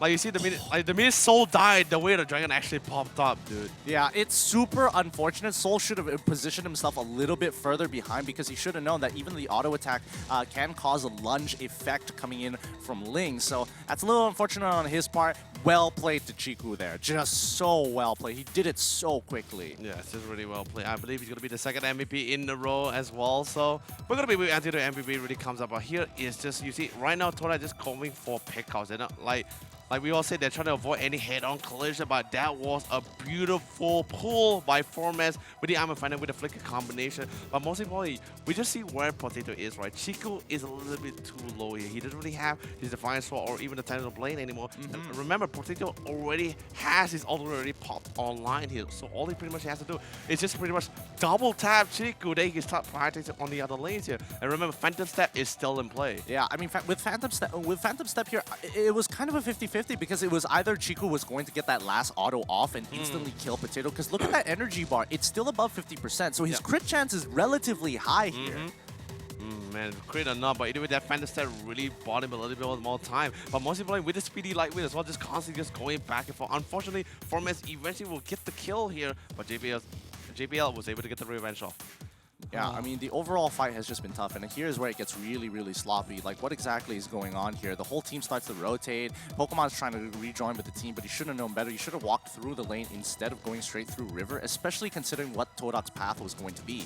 I think at that time there was just a little bit. There were some moments where they were a little bit hesitant as well because we saw soldiers constantly going back and forth in that river alone on top of where the turtle pit is as well. Because he's just trying to figure out like, is he going to be gunned down alone? Is he going to be gunned down with the team? Because there was barely any barely got any information out of the fight here because they know there's a potential of the fact that Chico will stop Pokemon here. I think they wanted, or in this case, Soul wanted to go for that bait as well as Pokemon tried to bait out Chico. But what he didn't expect was that Todak was playing very safe in that game, totally understanding the amount of what's the right word? The amount of threats or literally the losses that they will actually gain should either one of them or Chico in this case die here. So they decided to group up, stick together, and go for that rotation. I mean, that's one way of looking at it for sure, but I do think that it was a moment of just like, oh, you're just kind of walking on autopilot. It's like, oh, I gotta get back to the team. And I'm not really thinking about where exactly, how I'm gonna get there, but you know, I'll take the quickest path. And unfortunately, he got punished for just doing that. And overall, it has been a tough game. I'm looking at the item list to see if there's anything too out of the ordinary. Nope, doesn't look like there's anything out of the ordinary here. I really think that Potato should have gone for the Winds of Nature at some point of time,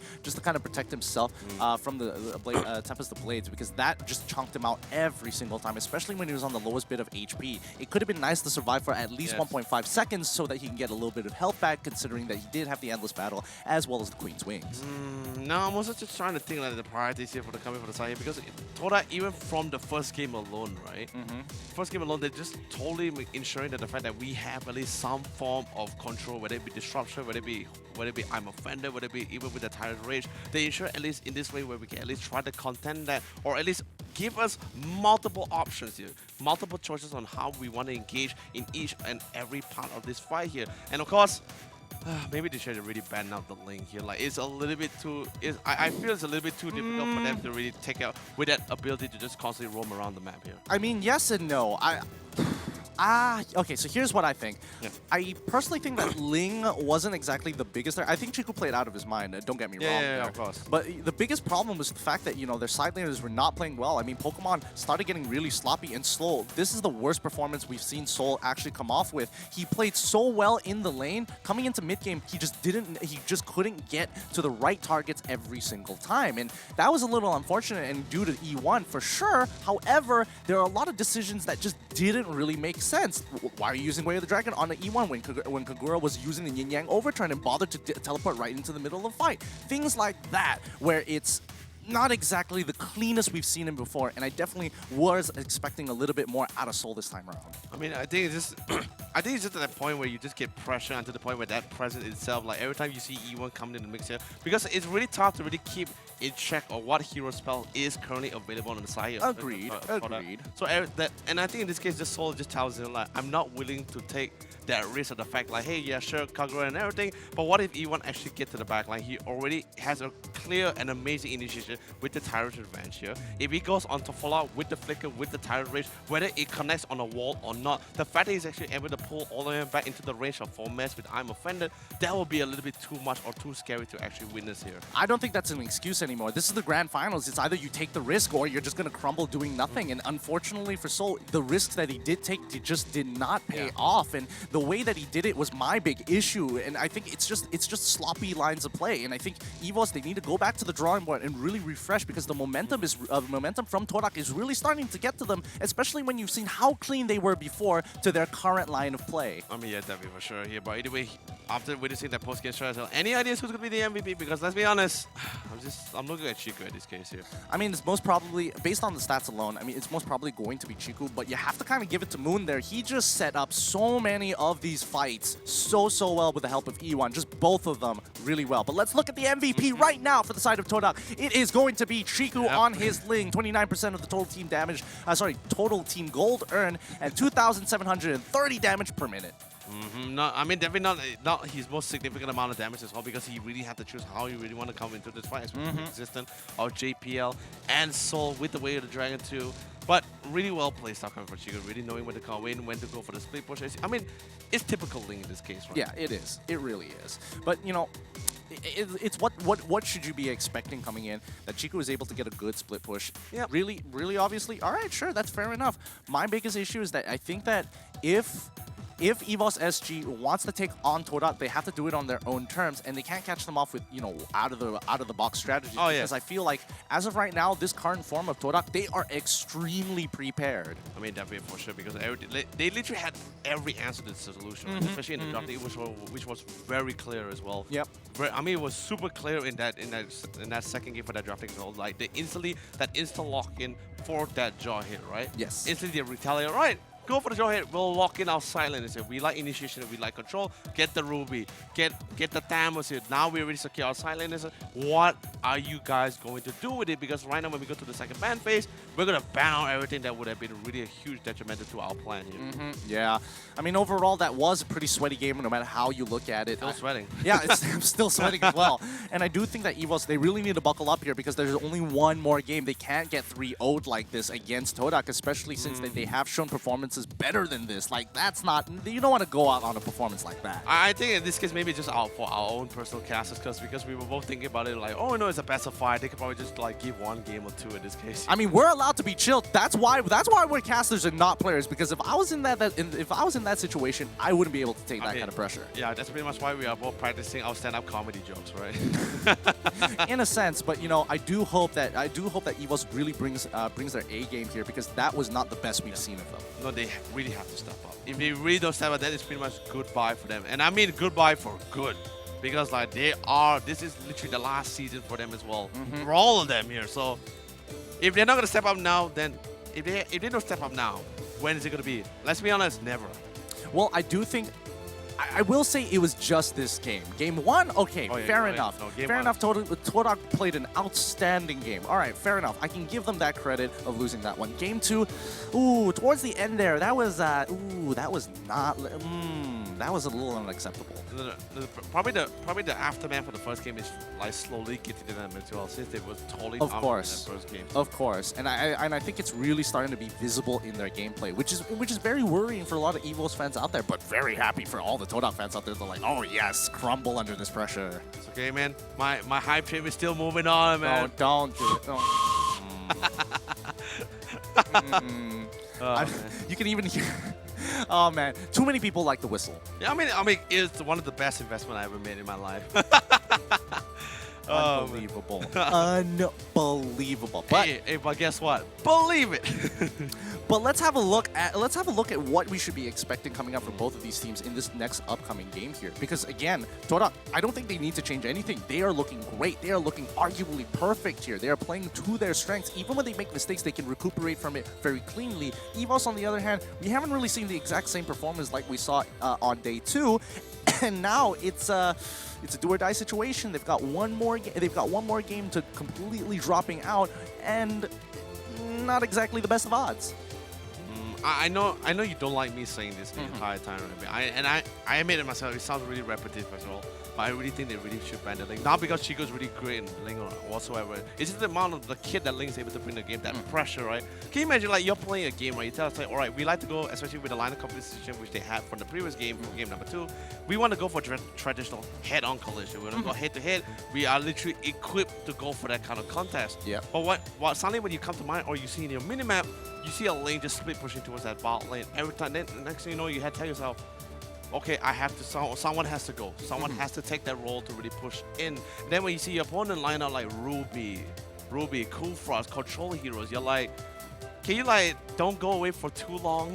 Just go quickly clear out the lane and just like come back to us. Because that presence just really start pressuring you really hard there. And I think just like a little clear in mind of the fact, like, if you're gonna go for a traditional head-on, get rid of any factors that literally makes you direct that attention to somewhere else. Yeah, but luckily this is a best of 5. So if I was in EVOS' position, I would be thinking about considering taking red side just to kind of get a good idea of what exactly are they going to be starting off for the side of Todak, which is very interesting because game one itself was a little interesting. So we're just gonna have to wait and see. However, I will say if they are going to force a draft on Todak's side that will give them the best opportunity for EVOS to win, they have to force them onto a team fight composition.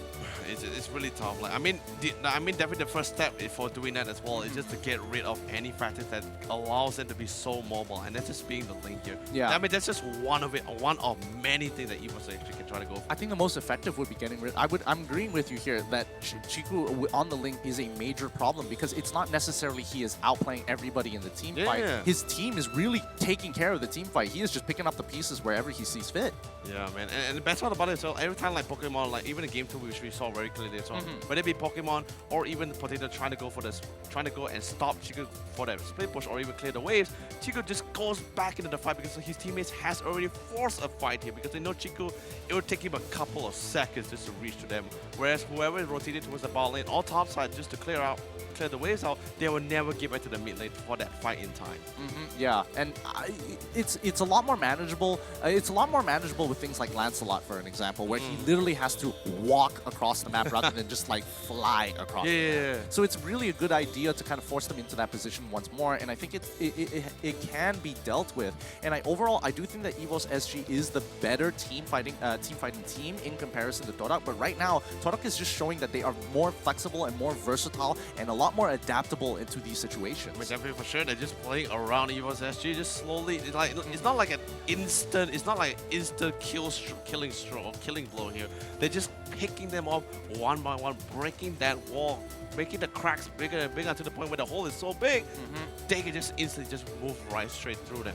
Yeah, ooh, it's gonna be tough. I mean, it really is. I mean, I really want to see some great performances coming out of EVOS SG. I wouldn't be as hard on them if they didn't play so sloppily.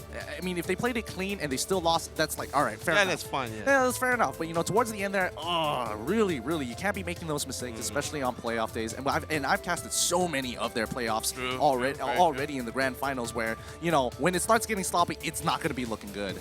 But then again, also, I hope they do not like get too overzealous as well in this game number 3, because like you suddenly tell yourself like, guys, it's all or nothing, just go all the way in. Then next thing you know, we're gonna be seeing overconfidence, overextension. I mean, that was like Todak season 5, man. I know, right?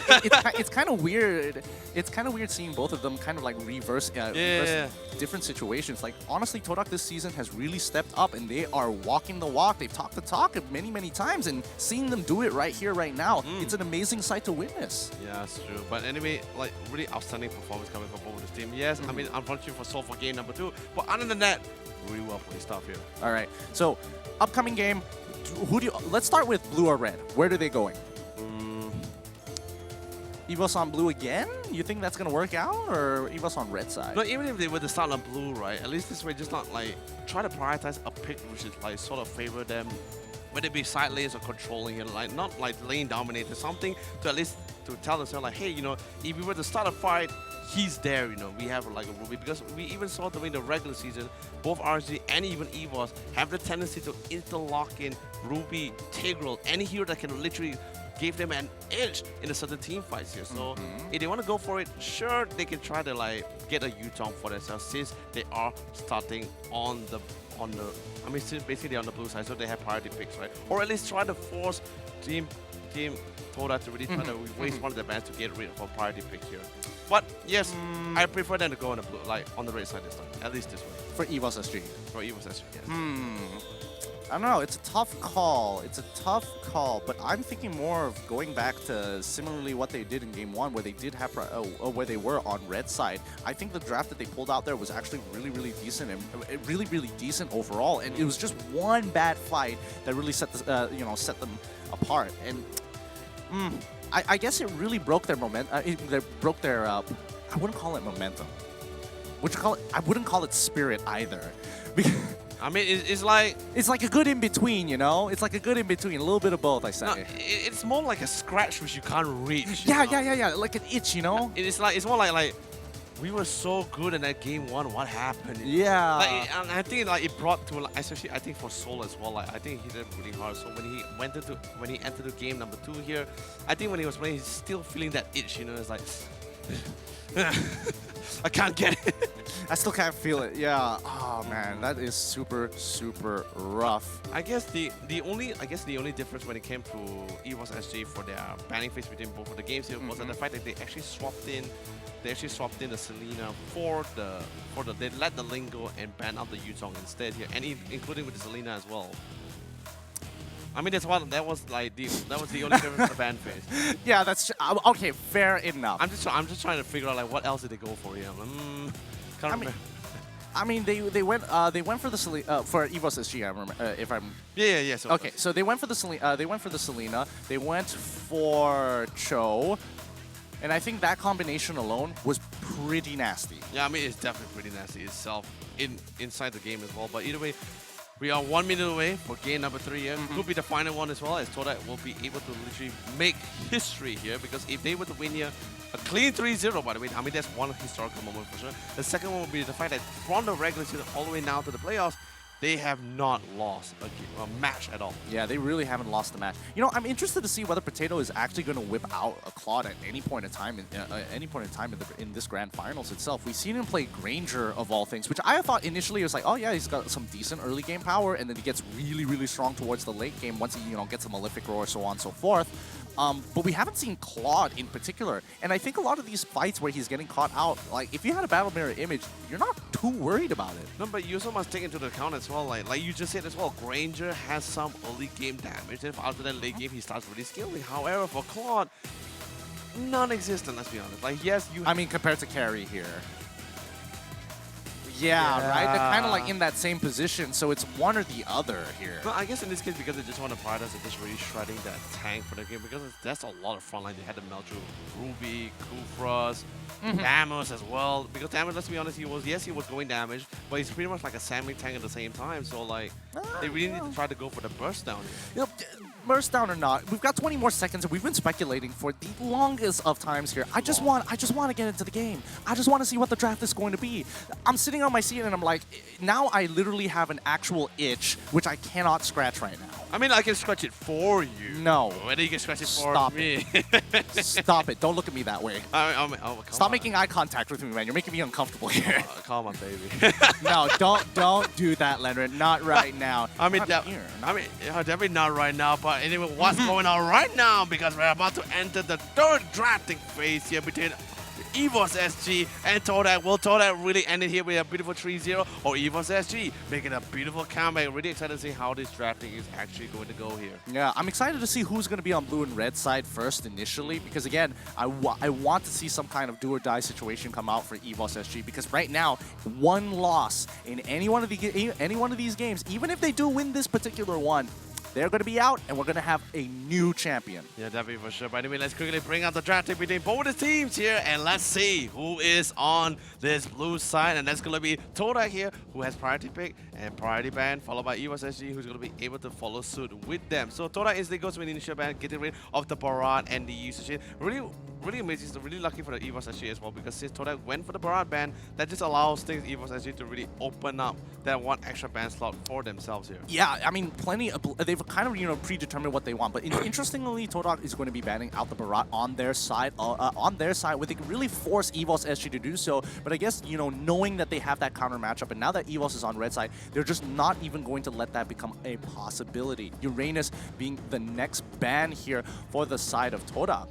Ooh, by the way, see, they get a TriCast. That's so unfair. I know, this is really unfair as well. They get a free TriCast for us. I'm so jealous. I want to sit next to the best talent in MPL MYSG. I mean, yeah, definitely for sure here. Ooh, by the way, beautiful view here. Beautiful view of the potential champion spot here for whoever actually takes the win here. Really well played stuff coming for the state, and amazing stuff coming in from our production team as they really set things up all for us here at the MPL Season 6 Grand Finals. But anyway, coming back to the drafting once again, because our production team, they just had to tickle our itch. It's like, oh, by the way, check it out. This is what they're playing for. Ooh. Really cool. It's got me riled up. It really does, yeah. But anyway, now they're going to be finally letting the box here through, and E1 very satisfied to finally get to play his comfort pick here. Now, Evos SG, what will be the follow-up here? Jawhead is definitely still in the pool here, but they do want to try to get this Yutong followed by the Ruby for themselves. Yeah, okay, let's wait. Yishin Shin, Uranus, and Barat for the side of Todak. It's going to be Selena, Ling, as well as the Roger for the side of Evos SG here. 10 more seconds until Evos have to make their decision. They could get the carry super early on, and then look to pair it up with the Jawhead, because I don't think they have too many other options unless they want to, preemptively look for the counter pick. Yep, they're going to have the Esmeralda on their side. Now, the thing is this, right? The reason why I didn't really mention the Jawhead first is mainly in particular on the fact that if anyone would have played Jawhead on the side of Toda, it's going to be E1. And the fact that when you see a box here as well, you already can safely assume that, all right, there is no way. Okay, I mean, like the possibility of Toda really securing this Jawhead for themselves in this, for this turn of the picks here is very, very unlikely and is very low as well. But anyway, this is a good match. Evos SG is going to lock down that Esmeralda followed by the Jawhead. But that means Yutong is, I believe, yes, Yutong is still in the pool here. And it's going to be on the side here of Team Toda followed by the Damos. And I'm telling you this right now, Team Toda looking very scary here. Yeah, very scary indeed. I'm kind of curious, though.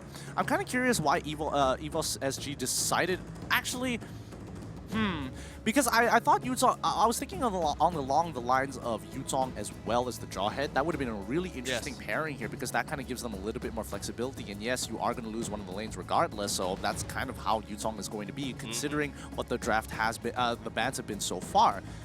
So I'm guessing is that they want to kind of pull away Todak to go for Harith, because if Harith is picked up, it's going to be very easy for this Esmeralda to kind of just run him down most of the time with the extra movement speed that she gets and stealing the shield. So I guess Evos is making a preemptive pick and even locking in the Harith for themselves. It looks like they are going to go for the double mage composition.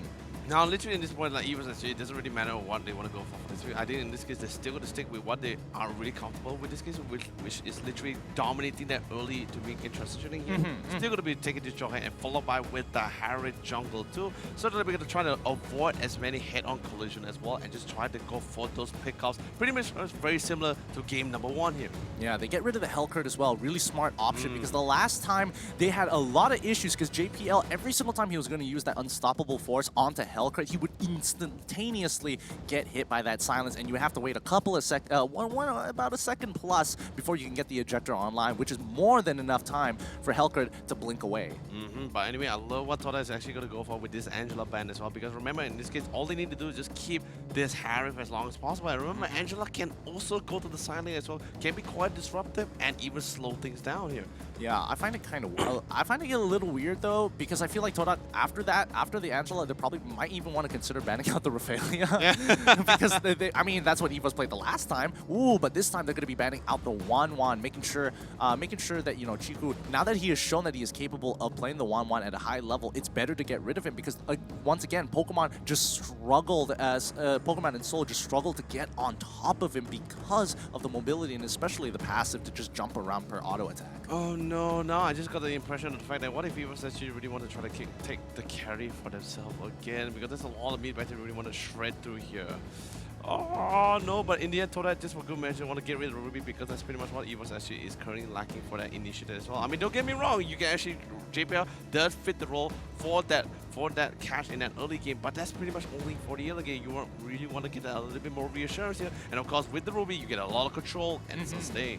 Yeah, not wrong indeed. Evos SG really taking their time to think about this, because again, it's one or the other. Either Potato is going to get his pick here, or they're going to be looking for another offlaner in the Khalid, most likely. Because they have to dominate one of these lanes somehow. I mean, Esmeralda can kind of just hold her own against Yutong, and until level 4 is when she can actually deal with the battles. But instead, they're going to go for the Masha here for the side of Evos SG. This is very out of pocket. Oh my lord. Whoa, wait, hold the phone here, right? Now, what is going on here? Do they expect Masha to be able to power through one of the side lanes without getting punished? No, that's what I'm trying to think, right? Because Marsha just not only shred jungle, but she shred towers as well. Are they trying to go for this split push potential coming from the side of Eva's SG? I mean, now the fact that they don't have Ling to kind of, you know, make sure, oh, if I need to be somewhere, I'm going to be there in no time, where they have to kind of walk like every other hero in the game, and some of them be able to jump over the walls, it's kind of no big deal. But it's interesting. I would like to see how EVOS is going to handle this particular situation, because Torak, they're playing very standard for their style. I mean, standing up, it's also a really scary lineup as well. EVOS actually has to play a game out of their mind to really get control of that early game and just constantly stomp them every step of the way, or at least in this case, try to avoid any team fight hit or at least head-to-head collision here. Because let's be honest, as long as the Black Dragon and the Boxer and the Chang'e is in the play here, a lot of disruption and a lot of burst coming in, boys. A lot of disruption and a lot of burst. I mean, Chang'e is going to be the next pick coming in for the side of Todak as well. As when they finish it off, oh boy, this is going to be an interesting one. This is going to be a pick of a lifetime, you know. What's it going to be though? And it's going to be the Rafaela. Right. Like, how do you play this particular comp? This is the first time we've seen EVOS come up with the Masha as well, so I guess they want to make sure that they have someone just stuck in the side lane. However, they're going to need to babysit Masha for a good amount of time, because I don't think she has any winning lanes. In terms of just this, in terms of wave clear, like Torak has the stronger mid lane wave clear overall. I mean, I guess in this case, just see how that. Like I said, both Aeon and JPL have to play a game out of their minds. Seriously, they're roaming. All their ganks, all their cash or initiative has to really pay off here in this early game, because if they can't really set things up here, if EVOS actually lose in every lane and in every stage of the early part of the game, then I believe Todak is actually going to be able to clear things out here. Yeah, oh boy, I mean... A lot of conditions. Yeah, this is a really interesting position to be put in, but it's time. It's game 3. Let's go. Make it or break it for EVOS SG. Will we see a new crown champion in Todak, or will EVOS SG bring it back for one more game? Let's go, folks, because right now I am itching, and so is Gideon, because now let's see who is going to be playing this game and getting that control of that early game. Potato is going to be handling it on towards the mid lane. Same goes for Aeon as well. A couple of harassment, but right now, loving E1. Straight away starting out that blue bar, so at least just saves as much time as possible, because you want this Lancelot to hit that timing. You wanted to literally call for this gank and for this rotation, and alongside with E1 with his comfort pick, that is going to be a very scary moment when that level 4 hits. This is a good understanding of the matchup here. Pokemon, they're just throwing emotes at each other at this point. But yeah, it's a good showing of understanding, because Pokemon understands at level 1 he needs to be able to show dominance in the lane, and for Mezzi he understands I can't win this level 1, so I'm just gonna let this come back to me. Does he steal it away? Unfortunately, he does not. Pokemon is able to get that last hit in. He doesn't mind trading. He can keep going, keep on fighting, because Formezi won't be able to win this. And once his passive procs, Pokemon walks away, and then after that is going to regenerate an entire health bar. I mean, safe, just to be a little bit safe for sure as well, because he noticed the fact that literally E1 is missing content of the map. But here comes the aggression. Actually, even has no shot of part of the flicker as well. But thank God E1 not too far behind. Will be able to re-assist it and literally force members of EVOS SG or JPL in particular to fall back. But actually going to be hitting the level 4 show. But hey, we live in the bush, and there goes the ejector from JPL. Dropping down the Summer Force. First blood will be drawn, and Potato will safely secure for his team from just being very sneaky, as they were both hiding in that bush. That was really, really nice. Now Pokemon, he's going to get full brunt of damage here. The Phantom Execution is going to be chunking out half of that HP bar. But again, it's Masha, so she's not missing too much overall. So the bonus damage isn't going to matter for now. Pokemon's still going to be doing exactly what he does. He's going to go for the farm, but he also has to be careful as well. Right after he spot, but anyway, Falling Summon going to be able to connect on top of Moon. Soul has to easily back up, and he's going to be totally fine with this. Yeah. The fact that X-Ray also using X-Ray not even using his ultimate at the time, I definitely think that he could have Soul could have stuck around a little bit longer to get the rest of Moon's shield. But again, he doesn't want to get held up in this 1v1 against X-Ray.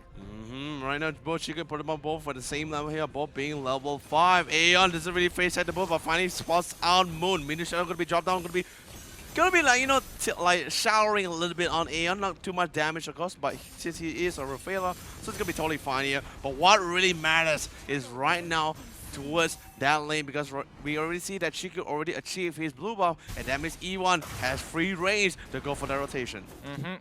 I'm interested to know whether or not Todak is looking to punish Pokemon up in the top lane here. I mean, for Mezzy, he's doing a decent job overall. He just needs to be able to get as much value out of his passive. Oh, wait, he tries with Unstoppable Force and gets the ejector onto Chiku. For Mezzy, he's kind of low here. They do lose out on the turtle, and Evos is just forced to back away. They don't have all of their members to fully commit. They go for the Falling Star Moon onto X-Ray, but now it's going to be Soul stuck in the middle there. He has no options of giving out. Potato, it needs to be able to find a Retribution kill to make sure that gold differential does go out. One more Chrono Dash, and yes, JPL secures the kill. Like trades after trades, I think it's really great for them as well. Although yes, it's going to be the roamer for the side lane here, so maybe it's a little bit more favor to the side here of Team Toda. But then again, Pokemon still having the time slide towards his top side. But we see Moon coming in with the rotation, hopefully try to chase him out of the lane. Potentially almost got the kill for his side. Ooh, the flicker with the mini shot. But sadly, the angle was just not right. But here comes the reinforcer coming from the side of Esports SG, dropping down the summer for Formas. No choice but to leave Moon for literally the high and dryer as he gets bursted away with the Chrono Dashes. Yep, really nice play coming in from Evos SG. They're catching Todak off guard every corner, and because they are surviving a lot longer and also expanding a lot of their ultimates, which Todak is going to be super dependent on to make this work, then it's going to be a tough game. JPL doing quite a good job. No. It's not going to be enough. Ooh, the lunge as well, but he fails to get the right target for the ejector, and Chiku walks away scot-free. Oh no, JPL, a little bit like, not to say like overconfidence, but maybe a little bit too relaxed there, because totally relying, or not to say relying, but like have full trust in the fact that the tier 1 tower will literally be enough to protect him from that potential dive of Team Toda. Yeah, and I mean, the missed ejector, that would have been a great opportunity to actually get a return kill there. Moon, he's going to take a little bit of damage. Soul is clearing the waves really, really nicely here. He's making sure he is minimizing the damage onto the side lanes, because right now, Todak is putting a lot of pressure here rather than on the top side of the map, which is good, because that's what Evos SG wants. But I mean, Ewan going to be trying to go towards that back line here. Sadly, he's going to be able to find Aeon, and he's going to be our dear friend Potato. Ewan no just going to be popping the ultimate Tortoise, but Poise, Zalfa's going to be coming in as well, just to try to do as much damage as possible before going down here. Yeah, and now that turtle is up for grabs. Todak, are they going to contest, or are they just going to look to push into the mid side? They know they are one member down, so it looks like they are going to put all their eggs into trying. Oh no, they're trying to get around here. Masha is still going to be pushing on the top side, but Soul, he's taking quite a bit of damage from the Meteor Shower. The Black Dragon in the back line. Can he get the initial knockup? No, he doesn't. Gets ejected into the back line. And Chico, he's trying his best, but Potato's dealing some significant damage with the Salmon Force. Chrono Dash securing one by one, and Aeon is sustaining through all of it. Finally, they secure that kill with the help of JPL. They pull back a 3-for-2 trade, and Masha isn't able to join the fight just yet. Pokemon looking for any targets at this point in time, but that might just result in his own death. Anyway, Pokemon going to be a little cover as well, because E1 is out for blood. His ultimate is going to be running out soon as well. But anyway, here comes the jump into the Minotaur doing a little bit too much damage. But here comes Pokemon. He's literally slashing and crashing all across the members of Team Toda as he was able to get a bit of a kill on X-Ray. But Aeon from the back line gets sniped away by Moon himself. Oh, that's super unfortunate for what was turning to be something really, really great for the side of Evos SG. Unfortunately, Aeon gets a little bit greedy to walk up to trying to get the heal for the rest of his members. And Moon, he was in the right place at the right time, waiting for him to get greedy. And now Chiku getting punished on the bottom side of the map with the Salmon Force and the help of Soul, crushing him under his feet with the size of that shield. This dive was so clean. It was really great for them as well, especially what amount, really, I wouldn't say really lucky, but the fact that they noticed the fact that there is no Thorn Rolls on the side here of Chiku, and of course he went for Retribution. Now Flicker, there is absolutely no way he could actually get out of that kind of situation. By the way, JPL coming in with a beautiful Flicker and into the Ejector on top of the Unstoppable Force. Zalfa's going to be coming in as well, and that's going to be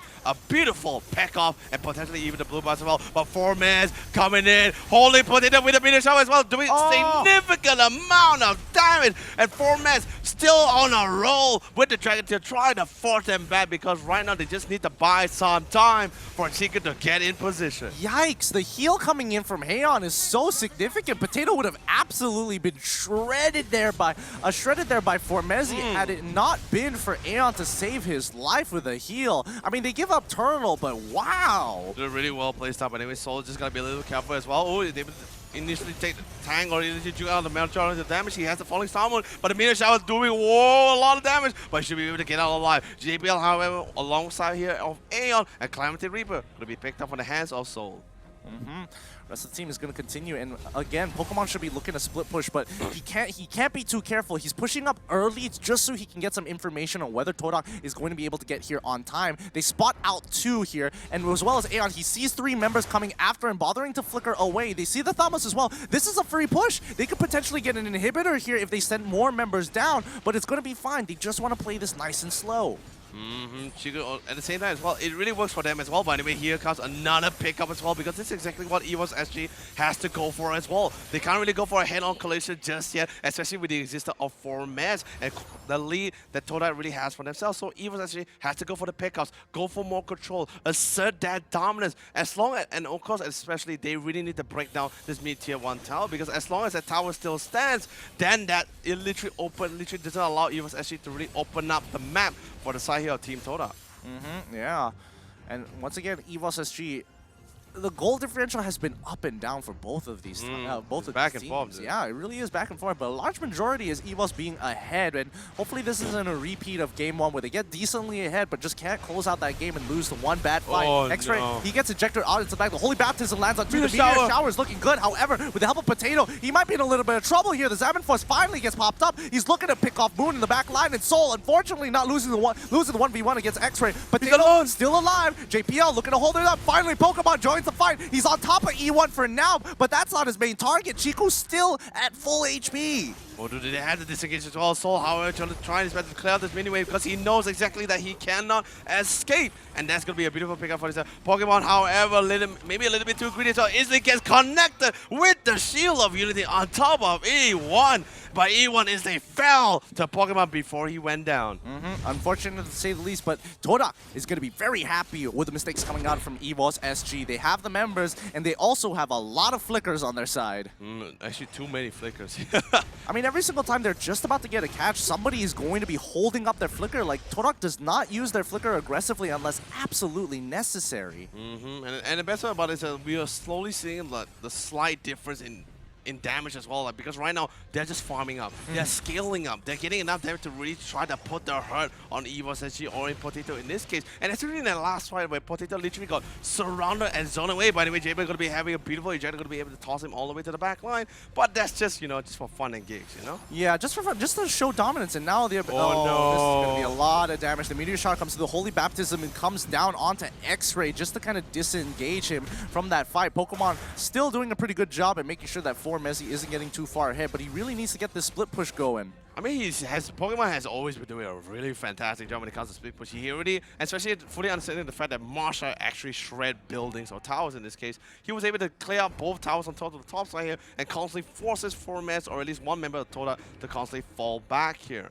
Yeah, now this is going to be the great Lord dance coming in for both EVOS SG and Todak, where both are going to contest Pokemon. He's getting attacked. They can start Lord right now, or especially trying to look for something to happen. Pokemon's still alive. Can he make it out? No, he doesn't. He finally goes down. But EVOS looking to get this flank angle. They find it. Moon, he still has Flicker. JPL unable to get the ejector for Messi. Now turning it around upon EVOS SG. Where is the team? Finally, Soul comes in hard, and Zaman Force already being popped for Messi, still making it happen, but the Holy Baptism in the back, slowing for Messi down. Aeon survives, and JPL may be able to start peeling him off to let the rest of the team close down on top of him. But then again, Toda actually had to sacrifice 3, had to sacrifice at least 2 members to try to safely secure a Lord for the team though. But EVOS actually, I still believe they're still very happy that they will at least save 1 member of their team instead of dying here. Yeah, this is a very very high tension game from both of these sides. Like you can see that everybody is calculating their odds of which they can pump out damage against each other. And the moment they realize, okay, we're not going to benefit, they walk away. By the way, Potato is going to be able to pick out a concentrated energy for himself. Pokemon was able to get a beautiful catch on X right here. Comes the other side of the floor, followed by even in the eject as well. But suddenly JPL out-tagging the meter shot a little bit too much though. And Soul trying to do his best to really count for the team as well. And Potato constantly going back and forth and a beautiful shred down on the Lord because they know they cannot take this Lord defense towards their own side without the team. E1 jumps all the way to the back line, but Pokemon coming in the camp. As he gets the double kill, as he was able to shut down both Moon and Chiku at the same time. I'm just surprised that they walked up that far. Like, they saw exactly what we were seeing. Masha was in their faces and they kind of just let Pokemon hit him. And unfortunately, they underestimated the amount of damage he actually has. Formezi is now trying to just end this last minion here so they don't get this push unlocked. They're both sides, and they did even lose their top tier 2 in the process. So EVOS SG, despite being up in kills, they are exactly even in gold. I mean, because the entire time, Todak has been winning a majority of these team fights and of course securing all of these objectives for themselves, whether it be turtles, whether it be lords, whether it be chunk camps. They had all the control here, but since EVO, and at the same time, it was actually, despite having the higher kill score, they actually had a lower net worth compared to Team Todak, especially after the Lord was secured on the side of Team Todak. But after that one fight here, that double kill and that beautiful picked up on that for Potato on E1, that pretty much like sort of balanced out the net worth here. And look at the number of towers as well, 5 to 4 here. Yeah, it's a slugfest. I mean, both sides are not willing to give up. Oh, here comes Soul with a big Star from Falls. Potato, is he actually going to pick this kill onto Moon? Yes, they're targeting Moon. They're trying to get rid of him, and Potato, he still hasn't used his Diamond Force. He pops it down now. He picks off Moon. Finally, this is a great opportunity. Aeon, he's going to heal the rest of the team back up, and here comes the unstoppable force for JPL. He's waiting for the ejector on the right target, whereas Chiku, he goes into the back line. He finds Aeon, but Chiku wants to take out JPL instead. He gets the ejector onto E1. Oh, JPL! JPL still alive. Smart missiles make it through, but they can't catch Chiku anymore. Pokemon! Look at Pokemon! They are just trying to distract him for as long as possible. They break an inhibitor in the process. Well played, giving Todak a little bit of their own medicine. Oh man, now this is part EVOS actually is like, you like the back door, taste my back door. And now with the bottom here as well. And Bessa, big pickup on Chiku. Chiku would not be here to go for any wave clear. Moon is still out for the counter as well. So instantly they are able to drop down the Diamond Force and try to go for a beautiful pickup on Formez. But Formez totally understanding how much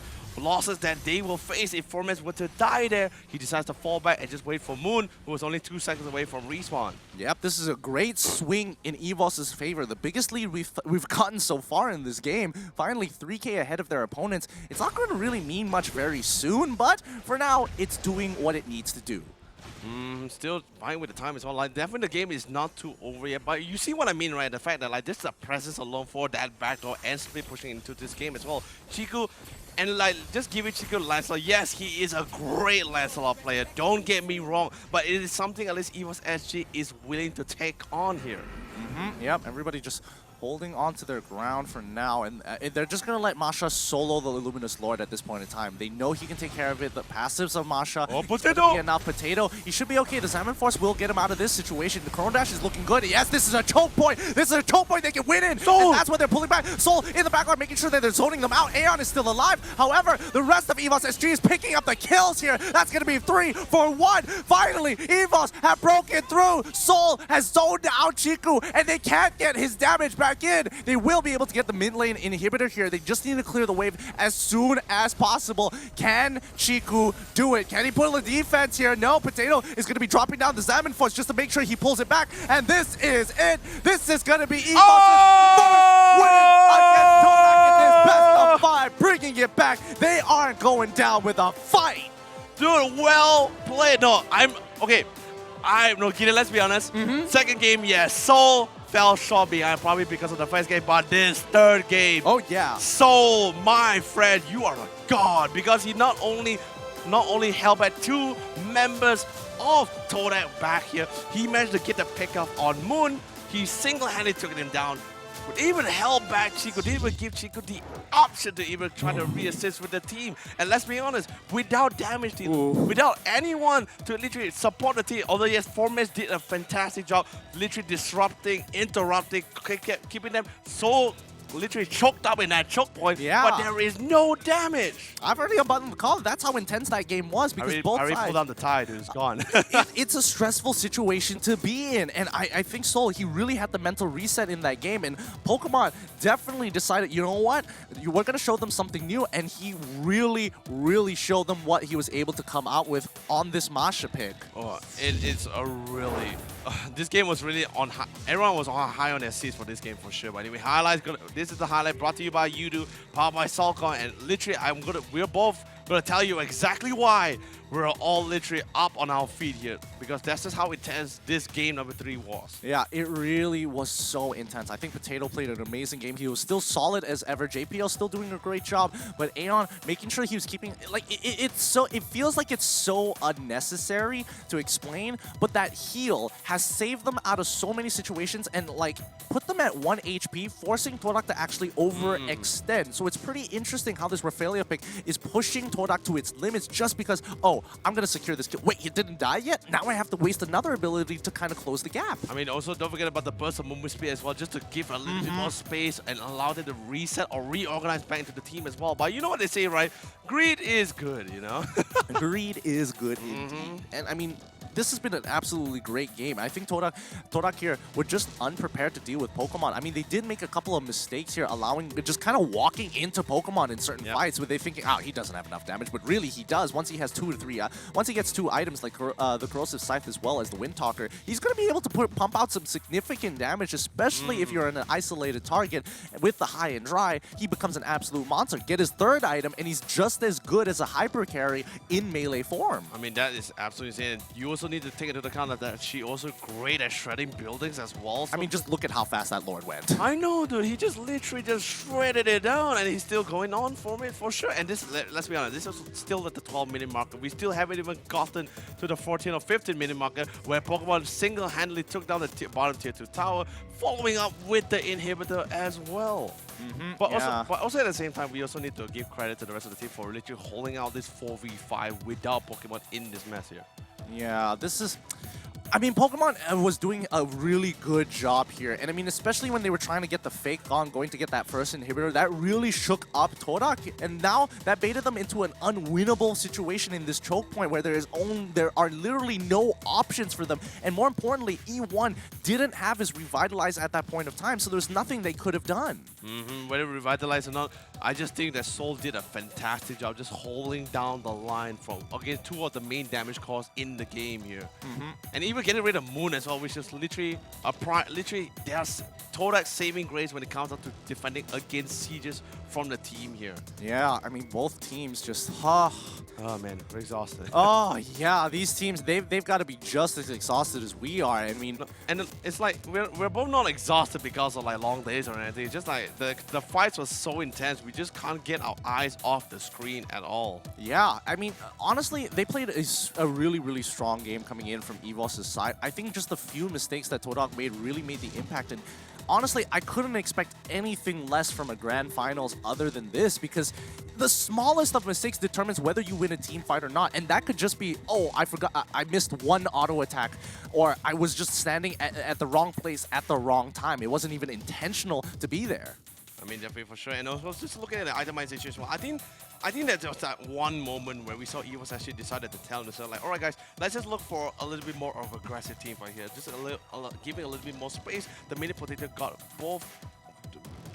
Particularly, he just already got his Holy Crystal. That's pretty much it. Like, actually, no, not his Holy Crystal, sorry. He got his Concentrated Energy, right? And that's pretty much where he just started telling Pokemon, like, hey, I got enough damage now.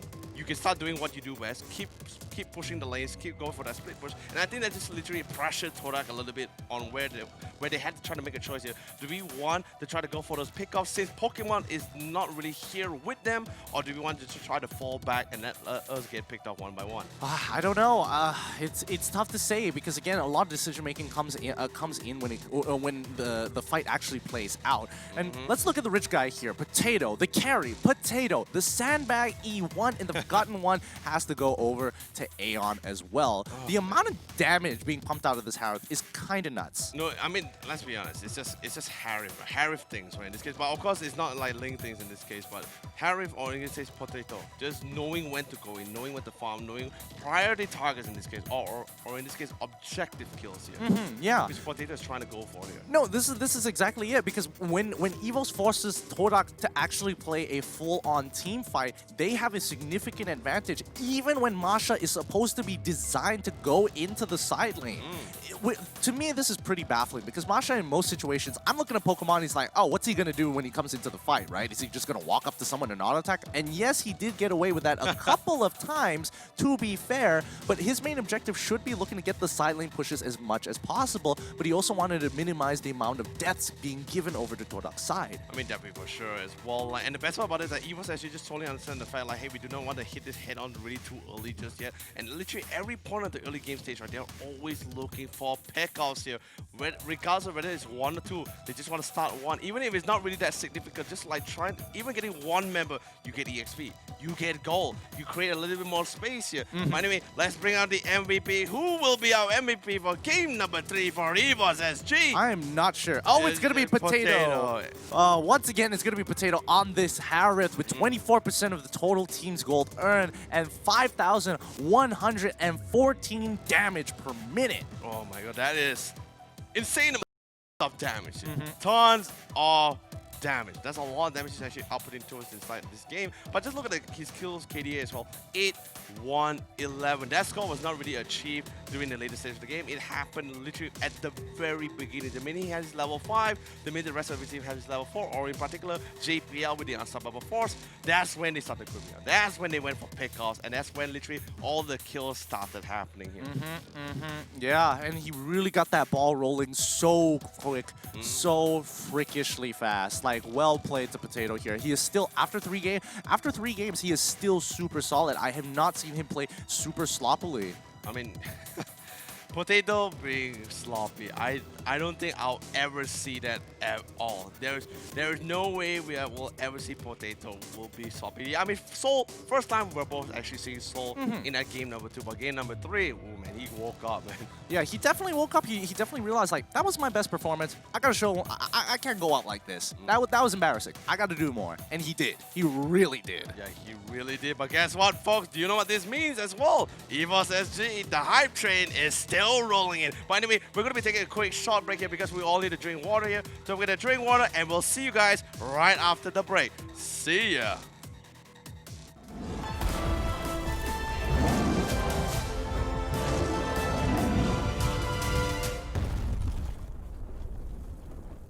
Wanna hook up? Wait, what? With Yudu. Being with Yudu is like customizing your car exactly the way you want it. Imagine doing that to your mobile plan. Anywhere, anytime. Like here. Boy! Oops.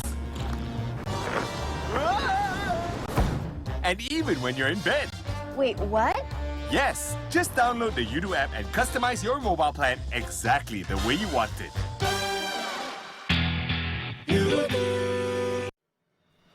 Hello everyone, welcome back to Inside Mobile Legends.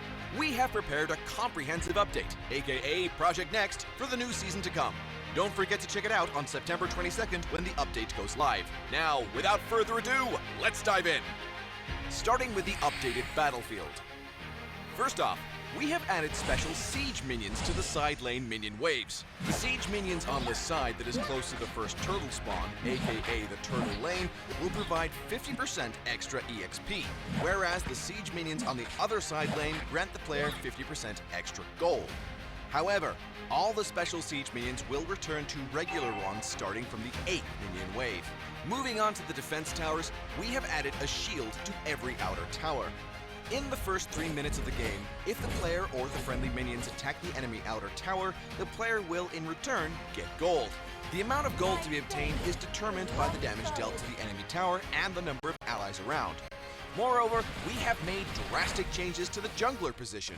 In the new update, only the player who's equipped with the battle spell Retribution can purchase jungle items. Once the player has purchased a jungle item, the EXP obtained from minions will be reduced in the first 3 minutes of the game. We've also made some major changes to the jungle buffs and some of the equipment items. We will leave those for you to find out later. In the previous Project Next Step, we have introduced you to the skill adjustments for 6 heroes: Mia, Eudora, Layla, Saber, Zilong, and Alucard. Apart from them, Alice has received a revamp as well. Firstly, we have redesigned her ultimate skill. In the new patch, players are free to choose when to deactivate her ultimate. What's more, the cooldown of the ultimate is greatly reduced. And to make it easier for players to utilize Alice's mechanics, we have adjusted her first skill. If the player keeps pressing on the button after Alice's first skill is cast, the camera will follow the bloodstream so that the player can decide when to cast this skill again. Lastly, we have adjusted Alice's passive and granted it a mana regen effect. Apart from them, Aurora, Mortis, Vale, and even more heroes have been revamped. Feel free to check the patch notes for the details when the update arrives.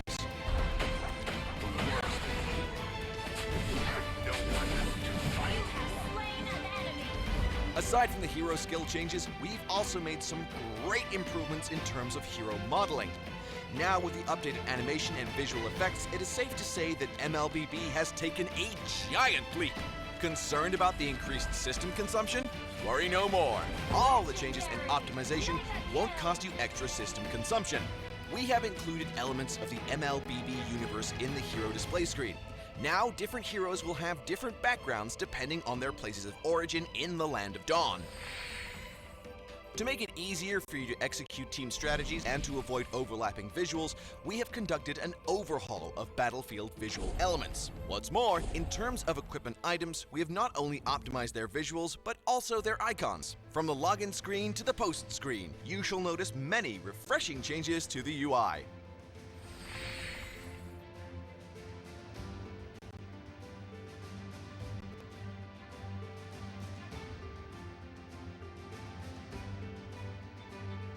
And when it comes to the controls and the field of view, we have also made great improvements, with which we hope our players can fully enjoy the fun of a mobile MOBA.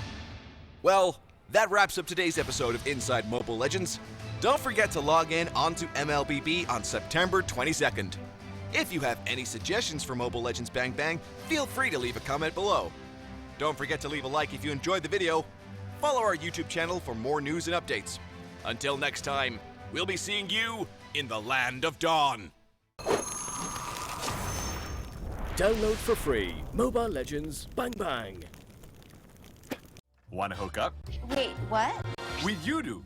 Being with Yudu is like customizing your car exactly the way you want it. Imagine doing that to your mobile plan. Anywhere, anytime. Like here. Oops. And even when you're in bed. Wait, what? Yes, just download the Yudu app and customize your mobile plan exactly the way you want it.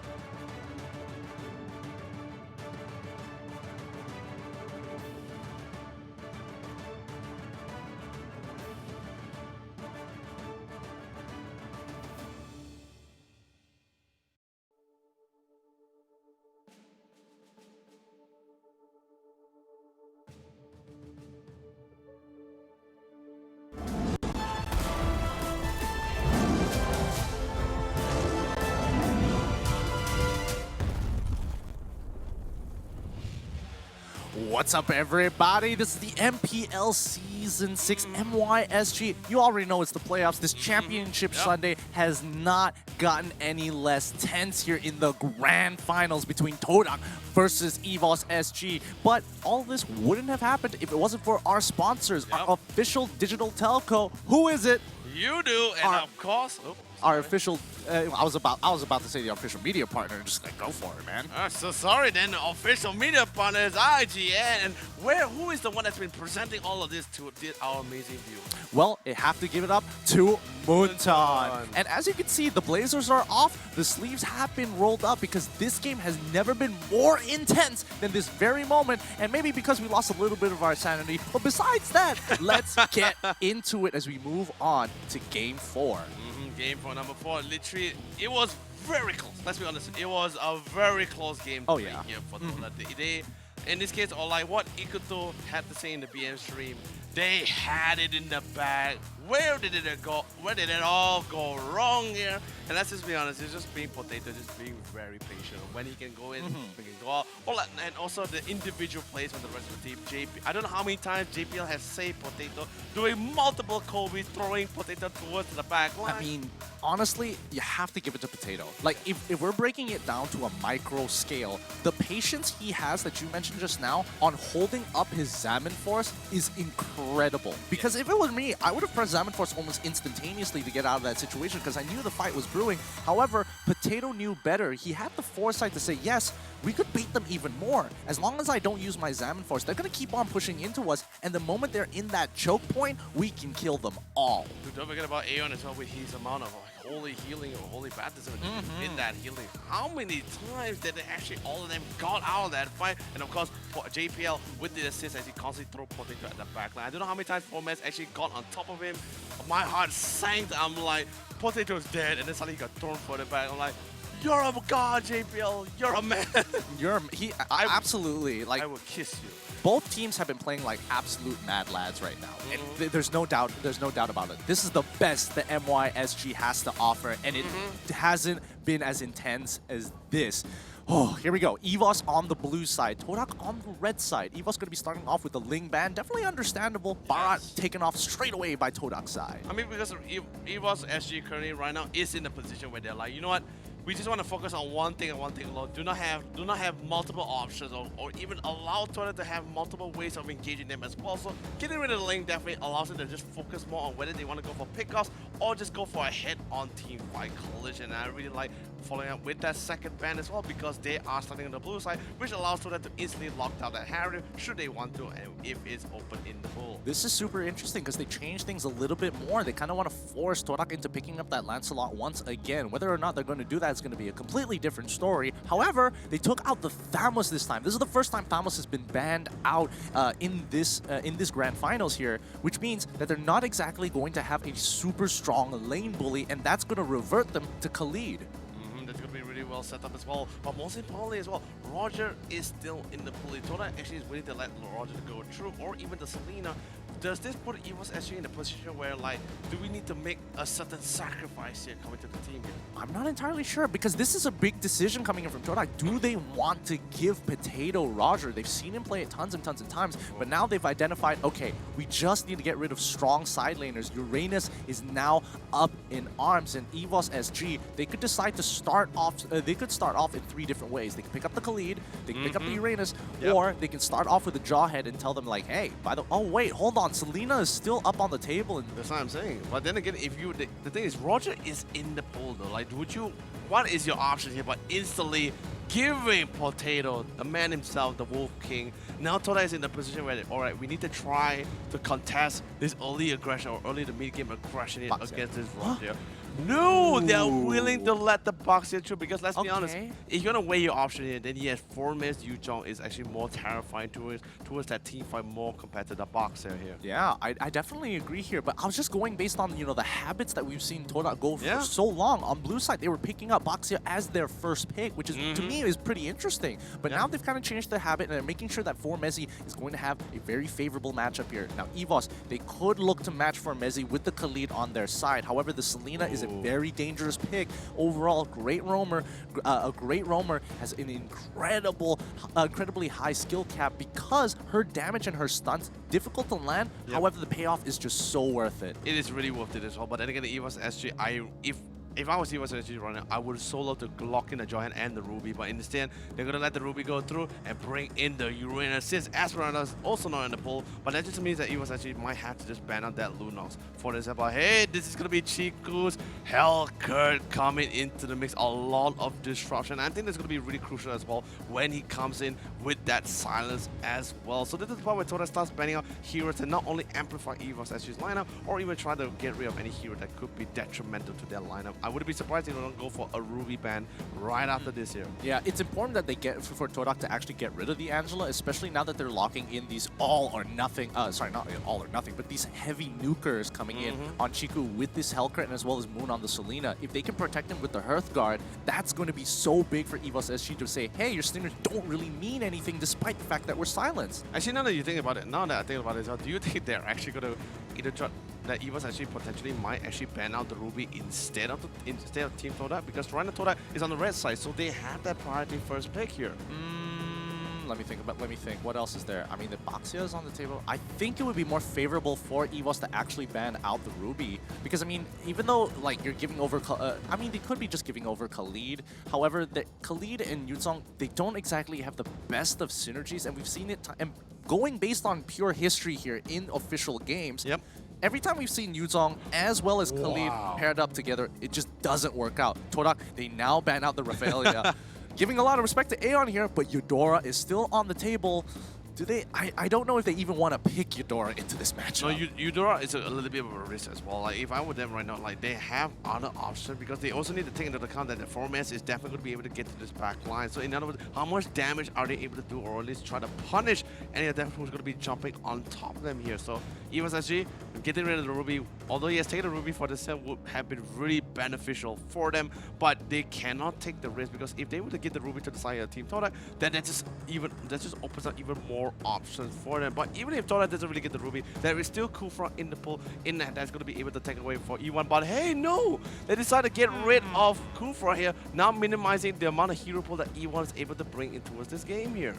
Are they looking to get Cho? No, it can't be. It can't be. Oh, Cho, right? no. I mean, they can't. No, EVOS actually, they can't opt to go for Cho. It's pretty much, they don't really have any much of a choice in this case. It wouldn't be favorable at the end of the day, but okay, we see Ruby getting picked up for the side of Todak here. I think that was going to happen no matter what. Yep. The question is whether or not EVOS is considering, all right, they're probably, I'm guessing here, but they're probably going to go for the Khalid. The question is what other mage do they want to kind of add into their composition? They're very comfortable, you know, they're very comfortable picking up the Farsa, but Farsa is going to just be, is going to get countered by Hellcurt regardless, and as well as the Selena as well. There's no real safe place on the map to kind of just set up and blast from afar. I mean, don't forget about Yuzong as well, so a lot of people get on top of the Farsa. But what about Chang'e though, or even the Veil here, just to be a little bit Actually, you know what? Chang'e, it probably is going to be the right answer. Oh no, they decided to go for the Masha as well as the Veil. Looks like they took a completely different angle here from what we thought. No.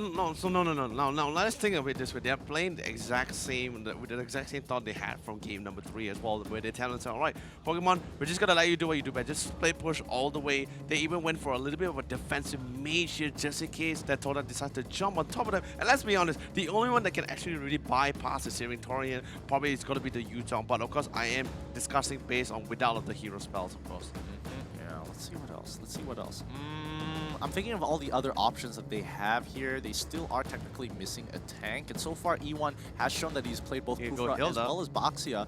He could have gone, he could go Hilda. Oh no! Wow. So yeah, I guess their suspicion, EVOS' suspicion was right, and it looks like Todak, especially for E1, is going to be very dedicated to playing his tanks, and especially with a team fight composition like this, it's pretty good, I would have to admit. However, I don't know, this early game, no, it could go either way. No, I'm going to tell you this. I'm really a big fan of the fact that he actually went for Atlas here, because let's be honest, Toda already came with the mindset like, hey, you know what? You want to go for a split pusher. You went for a village to try to push us back and try to and turtle around until the point where until you're able to farm up here. no problem. We're going to be picking a very huge team fight skill hero here with the Alistair and trying to look for as many fights as possible. It doesn't matter whether the situation is advantageous to us or not. We're just going to be able to hit with you head on because let's be honest, they needed to find an early game tempo to really contest against JPL's Jawhead. Yeah, they really do. Oh boy, I would say that both comps are kind of like 50-50 here. Both have very clear ideas of how they want to play the game. They just have different options of doing so. And now it's time that we go into game. Welcome to Game 4 of the Grand Finals. Once again, can EVOS SG bring it over to a Game 5, or will EVOS be walking? Or will Todak be walking away as the new champions of Season 6? I can tell you this right now, Gideon, the hypes, the Singaporean hype train is still roaring, baby. But anyway, coming back towards his top lane as Pokemon once again making full use of his passive. We go head-to-head with 4 Miz once again. Yeah, he's going to make sure that he is trying to be JPL. aggressive as possible. JPL with a great ejector for launching from Mezzy back into Moon, slowing down this level 2. It looks like EVOS has the better opening this time round, trying to look to play for disruption against Moon in the jungle. He still hasn't hit level 2 just yet, while the rest of the team is looking for their options. They're moving towards blue buff. They know exactly where they're going to be. That's just the beauty about Jawhead as well. By the way, Potato, he knows he has that early game damage, going to be able to force them out and reset this blue once again. That's going to be slowing Chico a second time inside this game here. And now with the new wave pushing towards his middle lane, he has no choice but to abandon the jungle and just to clear out that middle lane. Okay, at least Moon still got to his level 2, and Potato, he knew the moment that wave was going, the moment he pushed that wave, it's like, all right, we're gonna let Moon hit his level 2. We're gonna run over to our buff. Chiku, again, he's still the red buff is still up and running. Pokemon could look to walk up. However, JPL is gonna get caught out here with the fatal lazy. Quickly gets out of it with a fast-fingered flicker. Ooh, nicely done. Both sides still refusing to give first blood. Definitely for sure. But then again, Hellker or Chico in this case, he almost going to be hitting that level 4. But Potato, I believe Potato is going to be hitting the level 4 a little bit more faster since he was able to secure that blue buff first here.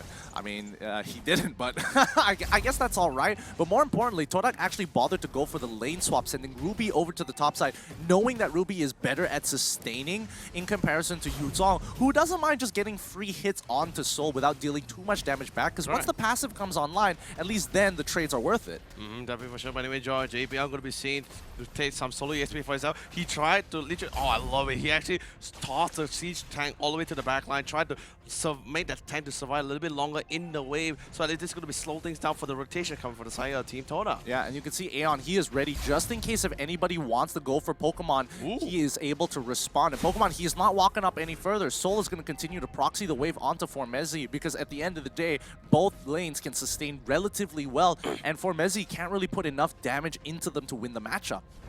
So just literally buying the time as well. And the worst part about it as well, JPL just giving quite an amount of information, and he's just trying to hit the level 4 as fast as possible. But I mean, here comes Potato, literally forcing Formez to pop the Black Dragon. That's actually pretty big. But the rest of the team of Team Tona, they're not going to rotate towards this bottom lane. So let's see if they can get this top side. As in for right now, we see a beautiful I'm Offender coming in from X-Ray with the Flecker combination. We'll be able to secure and pick up a beautiful kill on JPL. That was a really great play here. Oh boy, nicely done from Todak's side. EVOS looking to respond with this as quickly as possible. Potato walking up way too close, and he's going to get stunned for the most part of it. However, they do secure Turtle for the side of Todak, but now they're going in. Potato's so low. Can he actually survive against X-Ray's damage? He's trying to go for the lightning pounce just in time. Oh, that was some really good mechanics coming in for Potato. They trade Turtle for X-Ray's life. Nicely done for EVOS SG. Really well played as well. This is going to be allowing Potato, although despite not being able to get the Turtle buff for himself, that's going to be giving quite an amount of goal for him to get that itemization for his team. And Pokemon still casually split pushing, or at least pushing out that top lane and catching up with that itemization. Yeah, they have to play this nice and slow. You can see that both sides, if they're making a play, they are making some of the cleanest plays we've seen by far. Nobody wants to be lagging behind. I mean, who wants to get lagged behind, right? I mean, you just don't want to underperform, especially with such high stakes here. Only the best are going to survive, and you can't say you're the best if you played one bad game. And I mean, EVOS, luckily this time round, round, they didn't get punished 2 times in a row. So now it's all about hitting, going balls to the wall and making sure that Todak knows that they aren't going down without a fight. Definitely for sure. Anyway, Pokemon going to be able to... They're actually going to swat the lane, which is going to be really great for them this time because of the Yuzong was a little bit too difficult for the units to deal with. But however, we see Soul still doing what he's doing by cutting the creepaways, fully understanding and utilizing these units to the most 100% efficient and effective comments here. And Potato just constantly farming up here. And right now, he's just 1 level ahead compared to Chiku. Yeah. On Todak's side, however, they're looking to kind of split themselves up, making sure that Chiku is at maximum efficiency of that farm. However, the playstyle of EVOS SG, they're not making too many rotations. They have nothing to really do on the map. They're making sure that once they have the information, they can put some damage into Formezi and then look to pull backwards. You can see the rest of Todak, they are rotating towards their side. They haven't figured out that their main priority target is to put Formezi behind. Chiku is going to get hit in the middle of everything else, even the Stingers. It doesn't matter. JPL is able to tank all this damage by himself, forcing out the flicker. He doesn't get hit by the Abyssal Arrow, luckily, so he's still going to survive. JPL, I really love you for what you actually did as well, like, because actually the whole point of the down 9 fall that was actually committed as well, because E1 wanted to get the jump on our dear friend Potato as Potato was trying to fall back, and JPL just literally cut right in the front of the tracks here. Our Chico slowing things down, and of course JPL, yes, he will have to sacrifice the flicker, but at least it will ensure that Potato will fight to live to another day. Yeah, they're making sure that Potato is on schedule for X-Ray actually getting a pretty good I'm offended there. However, it's on Soul and Potato. I don't think he can take both on. He just wants to clear the wave and buy a lot of time. I mean, yeah. Well, let's see how the rest of the team is going to be doing here. I mean, Chiku, he's still at level 9, Potato's at level 9. Comparing both sides here, it looks like it's relatively even. Pokemon just slightly ahead in terms of EXP, but overall, nobody's willing to budge. I mean, definitely for sure, especially like one for sure, you'd have to understand the fact like, alright, EVOS SG has Roger, has Aeon, has even JPL as well. We do not want to engage, but same goes for Toda. They have just literally Atlas alone and Selena. You want to tell yourself like, or in this case JPL, he doesn't want to try to look for any fights unless it's very objective. They're gonna lose bot tier 1 right here. Yeah, they really are targeting Formezi. They're making sure that as long as Formezi is continuously changing the lanes, they are going to find some pressure to break away a structure. And now they've netted themselves a free bot tier 1 because of it. Formezi still a little bit behind in the game, but not too far away to not make an impact. Oh, Chiku, he's coming. Oh, wait, JPL coming in pretty hard. However, Formezi's coming back in with a... Oh my goodness, with a Black Dragon. But unfortunately, E1 was ready to go. Chico's still alive, surviving as much damage as he possibly can. Potato looking to secure the kill on top of him. E1, despite all of his efforts, unfortunately couldn't set it up for Chiku. They trade 2 for 1. It's looking good for Todak here, but Moon, he's got to be careful. Potato can easily turn this on top of them. Wait, X-Ray, turn back! Turn back! Yes! X-Ray, he pulls him back with the I'm offended, but I think that's going to be it. Pokemon, despite all of this happening, despite the fact that Todak was given 1 extra kill, Pokemon is able to get a good split push onto that bottom side. Good. Well played coming from the rest of the team. Seriously, I'm not even kidding. And Potato, once again, even from game number 3, the patience is coming in from this man as well, knowing when to come in. But anyway, actually going to be able to use Armor. Not be able to go. He instantly gets Jabeda here. Pokemon going for the shred down from both animals here. He literally is on the hunt here. Jabeda. Masha never takes a 1v1 unless somebody is there to help secure. Oh, Chico, no. He's in trouble. I mean, Soul took quite a bit of damage there overall, but however, this push coming in from Pokemon, he's gonna get a inhibitor! Hit the inhibitor one more time! Oh, he got it as well! Okay, so they trade 1 for 1. X-Ray dies for Pokemon, and Potato, he's still on the run. Is he gonna die over to Formezi here? Formezi flickers forward, securing that. They are sacrificing their lives for these objectives on Todak's side of the map. EVOS here, this is a big trade-off and a huge gamble, but so far it's working out well, because as long as they're playing this chaotic manner, Todak, they want to stick together because of E1. Ain't going to be able to connect up with the episode as well, but he has the Purify, so going to be able to get out of it. JPL toss out here for E1 all the way back into the tower, and it's going to be an easy pickup and punishing. But here comes Soul with the Ionic Edge to go for the pickup. But let's be honest here. A gamble indeed. But the fact that they fully bet on the fact that, like, you know what?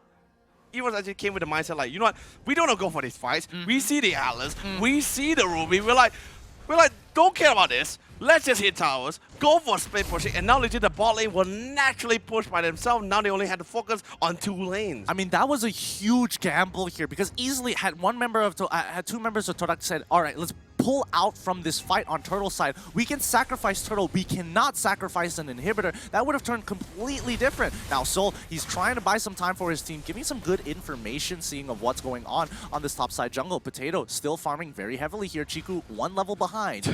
Pokemon, he's just so solely dedicated to this bot lane. He's like, you know what, I know the inhibitor is gone, but there's still the crystal, right? I can slowly go all the way and then again my beautiful engagement. Let's see what coming in with a double 2-man fatal lane. Aeon doesn't really have his spirit fire as well, so he will not be able to get out of the situation. Like both Pokemon and Aeon will fall in the down line for that team fight is so heavily in Todak's favor here. But at the same time, if you think about it this way, they win the fight, but they don't really get an objective out of it. Pokemon gets caught off guard, but then again, he still has his healing. He should be able to outrun this, and JBL ensuring that none of them or even Pokemon will fall here. I mean, we have to understand that both oh wait, they should be able to get bot tier 1 here, but Chiku is trying to put some damage into Soul, but not like it matters at all. JPL able to tank quite a bit of damage here. Pokemon is still trying to put some damage into E1, using his ultimate as well. He's pulling on back. Hopefully he doesn't get hit by this, and yes, he dodges it. They have to sacrifice mid tier 1 in the process.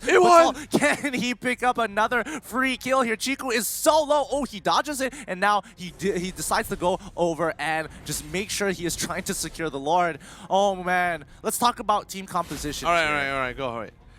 If we're talking about team composition in particular, then yes, Esports SG, with their current lineup, especially with the Joy, they were trying to go for pickoffs because they just seeing Atlas and Ruby inside the game. We're not talking about early game anymore. We're just talking about this mid-game composition, right? And the fact that like Todak has a way more better control and interaction compared to the side of Esports SG. And instantly, the mindset starts changing here for Pokemon, where he tells himself, I'm just gonna hammer towers, I'm good at shredding it, I'm good at breaking it down. Yes, a gamble indeed, but his decision-making and patience is working so well for him. I mean, I personally feel like the end goals for both these teams are so different. Like Todak, they want to team fight. EVOS SG, they've completely decided, ditch the team fights. We're going to be trying to create as much chaos as possible. We'll look to play for these objectives and just split push all the way home.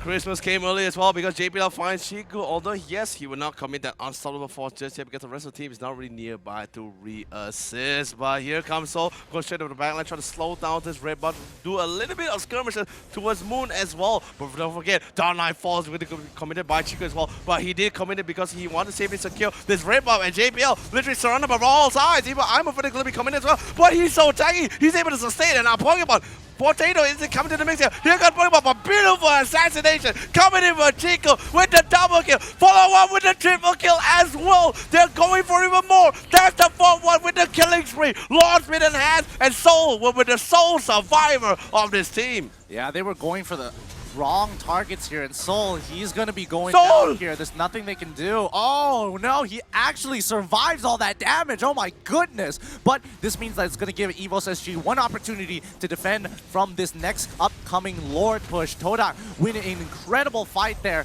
Nicely done. EVOS unable to get the right abilities on the right targets. Todak looks to punish. They take Lord, and now it's the Lord power play. The group side, literally the group silence coming in from the Hulk, even just for a couple, even for 1 second, it's so deadly, it's so judgmental for Potato as well. The minute he goes in with the Lycan Pulse, and that's pretty much it. He gets silenced, he gets stuck there, no other slows, no other defense as well, because JPL actually died the minute they all actually got the jump on top of the rest of the team. Yeah, and I mean, they couldn't really do much about it overall. However, EVOS SG, they need to kind of stick to their own game plan here. If they're going to split push, they have to commit to the split push. They can't just suddenly turn it around unless the odds are in their favor. And even though that JPL took pretty much the full brunt of the damage, including the Fatal Links from E1 and the ultimate, yeah, the perfect match, it doesn't constitute for EVOS to say, yes, this is the right time to fight. Anyway, we're going to really see our dear friend Potato with the long sword, going to be trying to get that Blade of Despair as quickly as possible as well. And the best of all, oh, here comes downline fall, going to be able to pull that with the Fatal itself because they want to try to go for pickups. They get rid of Soul. Soul's dead for 40 seconds, and now here comes Foreman trying to zone him out with the Black Dragon. He comes in, the best arrow will not be able to collect. JPL a little bit out of position. But beautiful pickup coming in because the Soul person to really shred down the Lord instantly gets shredded down first. still standing as well. Lord's going to be fall down as well. Now to try to defend for as long as one of opponent. Trying to do his bit. Aeon, he's burning in. He's coming in with the like advance. But Aeon, he burns. He's got down. He burns Chico down. But they want to hit the crystal. They're doing it. They're trying to hold that as long as possible. But here comes Aeon. He puts the minion back. No minions. He's only down the line. JPL trying to do his best. He's all alone. But he's so dead. And with the minion wave, they hit the crystal. And this will be wipeout. This is a good wipeout, but Soul is back up once again to try and push it away. Everybody's dead. Pokemon is not able to stop the minions. Forbes, he's trying to go for it. Soul! Soul! We've done it! No! They've done it! After so many long seasons, Todak finally grabbed the trophy. Here are your new champions of the MPL Season 6 MYMG SG. Todak, take the cake! Oh, Todak really coming in really strong in that game. That was, wow. Oh, wait, hold on. No. We need a breather first. No. That was a phenomenal game. It was. It really was. Coming in for Todak. They could smell victory after that kill. They got the initial 2 kills off of Lord, and they knew exactly what they wanted. They needed to end the crystal. Dude, it was so well thought out as well, because immediately they saw Soul trying to defend that blue buff on that side, and Lord was pushing in. They just tell us how E1 in this case, he decided to tell himself fully commit to get the kill on Soul. But that's because why? They need to try to minimize as many players to go for this defense here. And Formats, he knows he needs to shut down Pokemon, because Pokemon honestly has the highest damage compared to Potato across the defense to really shred down the Lord. And simply that solo pickup was all he needed. Formats really stepped up there for the last moment. They really, really did. And I'm trying not to cry here, because oh my goodness, what a great game that was. Todak, after so many long seasons, they talk the talk, and now they truly walk the walk. They are going to be going away not only as champions, but making their name known to history in the MPL MY SG region as one of the only teams, the only teams walking away as champions and having a 100% win rate, undefeated in the league till playoffs. Really amazing stuff coming from the side of Team Todak here. But anyway, we're going to be passing to our amazing analysis, Lafell, who will break it down exactly what happened in that game. Lafell, my brother, please take it away.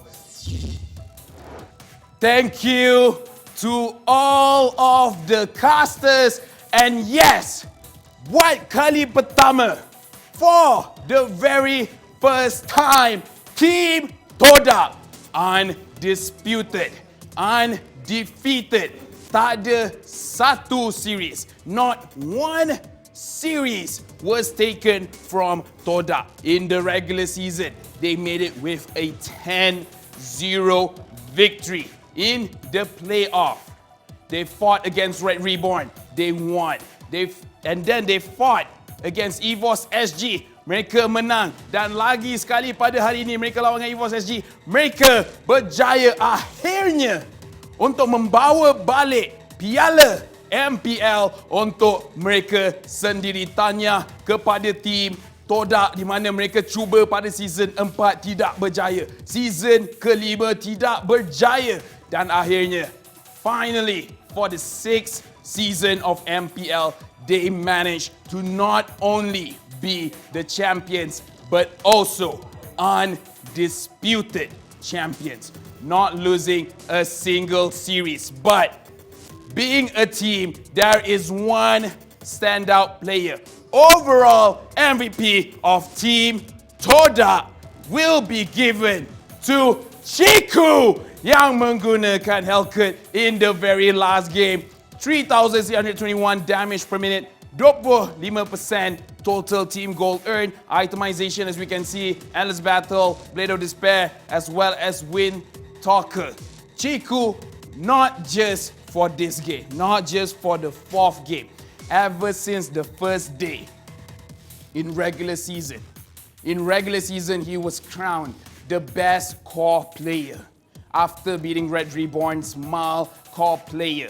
And now in the playoffs, undefeated, managing to get the best role in assassins as well as marksman. Chiku is the overall MVP for MPL MYSG Season 6. Tahniah kepada Ciku daripada regular season berjaya untuk menjadi the best core player dan pada playoff ini berjaya untuk mendapatkan the best assassin dan marksman dan dia menjadi overall MVP kita kali ini. Tahniah lagi sekali kepada tim Todak kerana menang MPL MYSG musim ke-6 dan akan membawa balik piala kepada mereka.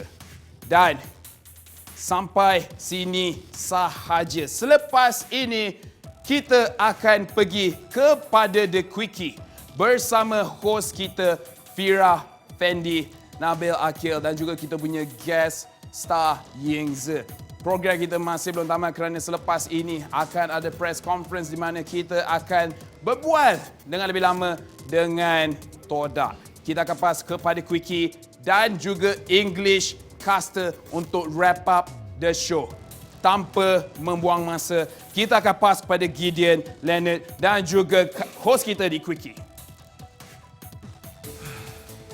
Thank you so much, LaFell, for the big shout out. And of course, history has been made here.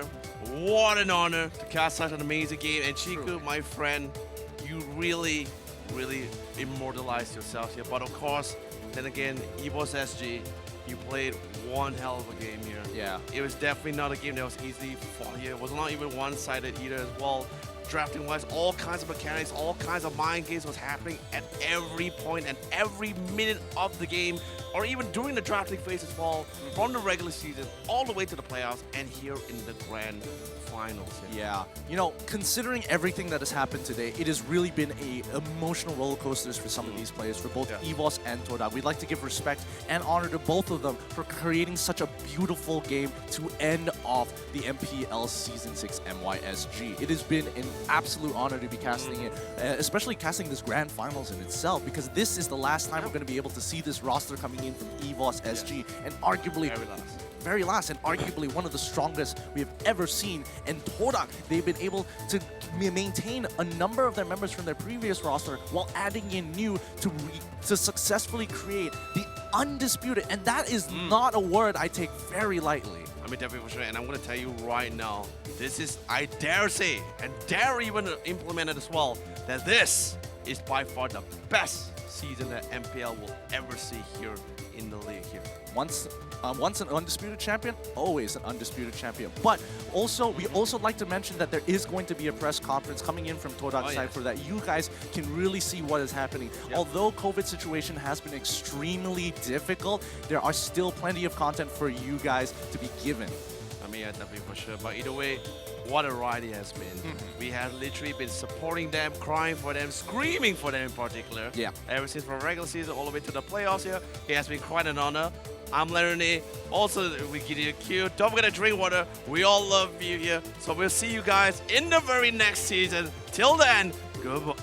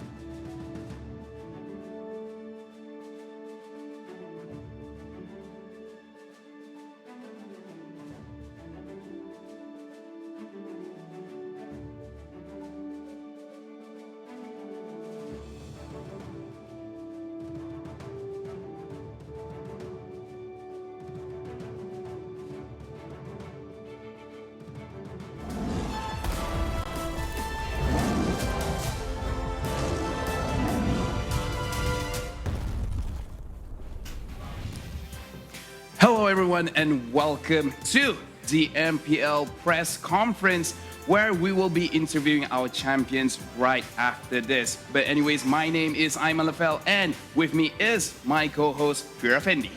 And hi guys, sekarang kita bersama press conference bersama media dan juga champion MPL kita iaitu Toda. Yep, before we even go even further, congratulations to Team Toda managing to win every single game from the regular season until the playoffs and eventually becoming the champion of the season. Yes, betul-betul. Macam untuk pengetahuan korang semua, ini adalah satu-satunya tim di Malaysia yang melakar sejarah di MPL MY SG tanpa kalah. Yep, and right now we are just waiting for the team as well as the manager Ashi to get ready, and then we will get right into it. Where honestly, diorang punya game tadi sangat bagus. Betul-betul. Sangat intens sebab kita tak sangka boleh comeback. Tapi even kita tahu Toda akan buat yang terbaik, tapi sangat-sangat mendebarkan. Yep. Anyways, I've heard that the teams are ready, so let's introduce Team Toda, where all of the players as well as the manager is there. And right here, Fira, apa kata kita kenalkan champion kita? Okey guys, macam yang anda lihat sekarang di skrin, yang duduk itu adalah Ashi, manager kepada tim Toda. Hai Ashi. Hello, dan di belakang itu adalah player-player Toda untuk MPL MY SG musim ke-6. Yep, kita boleh nampak dekat situ Stu, Iwan, X-Ray, Ciku, Moon dan juga Formis ada dekat situ. So Ashi, ada apa-apa nak cakap? And maybe there's a bit of a technical issue because we cannot hear Ashi right now.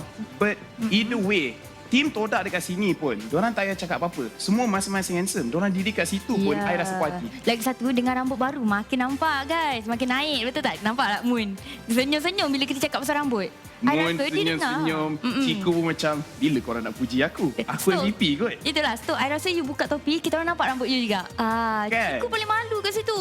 Sementara diorang tak nak cakap apa-apa, time ni kita boleh bully dia. Yes, sebab korang tak boleh nak balas balik apa kita orang cakap, kita akan cakap sekorang dulu. So Ciku, apa kata you ke depan sedikit, sebab kita tak nampak kepala Ciku je. Ciku ke depan sikit. Oi, baguslah Ciku dia. Alamak. So sementara kita pun menunggu media-media dan diorang boleh kembali seperti biasa, kita akan borak dulu dengan tim kita ni. Ya, borak tanpa diorang boleh balas balik. Yes. Ashi, makin lama makin handsome. Ini menunjukkan yang lelaki sememangnya naik usia jadi lebih atraktif. Ya ke? Sekarang Ashi umur berapa? I tak tahu. I rasa Ashi dalam 39. Bukan 40? Sebab I rasa you nak genapkan je lah. Genapkan je lah, 40 je lah, macam tu lah. Okey, muka Ashi nampak berubah. Nampak tu berubah tu. So, rasanya diorang pun tengah menunggu. Sambil tu, korang yang berada di rumah boleh lagi teruskan komen sebab penonton-penonton kita perlukan sokongan anda. Macam kita tahu sekarang kita bersama pemenang musim ke-6 ini. Yup, and diorang tak pernah kalah. Anytime kita boleh dengar suara Ashi, kita akan henti bercakap and we will let Team Toda to take a stand.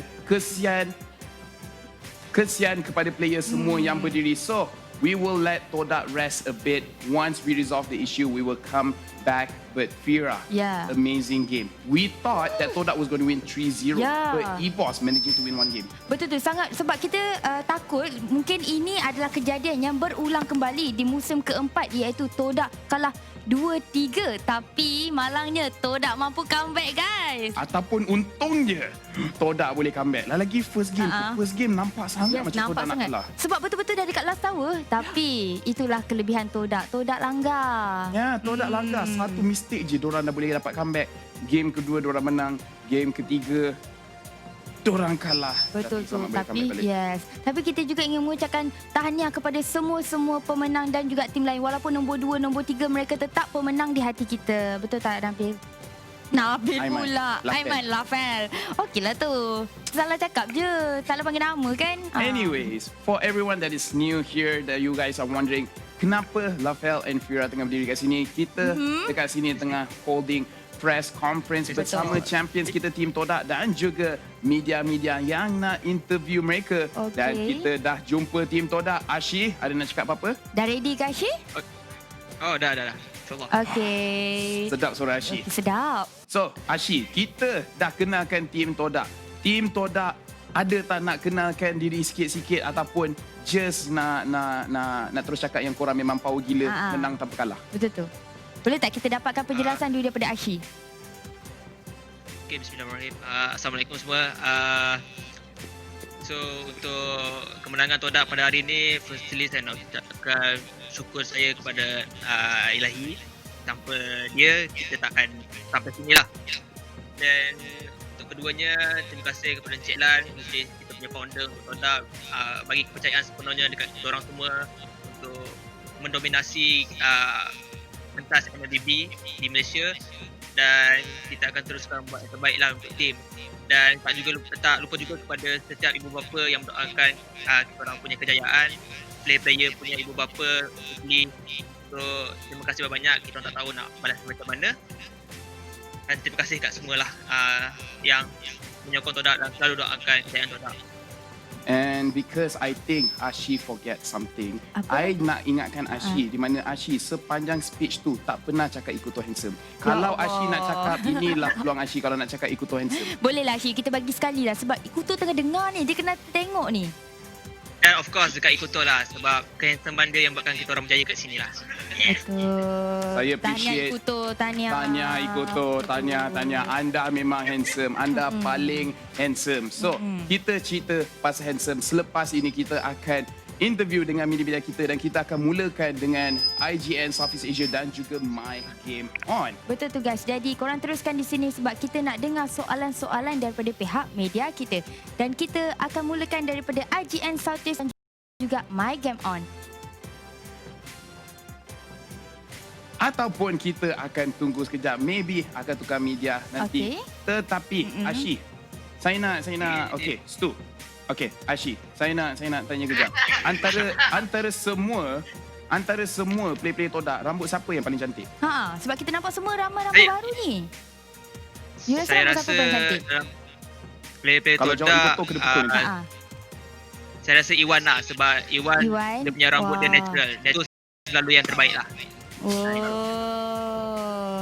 Okey. Kita dah nak start dah ni press conference kita. Yep, and kita akan mulakan dengan IGN Southeast Asia dan juga One Esports. So let's welcome our media where they will be asking the questions to our champions. So, IGN Esports and My Game On. No, One Esports. Kita dah tukar. Okey. Yep. Mana media ni? Inilah yang baru-baru tu. Kamu kena prank. Kamu kena prank. Tak okey, mungkin kita ada masalah teknikal sedikit sebab kita tahu ini adalah offline. Betul tak? Ini adalah online. Betul tu. Jadi mungkin tak apa. Kita tunggu dulu sampai tu kita tengok dulu kehandsomean play-play kita ni. I suka our players over there we can see dekat bawah, but never mind. Player MLBB Todak, orang faham diri lama nak nampak handsome. Betul. Lepas tu dah penat. Slow, diorang sandar kat belakang. Sikit je letak. Sikit je, it's like yes. Tapi kita faham, korang sangat-sangat penat, korang main 4 game, lepas tu diorang terus ke depan cakap, tak ada siapa sandar. Tak ada siapa sandar, tiba-tiba Iwan siap betulkan selalu Iwan. Sabar, ini live Iwan.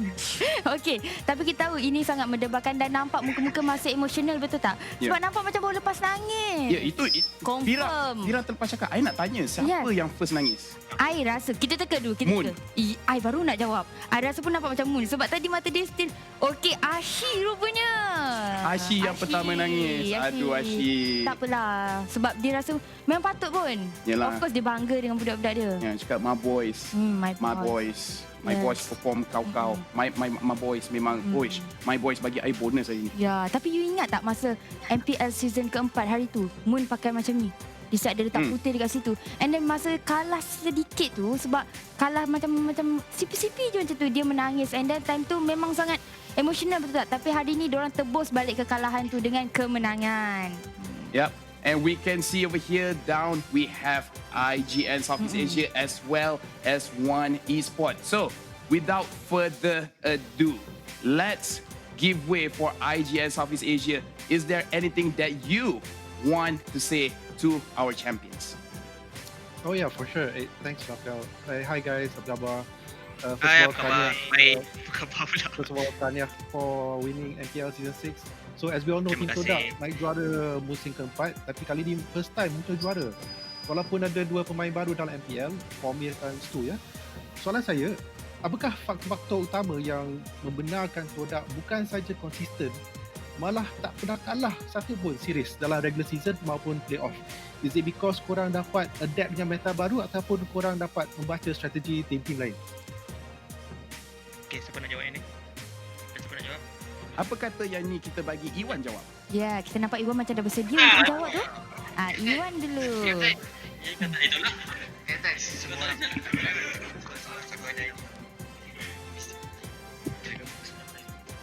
Bismillahirrahmanirrahim. Assalamualaikum. Bagi saya, kita orang menang mungkin sebab kita orang satu hati lah semua bermain untuk menang. Sebab dan mungkin tu semua ada rezeki lah bagi saya. Alright, dekat situ we can hear that Iwan said they were able to win because they all play with one heart. The level of chemistry between all the players are so strong that their level of communication is on a different level. Even without saying anything, they can know what each other is thinking.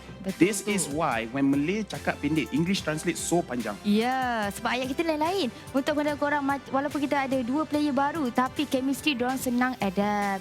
Betul tak? Yep. Macam tak betul je tu, you tengok muka air. Betul.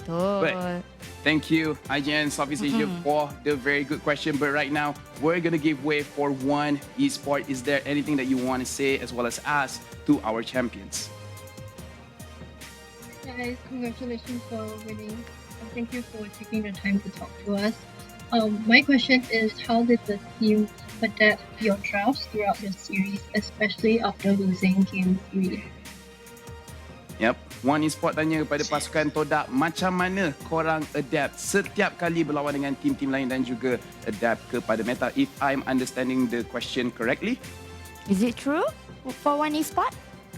Sebab kita ada kurang pendengaran sikit dekat sini daripada side kita dan juga daripada side Todak. Boleh ulang lagi sekali tak? Maybe you can reply again. Yeah, it's about adapting of their draft throughout the series. Yep.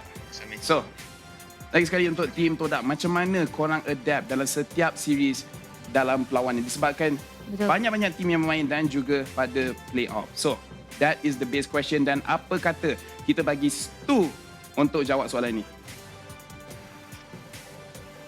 Bismillahirrahmanirrahim. Assalamualaikum warahmatullahi wabarakatuh dan salam sejahtera.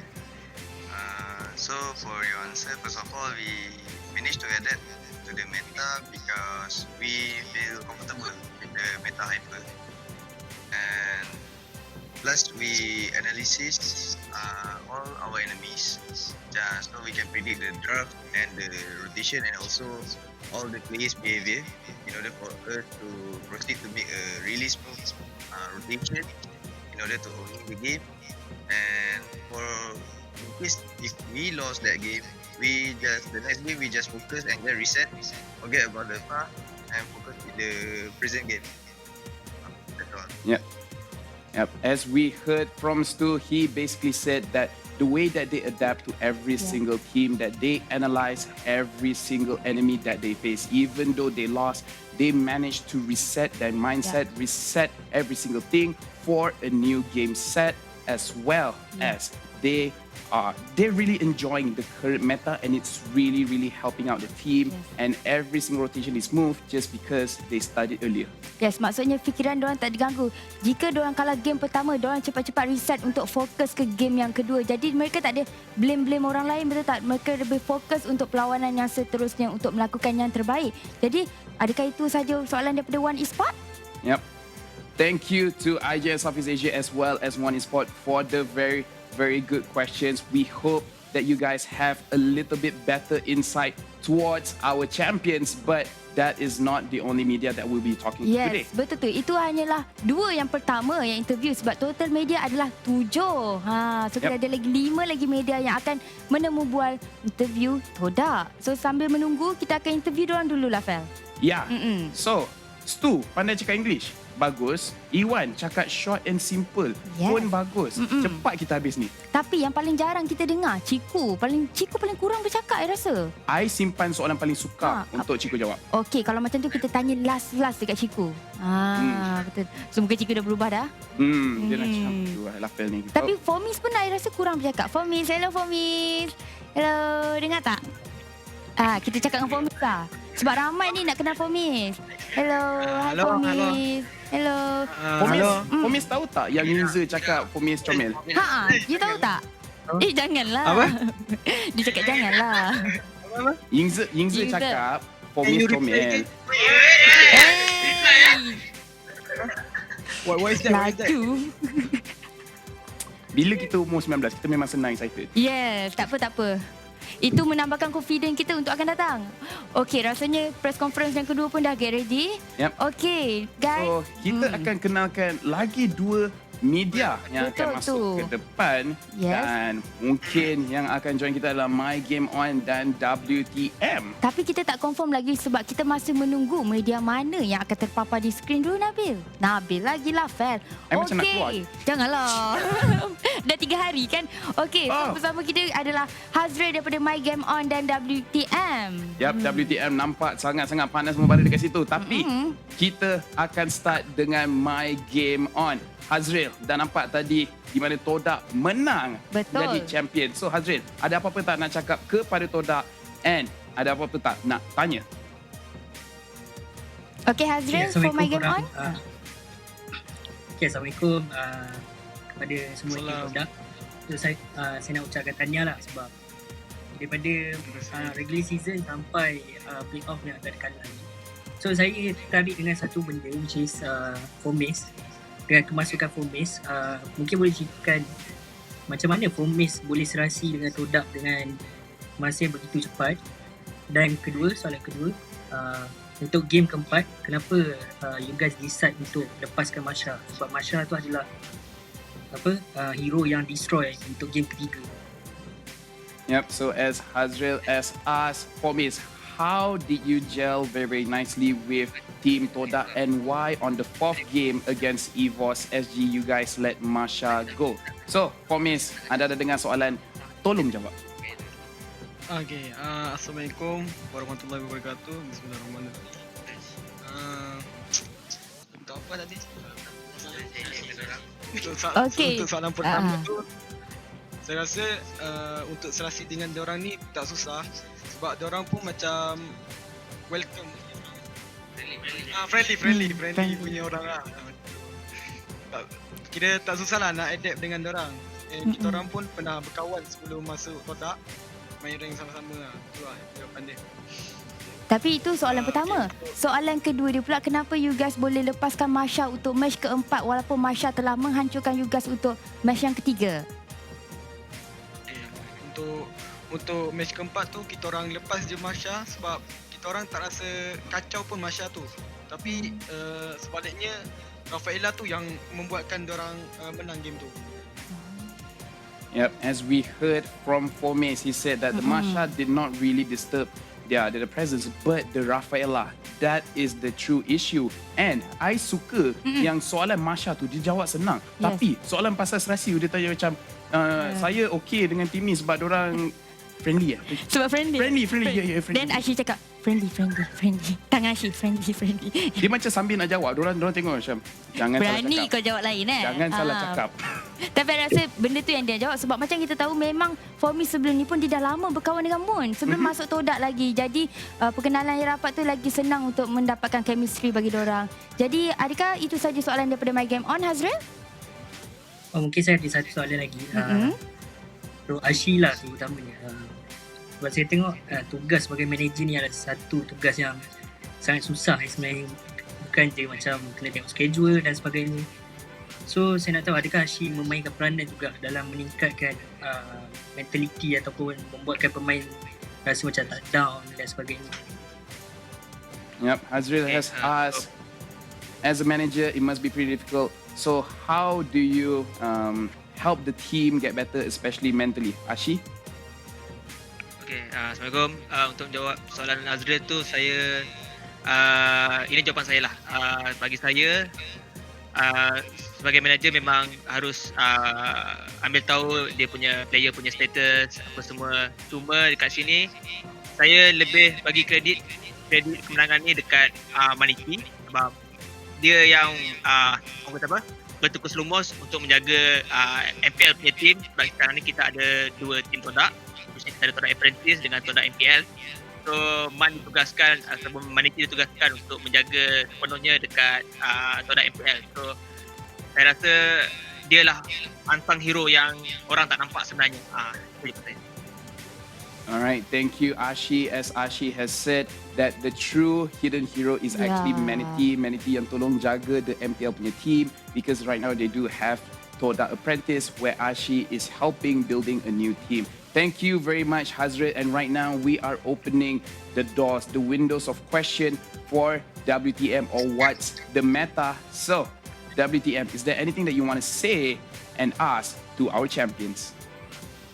Hi, can you guys hear me? Boleh. Hi Maria, hello. Oh, okay, boleh. Hi, first of all, I just want to say tanya kepada pasukan Todak kerana membawa pulang MPL kembali kepada Malaysia. I'm so super proud lah because korang improve sangat-sangat daripada, kalau boleh kita bagi standard season 4 lah. Korang dah sangat matang. Kalau kau tengok corak permainan Ciku, kalau dulu sorry cakap memang GoPro, tapi sekarang ni kalau dia guna link dia tak GoPro, dia dah makin matang. So I'm really proud of the progress lah. So and also kita boleh cakap mengenai Khalid yang digunakan oleh Fomis, and kita boleh tengok kat ruang komen betapa happynya ataupun orang suka tengok improvement daripada Fomis walaupun awak baru masuk pada season ni dan juga MPL baru-baru ni lah. So actually I just want to express that I'm super proud because korang memang improve sangat-sangat, and I just wonder like apa yang korang akan buat selepas ni, sebab misi balas dendam kepada EVOS telah pun dilakukan with 4 core pemain utama yang ada lah dengan E1, X-Ray, Ciku dan juga Mula. So the question is, dah menang and kita tak tahu ada M2 ke tak. Apakah haluan korang selepas ni? Because korang power kan. So yeah. Kalau boleh nak tanya soalan ni kepada Ciku atau Muna. Ya, I rasa better bagi pada Ciku sebab Maria dah puji Ciku pun. So, and then dia cakap Ciku dah matang. So, Ciku, apa kata jawab soalan ini? Di mana just nak recap, Maria tanya dah menang MPL season ke-6, tak pernah kalah. So, apakah hala tujuan Todak selepas ini? Saya rasa hala tujuan Todak lepas ni, maybe if ada MPLI atau M2, maybe kita akan fokus atau MPLI lah. I see. So maksudnya kalau habis kan tak ada apa-apa dah. So besok kita akan berhenti seminggu untuk rehat.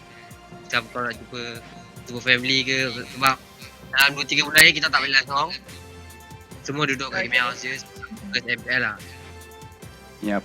Tapi macam yang kita dengar tadi soalan Maria cakap banyak improvement dalam penggunaan Hero Link. Boleh tak Ciku bagi tahu macam mana you boleh improve secepat itu, Ciku?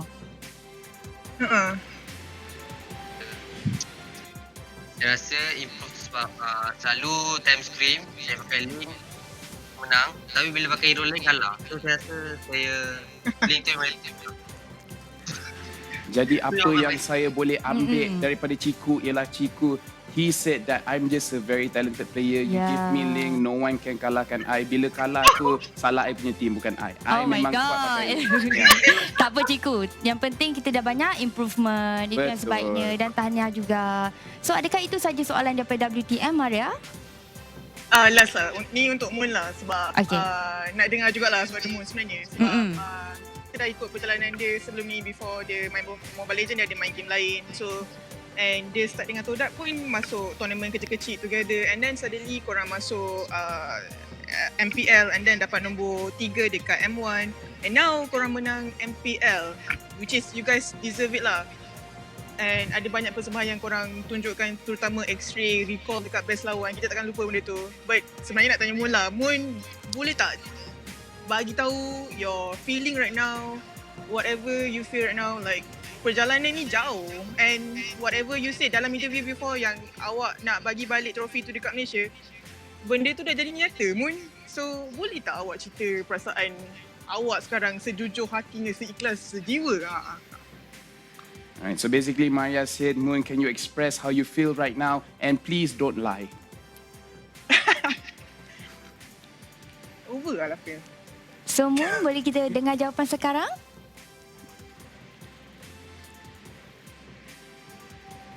Okay, bergantung pada soalan Maria tadi. Maria tanya, macam mana, apakah I rasa- perasaan you sekarang? I rasa ada masalah teknikal sedikit. Yeah, I think there might be some technical issue. Yeah. So Moon, this time he try pakai headphone Headphone tu, pula. still tak jadi. Yeah. I tak sure kenapa dia rasa akan menjadi. But either ways, Manity dah datang, try to adjust. Kalau tu Manity, it might be, it might not be. I'm not so sure. Ya, I pun tak tahu. But sure lagi. Kita Tak akan apa. expand lagi. Yes. Hello? Ah, Dengar. Dengar. Dengar. Okay. Assalamualaikum. Okay, soalan tadi perasaan perasaan sekarang ni of course happy sebab kita orang dah buat segalanya sebenarnya daripada awal season lagi kita saya dah bagi tahu yang season kali ni kita akan all out, memang kita orang tak ada simpan apa-apa, kita orang macam kiranya kalau hero tu hero meta, kita orang belajar hero meta. Macam tu lah. And apa yang sekarang kita orang dah capai bagi kita orang semua sangatlah besar untuk masa untuk masing-masing punya ni achievement dan tim sekali achievement untuk Todak dan personal punya ni lah. Alright, thank you Moon, where he basically said that he feels very happy that they have made it this far and with a very, very good achievement. And the thing is, when he wanted to say like our achievement, dia tengok semua orang dulu, it's like, korang semua bangga kan? Yes. Korang semua happy kan? Tapi dia memang bertekad sebab sebelum start regular season lagi, Moon dah kata nak kembalikan piala itu kepada Malaysia dan Alhamdulillah betul-betul dapat. Yep, so thank you My Game On SWTM. Today, what's the matter with Maria Ahmad? Kita akan teruskan or we will continue our media session because we do have 3 more medias. Betul, media yang seterusnya kita ada daripada EGG Network, Esports Insider dan juga Yahoo Esports. Yep, tapi kita akan start with 2 and over here we can see EGG Network, they are ready. So, EGG, is there anything that you want to say as well as us to our champions? Hi, Todak. You finally finished what you started in Season 4. Congratulations. How has the chemistry of the team improved throughout the season? Maybe give some examples of problems you used to have at the start, and at which point during the tournament did you guys realize you could take it all the way? Alright, EGG asks, you guys have good chemistry, but in order to achieve that, what happened earlier on? You know, and like every good thing, they must have some kind of apa orang kata like problem ataupun issue. Yes. So this question kita akan beri kepada X-Ray, di mana X-Ray akan jawab macam mana team Todak boleh bagus sangat you guys punya chemistry dan ada tak apa-apa problem along the way? Bergaduh. Assalamualaikum. Salam. Untuk chemistry tu kita orang yang penting kita orang duduk sama-sama satu rumah. So apa yang kita orang buat pun kita orang buat sama-sama, bincang sama-sama. Dan kita pun banyak gaduh. So bila gaduh je kita orang akan panggil manager untuk buat meeting. So kat situ settlekan problem dan reset balik buat kita settlekan masalah tu lah. So kat situ kita dapat chemistry. As X-Ray said that throughout their journey, every single thing that they do together. You know, they eat together, they live together, they sleep together, not in that way. And Itulah then yang merapatkan lagi silaturahim diorang. Sebab setiap masalah tu akan diselesaikan secara baik oleh Ashi. Ashi memang bapak yang bagus. Betul tu. Sebagai manager, apa-apa Ashi akan cakap, okay, no. Kalau you ataupun kata yes. Yes. Itulah no or yes. Tapi yang penting semuanya diselesaikan and buatkan tim tu makin banyak improvement. Yep. And we're going to move things forward with Esports Insider. Is there anything that you want to say to our champions as well as ask? Yeah, thank you for your time. So ESI, we focused a bit more on industry and business coverage. So this is a bit more of a wider ranging question. But how do you guys think that Mobile Legends can expand both the player base and the viewership to be more international? And are there any Western teams in particular that you would like to see enter the Mobile Legends scene? All right, so I will localize the question. So ESI tanya, macam mana Mobile Legends sebagai satu game boleh tambah lagi banyak player base, macam mana boleh tambah lagi banyak viewers, lagi-lagi dekat international level. Di mana kemungkinan ada pasukan-pasukan daripada western countries macam USA, Russia dan sebagainya untuk join Mobile Legends. So soalan ini ditujukan kepada Ashi lah. Okey, pada pendapat saya untuk soalan itu, jawapan saya senang je.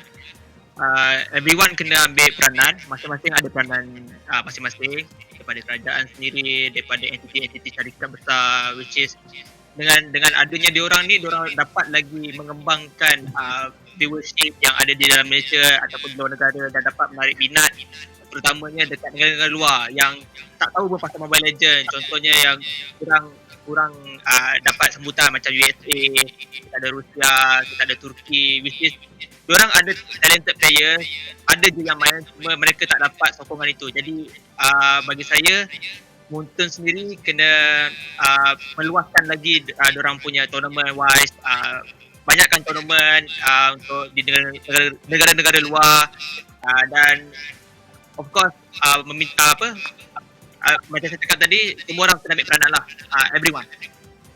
Alright, as Ashi said, every single person in the industry has to take initiative, because in order to grow a game, the viewership and everything like that, it comes from the community. The community itself has to be involved. Show that they want it. Show that Moonton should create tournaments in our area, in the US, in Japan, in Korea. When there is opportunities, there will be people who will see it as a chance to possibly get a career or get some kind of fame or success. So just to make it into a more beautiful package, it takes the initiative from the community to voice their opinions to Moonton, for them to create tournaments all around the world so that the game will become more successful internationally. Is there anything else that Esports Insider would like to ask? No, that was great. Thank you very much. All right, thank you very much EGG Network as well as Esports Insider.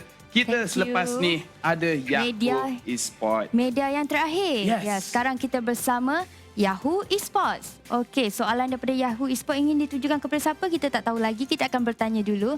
Hai Yahoo Esports. Hello. Hello. Hello. Hi, can you guys hear me? Yes, can. we can hear you. So, is there anything that you want to say and ask to our champions? All right. Hi, Tudak. Congratulations on winning Season 6. So, I have two questions. So, the very first question would be, you had a very long season for Season 6, and then the playoffs still happened over the 3 days. So, who do you think was your biggest, not the biggest, your toughest opponents in this MPL season, and why? All right, so. And then my second, and then. Yeah, continue. Oh yeah, sorry. And then my second question, sorry about that. And what was the biggest surprise for your team this MPL season? All right, so the first question I would think will be given to Chiku, which dia tanya tim mana yang paling dirasa mencabar untuk Todak ni? Yep. So Chiku, you rasa tim mana yang paling mencabar dan memberi tekanan yang sangat kuat kepada Todak?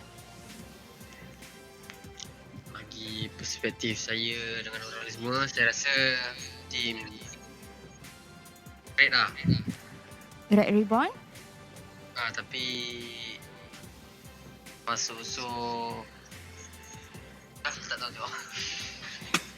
So you rasa lah kesimpulannya tim mana yang you rasa paling susah nak lawan, kira yang memberikan banyak sangat So dia macam ni, Ciku cakap Red Ribbon yang paling susah, tapi kenapa pada ketika itu memang Ma dengan Ciku antara hyper carry yang paling bagus? Diorang dua bersaing ya? Adakah disebabkan dia punya pressure nak jadi hyper carry paling bagus yang menyebabkan Red Ribbon paling susah untuk lawan time tu? Sebab kita tahu nombor 1, nombor 2, nombor 1, nombor 2 memang tak ada beza jauh. Bagi saya sebab Red ni dia kadang-kadang dia suka bawa 2 core. Yang kita tahu kalau 2 core lawan hyper agak susah untuk hyper tu nak menang. Percentage dia nak menang macam 70-30 lah. Red ni dia boleh main dua-dua meta, macam meta biasa dengan meta hyper lah. All right, so as Chiku said, during the regular season, their toughest opponent was actually Red Reborn. As Red Reborn, they can surprise you with either a hyper carry meta or a double core meta, which was unconventional in the time, but was able to counter what Todak was trying to do. And I'm sorry how it's but could you tell us again your second question? I forgot. We forgot already, sorry. Yeah. Yeah, no worries. What was the biggest surprise for the team this MPL season?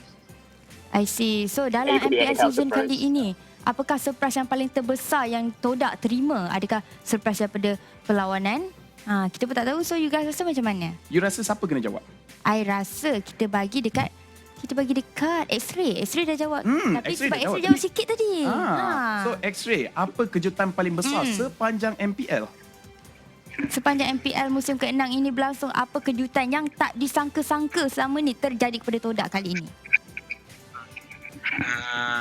Bagi saya kejutan musim ni adalah kita orang pun tak sangka sebab kita orang memang nak all out di season, but kita orang tak sangka sampai kita orang boleh champion. Tapi memang kita orang nak champion. So surprise is become a champion and undefeated team lah. Yeah. So as X-Ray said, the biggest surprise was the entire season. They did not thought they would win any game, but they won every single game and they managed to get the champion. As you guys can see, the trophy is even bigger than me and Fira. Of course, memang besar gila. They are so surprised. So itu adalah yang sangat, sebab kita pun tak expect, betul tak, tanpa kalah dalam regular season dan juga playoff untuk overall. So ini adalah sejarah pertama yang terjadi di MPL MY SG selama berlangsungnya ada MPL kali ini. Yep. So Yahoo Esports, is that okay with you? Yeah.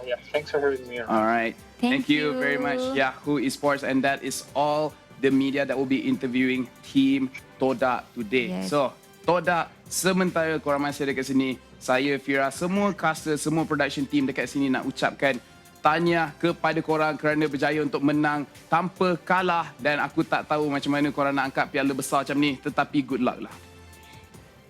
Terima kasih. Sama. Okay guys, jangan lupa juga support Todak walaupun player baru. Ramai juga nak tahu apa Facebook page Formis. Sebab ramai yang cari tahu. Diorang kata, Formis ada social media tak? Boleh tak Formis jawab dulu? Apa? Diorang ramai cari Instagram dengan Facebook you. Untuk Instagram tu korang type Formes _ tu je. And kat FB pula page saya nama Formes Gaming. Formis Gaming, Formis betul lah Gaming. dia cakap. Tapi Betul lah. sebelum kita wrap up, tapi saya single. Oh, tapi dia sempat promote dia single. Ya, so untuk penonton-penonton yang tengah tengok press conference ni, jangan lupa Formis Gaming masih single ya. Ya. So rasanya kita pun dah sampai penghujung. Okay, kita ingat. I akan bagi Todak satu chance. Okay. Ashi, ada tak nak promote hoodie ke, jersey ke, topi ke? Is there any promotion yang Todak tengah buat sekarang? Betul tu. Okay, for those yang betul-betul menghargai apa yang kita usahakan selama ni, dengan pembelian korang dengan produk Todak, hoodie, baju, boxer, semua yang ada jual di website todak.com, korang boleh dapatkan di website itu dengan menggunakan kod MPL Todak supaya korang dapat 20% off. So dengan pembelian korang tu menaikkan lagi kita orang punya semangat dan kita orang punya halu tuju tu kita orang lebih nampak lah. Terima kasih. Yep. Betul tu. Teruskan menyokong Todak. I rasa I sendiri akan guna MPL Todak untuk dapat 20% off Todak punya boxer. Boxer tu I memang perlukan. Betul tu. Tapi kita pun dah sampai ke penghujung hari and player Todak pun kita nampak dah penat. Rasanya marilah kita habiskan sekarang sebab ramai dah tak sabar ni. Kita nampak diorang dah penat. So, sebelum kita bye dulu kat diorang. Thank you and bye-bye kepada team Todak, our champions. And that is it for me and Fira. You guys have been watching the press conference between Todak as well as us. And Fira, ada apa-apa you nak cakap? I just nak cakap thank you semua yang support MPL untuk 3 hari ini dan teruskan menonton dan juga support tim-tim Malaysia dan juga Singapura di mana saja mereka berada. Dan saya Fira Fendi. And I am Aiman Lafel. Until some other time, me and Fira will see you later. Bye-bye.